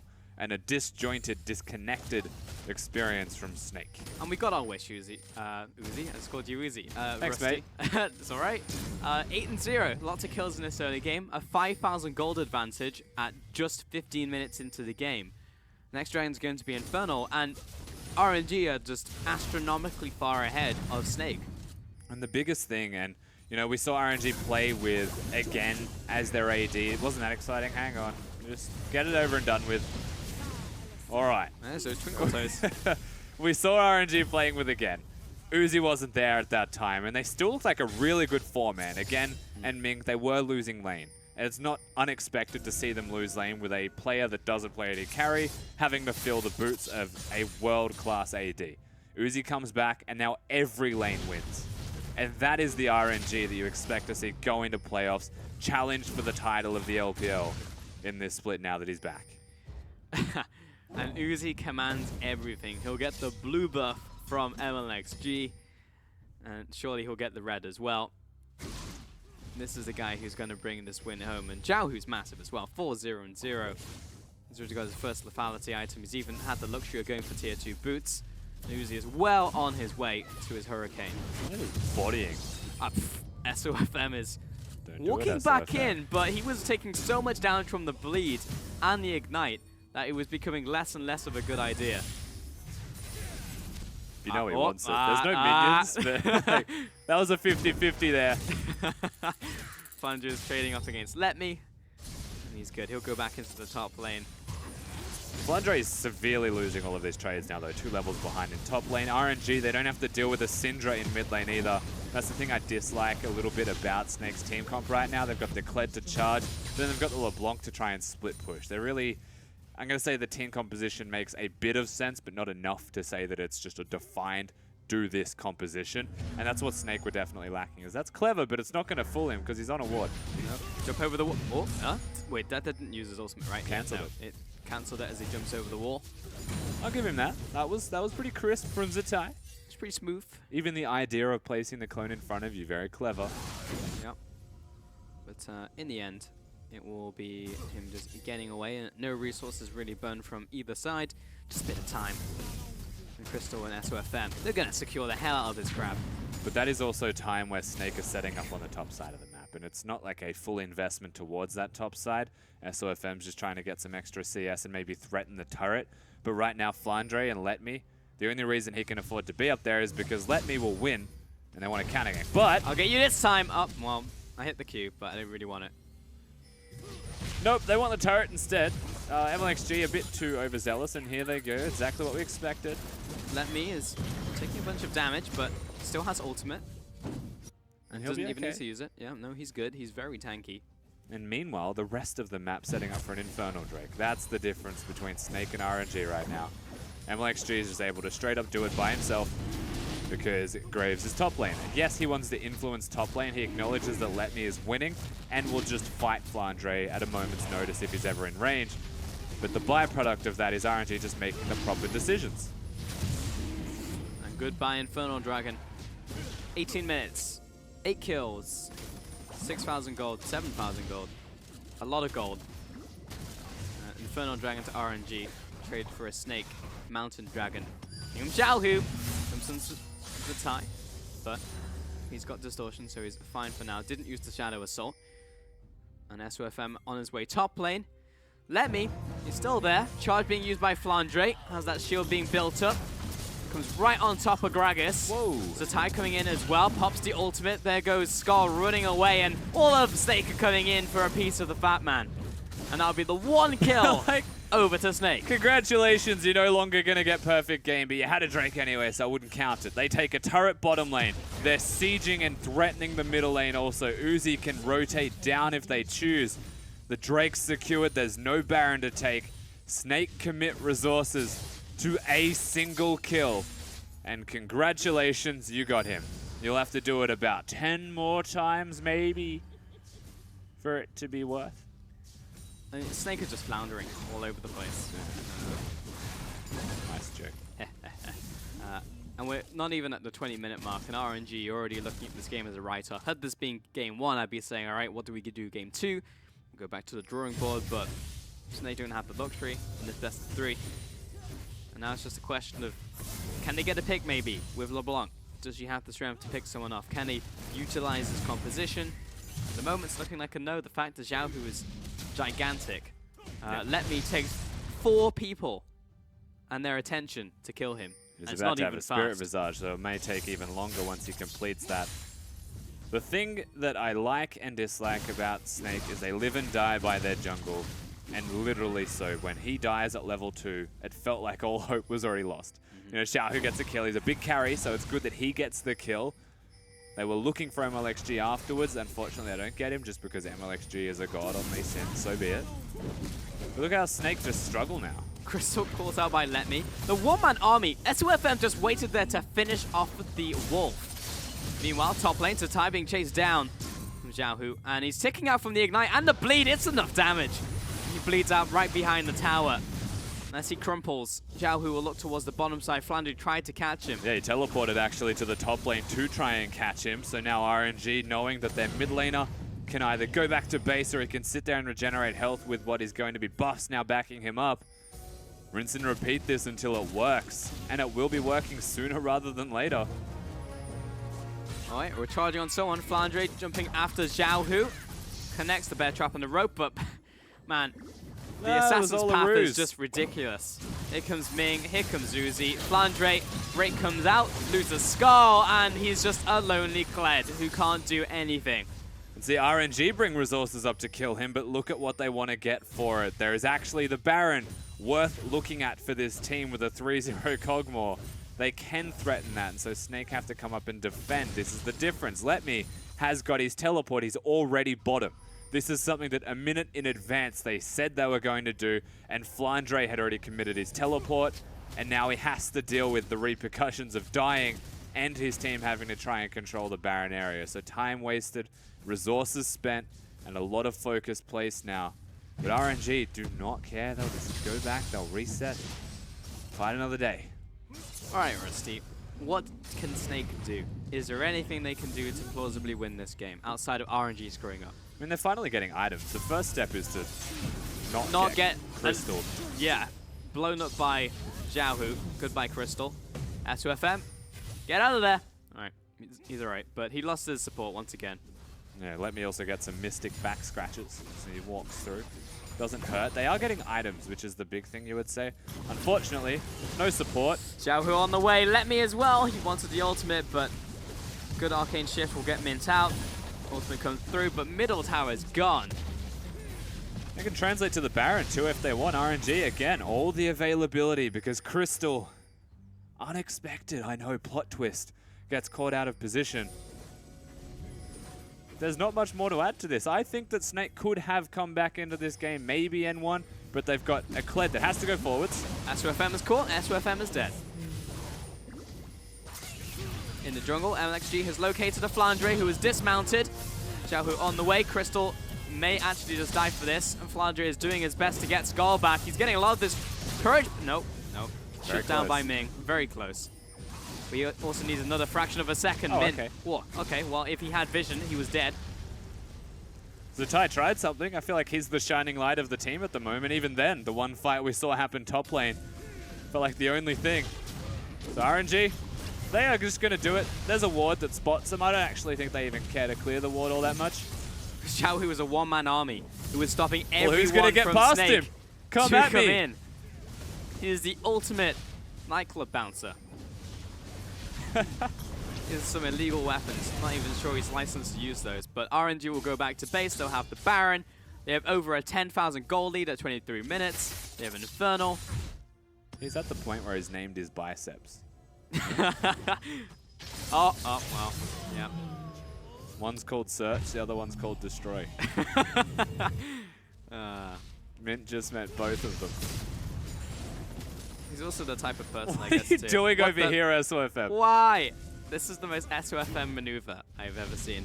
Well, the Q didn't land, so he's safe. But what's he doing there? That's the Krugs. No one cares about the Krugs right now. MLXG is surprised that you're there. Didn't even react. Well, it's 14-1. Are we taking bets? Are we tweaking bets on when this game's gonna end? 29 minutes. 29 minutes? Yeah. It really depends. I think they've got the Baron. They can win in the next 2. Okay. Depends how much they want to play with their food. That's what they're doing. It's a 2 versus 2, kind of. And Zatai has lived up to his characters. Oh my god, Uzi just jumped into the base and killed Crystal. I'm going to need you to calm down, sir. That is a Kled flanking. Oh, that's not how you dodge kill shots. Flandre jumps in, Flandre goes down, and he's lost his skull, and he's lost his life. We'll get that kill. We're splitting the belt. There we go. I can't even talk anymore. this game is just taking it all out of me. Hey man, you can't 17 talk. to 1. Snake can't play League of Legends. It's all all happening. good. There we go. It's fine. And you're actually right. This is going to finish off the game. So, I mean, it didn't even come close to my prediction. RNG just ran it down mid, and they'll pick up the game.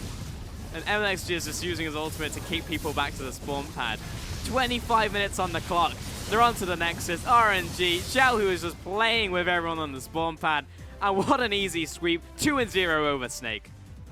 That was a pretty clean-cut series from RNG. You can bring it back to game 1 and say that it took them perhaps longer than expected. They were slow, they were calm, they were methodical, and they were patient. They managed to get the easy victory, but game number 2 was Snake throwing it at them early, RNG just hitting back harder, and legitimately just coming in with a KO immediately after that. It was a cakewalk, honestly. Handshakes, but... And it was laning phase. Too easy. That's the thing. It was just a spanking everywhere all at the same time. Yeah. Invade the jungle, the 2v2 wins. That's MLXG and Xiaohu for you. Top lane, got a 1v1. Bottom lane gets the 2v2. Snake just simultaneously lost everywhere at the same time, and that's just one of those games.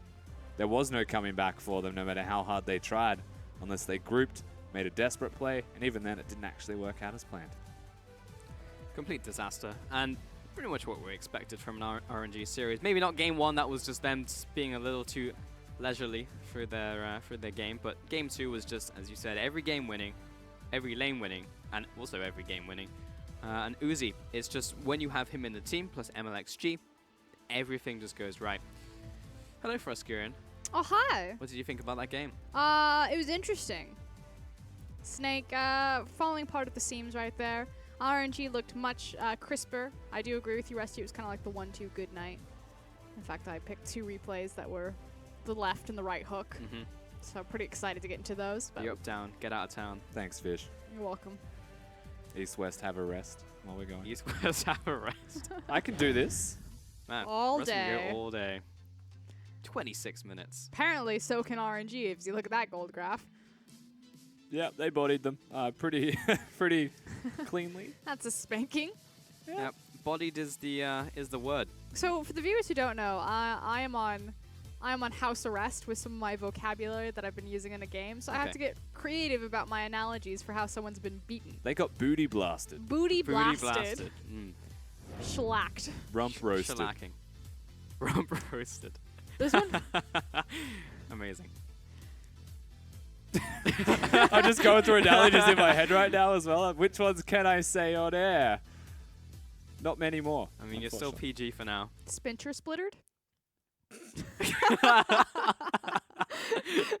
My producer's like, please don't. He's bringing out the swear jar, getting ready to go. Now I owe $5. Was there anything else to say about that series Rusk, from your perspective? Yeah, so it pretty much starts with 2 plays. We kind of talked about like the 1-2 good night, and it starts with the dive in the mid lane. So Talon. Ah, yes. Now Xiaohu, he's playing around his turret because he's like, which one of you is going to take it? Obviously, the big mistake is the fact that Zatai grabs the aggro first and foremost, and then Graves, Zatai drops aggro, and then Graves takes the rest of the aggro, and Sofim's like, oh, this is great, instantly dies, and Xiaohu gets a free 2v1 in the mid lane. But why that's super important is that SOFM needed to unlock Zatai so he could start helping his bottom lane, which means he needed to get ahead in the mid lane. So that was kind of like that one moment where Snake had the tempo again. It was the right call, but it was mis-executed. But if it had gone right, then you start unlocking that LeBlanc and you start threatening the bottom lane because the 2v2 is getting absolutely booty blasted down in the bottom lane. Like, Crystal and Mint are not having a good time. They need the LeBlanc to come save them. But then here comes the right hook. So that doesn't go well. The LeBlanc doesn't get opened up, which means that the 2v2 just loses. And then that 2v2 rotates up into the top lane to start sieging other towers. And this is kind of like the end of it. Snake have one last stance. We have to win here. And Zatai messes up again. Like you said, he goes back to his distortion. The LeBlanc is completely irrelevant. This is twice now, back-to-back replays, where he has specifically cost his team the play. And RNG win this team fight, and then from this moment will snowball out and close the rest of the game. Like, the Talon picking up the double kill in the back half is just the cherry on top because he gets that 2v1 outplay, which gets him snowballed ahead. He's then 2-0 at that point. He comes up to that play. He picks up another 2 kills. Suddenly got a 4-0 Talon running around. Yeah, and it really sucks because it's not like they can sub out their mid laner because they did that in game 1 and it still went badly for them.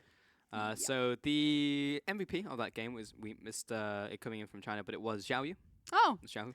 Good thing that we had some 2 replays to highlight him and how well he played. So. Yeah, exactly. Excellent. Nailed it. I mean, also showing that he's also one of the cleanest Talons that we have in our league. There's now a lot of them, surprisingly, that have cropped up over the past 2 weeks. Talon now seems to be one of the bigger, I'm going to say, priorities for a lot of our mid laners at the moment.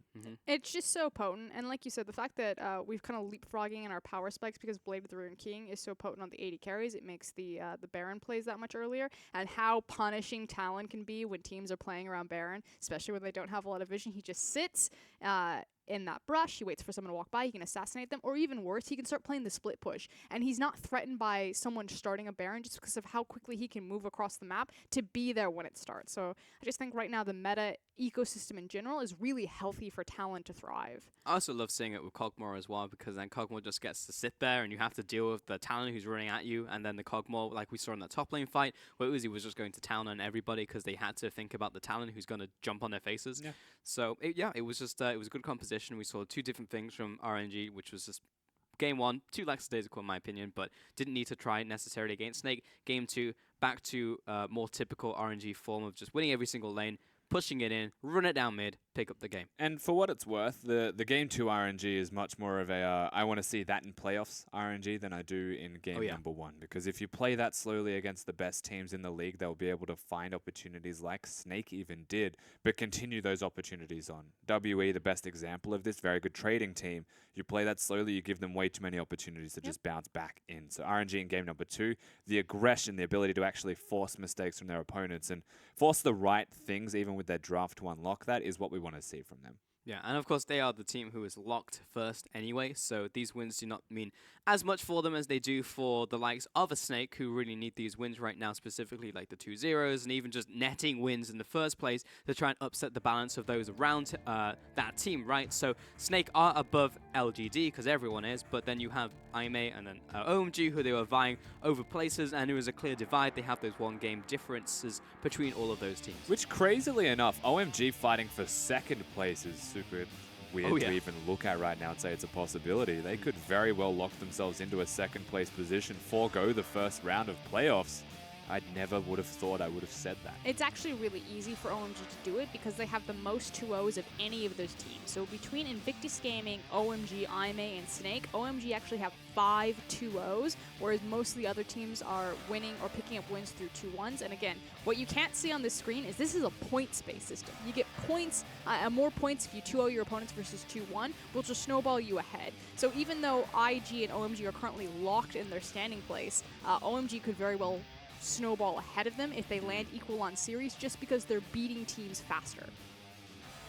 And they're tied with a team like IG. Now, you think of IG in your head, and you're just like this team who is like extremely, yes, they're kind of consistently inconsistent, but when they're on, they are really on, and they'll dismantle teams, even the best in the league, when they are really turned on. But when you have OMG, where it's just like gradually been getting better, but just like quietly picking up wins, like you don't put those two teams on the same page necessarily, but when you look at the standings, they are incredibly close. I guess the craziest thing to me is that we barely would have expected to put OMG above IME even coming into this week, but now we look at them next to IG.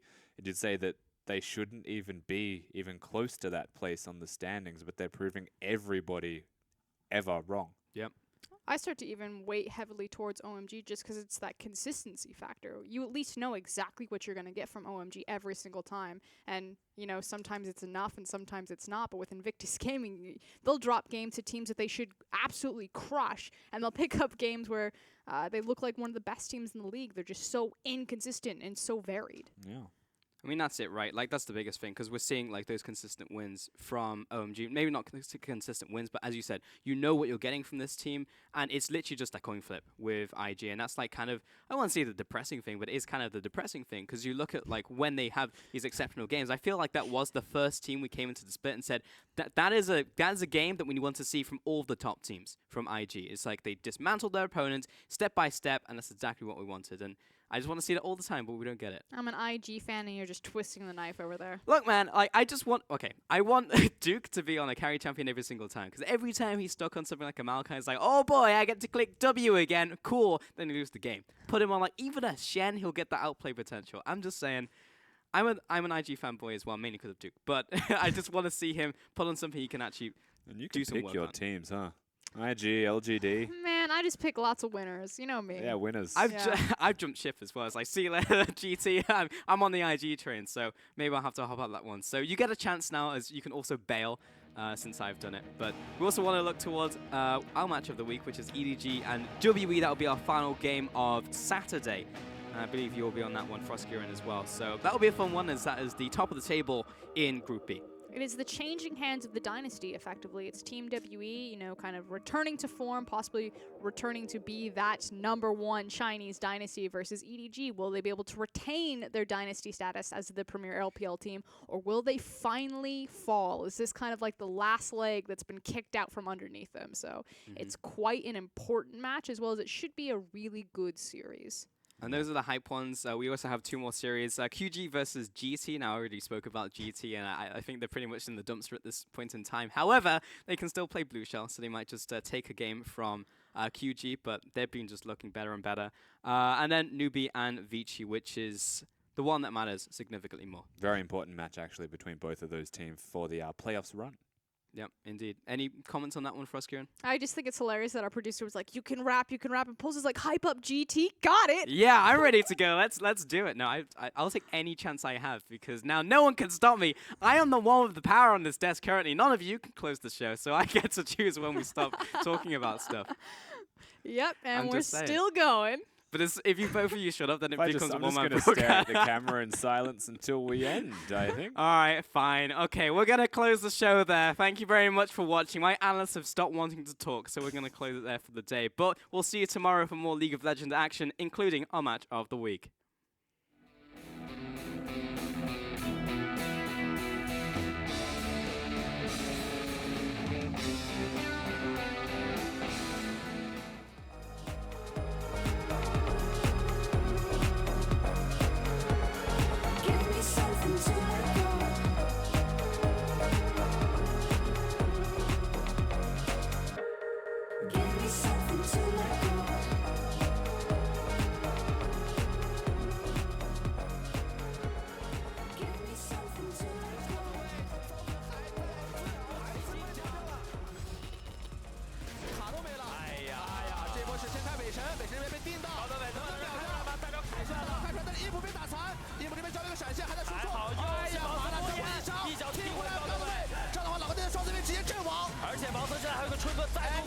艾米血加一下，哎呦，直接被蓝波烤死。这个大招放的，杜宾有先抓到位置，让队友调整一下，勾到西叶了，勾到西叶，西叶直接被勾到了锤神大招上面被秒杀。哇，正面的团战有点难打，但是这边也中招，2个勾落下这一波太强了，957这边感觉是走不掉了。赶紧用大招掩护一下队友，这边想要反打，还没一见识到的是杜英碧，这边勾到了又勾到了谢，谢有金身了，露露大招也套下去了，救赎照下来以后，957这边绑上杜英碧，杜英碧有双对，这边诺夏是坦不住，大舅子的一个伤害，由康帝这边正面已经把卡比给打残，但是可以的忽然一脚把西野给踢回去，踢到正中央，这时候要看一下大舅子的输出，大舅子反向闪现以后，现在还有闪现，这波就看小虎能不能秀起来了，秀得好。这个5杀的局，这个就可有意的技能情况下，他还是不好秀的啊！在兰博这边要直接交了过来，脚闪现要来追击，一个夹子，雷米进来的位置很不错，把对方给烤残。雷米已经是扫下了小虎往前，一个 Q 技能透底之风穿掉2个人，威武是拿下双杀，最后是把9董给杀掉。另外一边麻辣香锅在追，血量不是很健康的一个 Lucky， 一个 Q1连续。这一波是被辛德拉截在外面，被推到了，然后一个大招是不是换下去？哦，这边是叶灵抢龙，吐出来要惩戒，拿到了，这是什么样的鬼战法？是塔姆带着打野过去抢掉这个大龙，这边兰博到达一个战场。这把乌德凯其实在前期的压力都非常大哦，这边直接是1到2个人，配上一个大招，我的天，这一波瞬间爆炸！辛德拉是配合瞎子一人一个人头。哎，这边的话，先手打到军手了，就不够。这边直一个闪现过来，狙击被秒了。这一波一个嘲讽，嘲讽到了2个人、3个人，全部被留下。哇，西游给这个拿到双杀之后，基波狗开了一个大招跑了。Kid 的位置并不远，看一下能不能成功的夹到手。2辆车一起开，2辆车同时来，这时候就是强抓 Duke 开启大招，大树够不够弱？用 W 为了一小段绑到的是小虎，最后雷米是扛着塔的伤害终于是落地。Kid 这波上来的一个大招伤害还不错，麻辣香锅来了200滴血，差最后一枪，但 Q 技能缓速带球，雷米粘上来，3下最后一下补 A 能不能砍出来？砍出来，打出怒气上车，这时候再往一个 Q 技能打到，最后被石化，小虎脚闪现过来，最后是雷米一下普攻。哎，这一波一人后的位置，哎，还可以直接一个一闪，但是这一波一闪的话，想要贴女警的话也是被嘲讽到了，一炮双杀。那这样的话，击不够，往后想交出一个大招，被闪现直接挡住了，3个人全部倒地。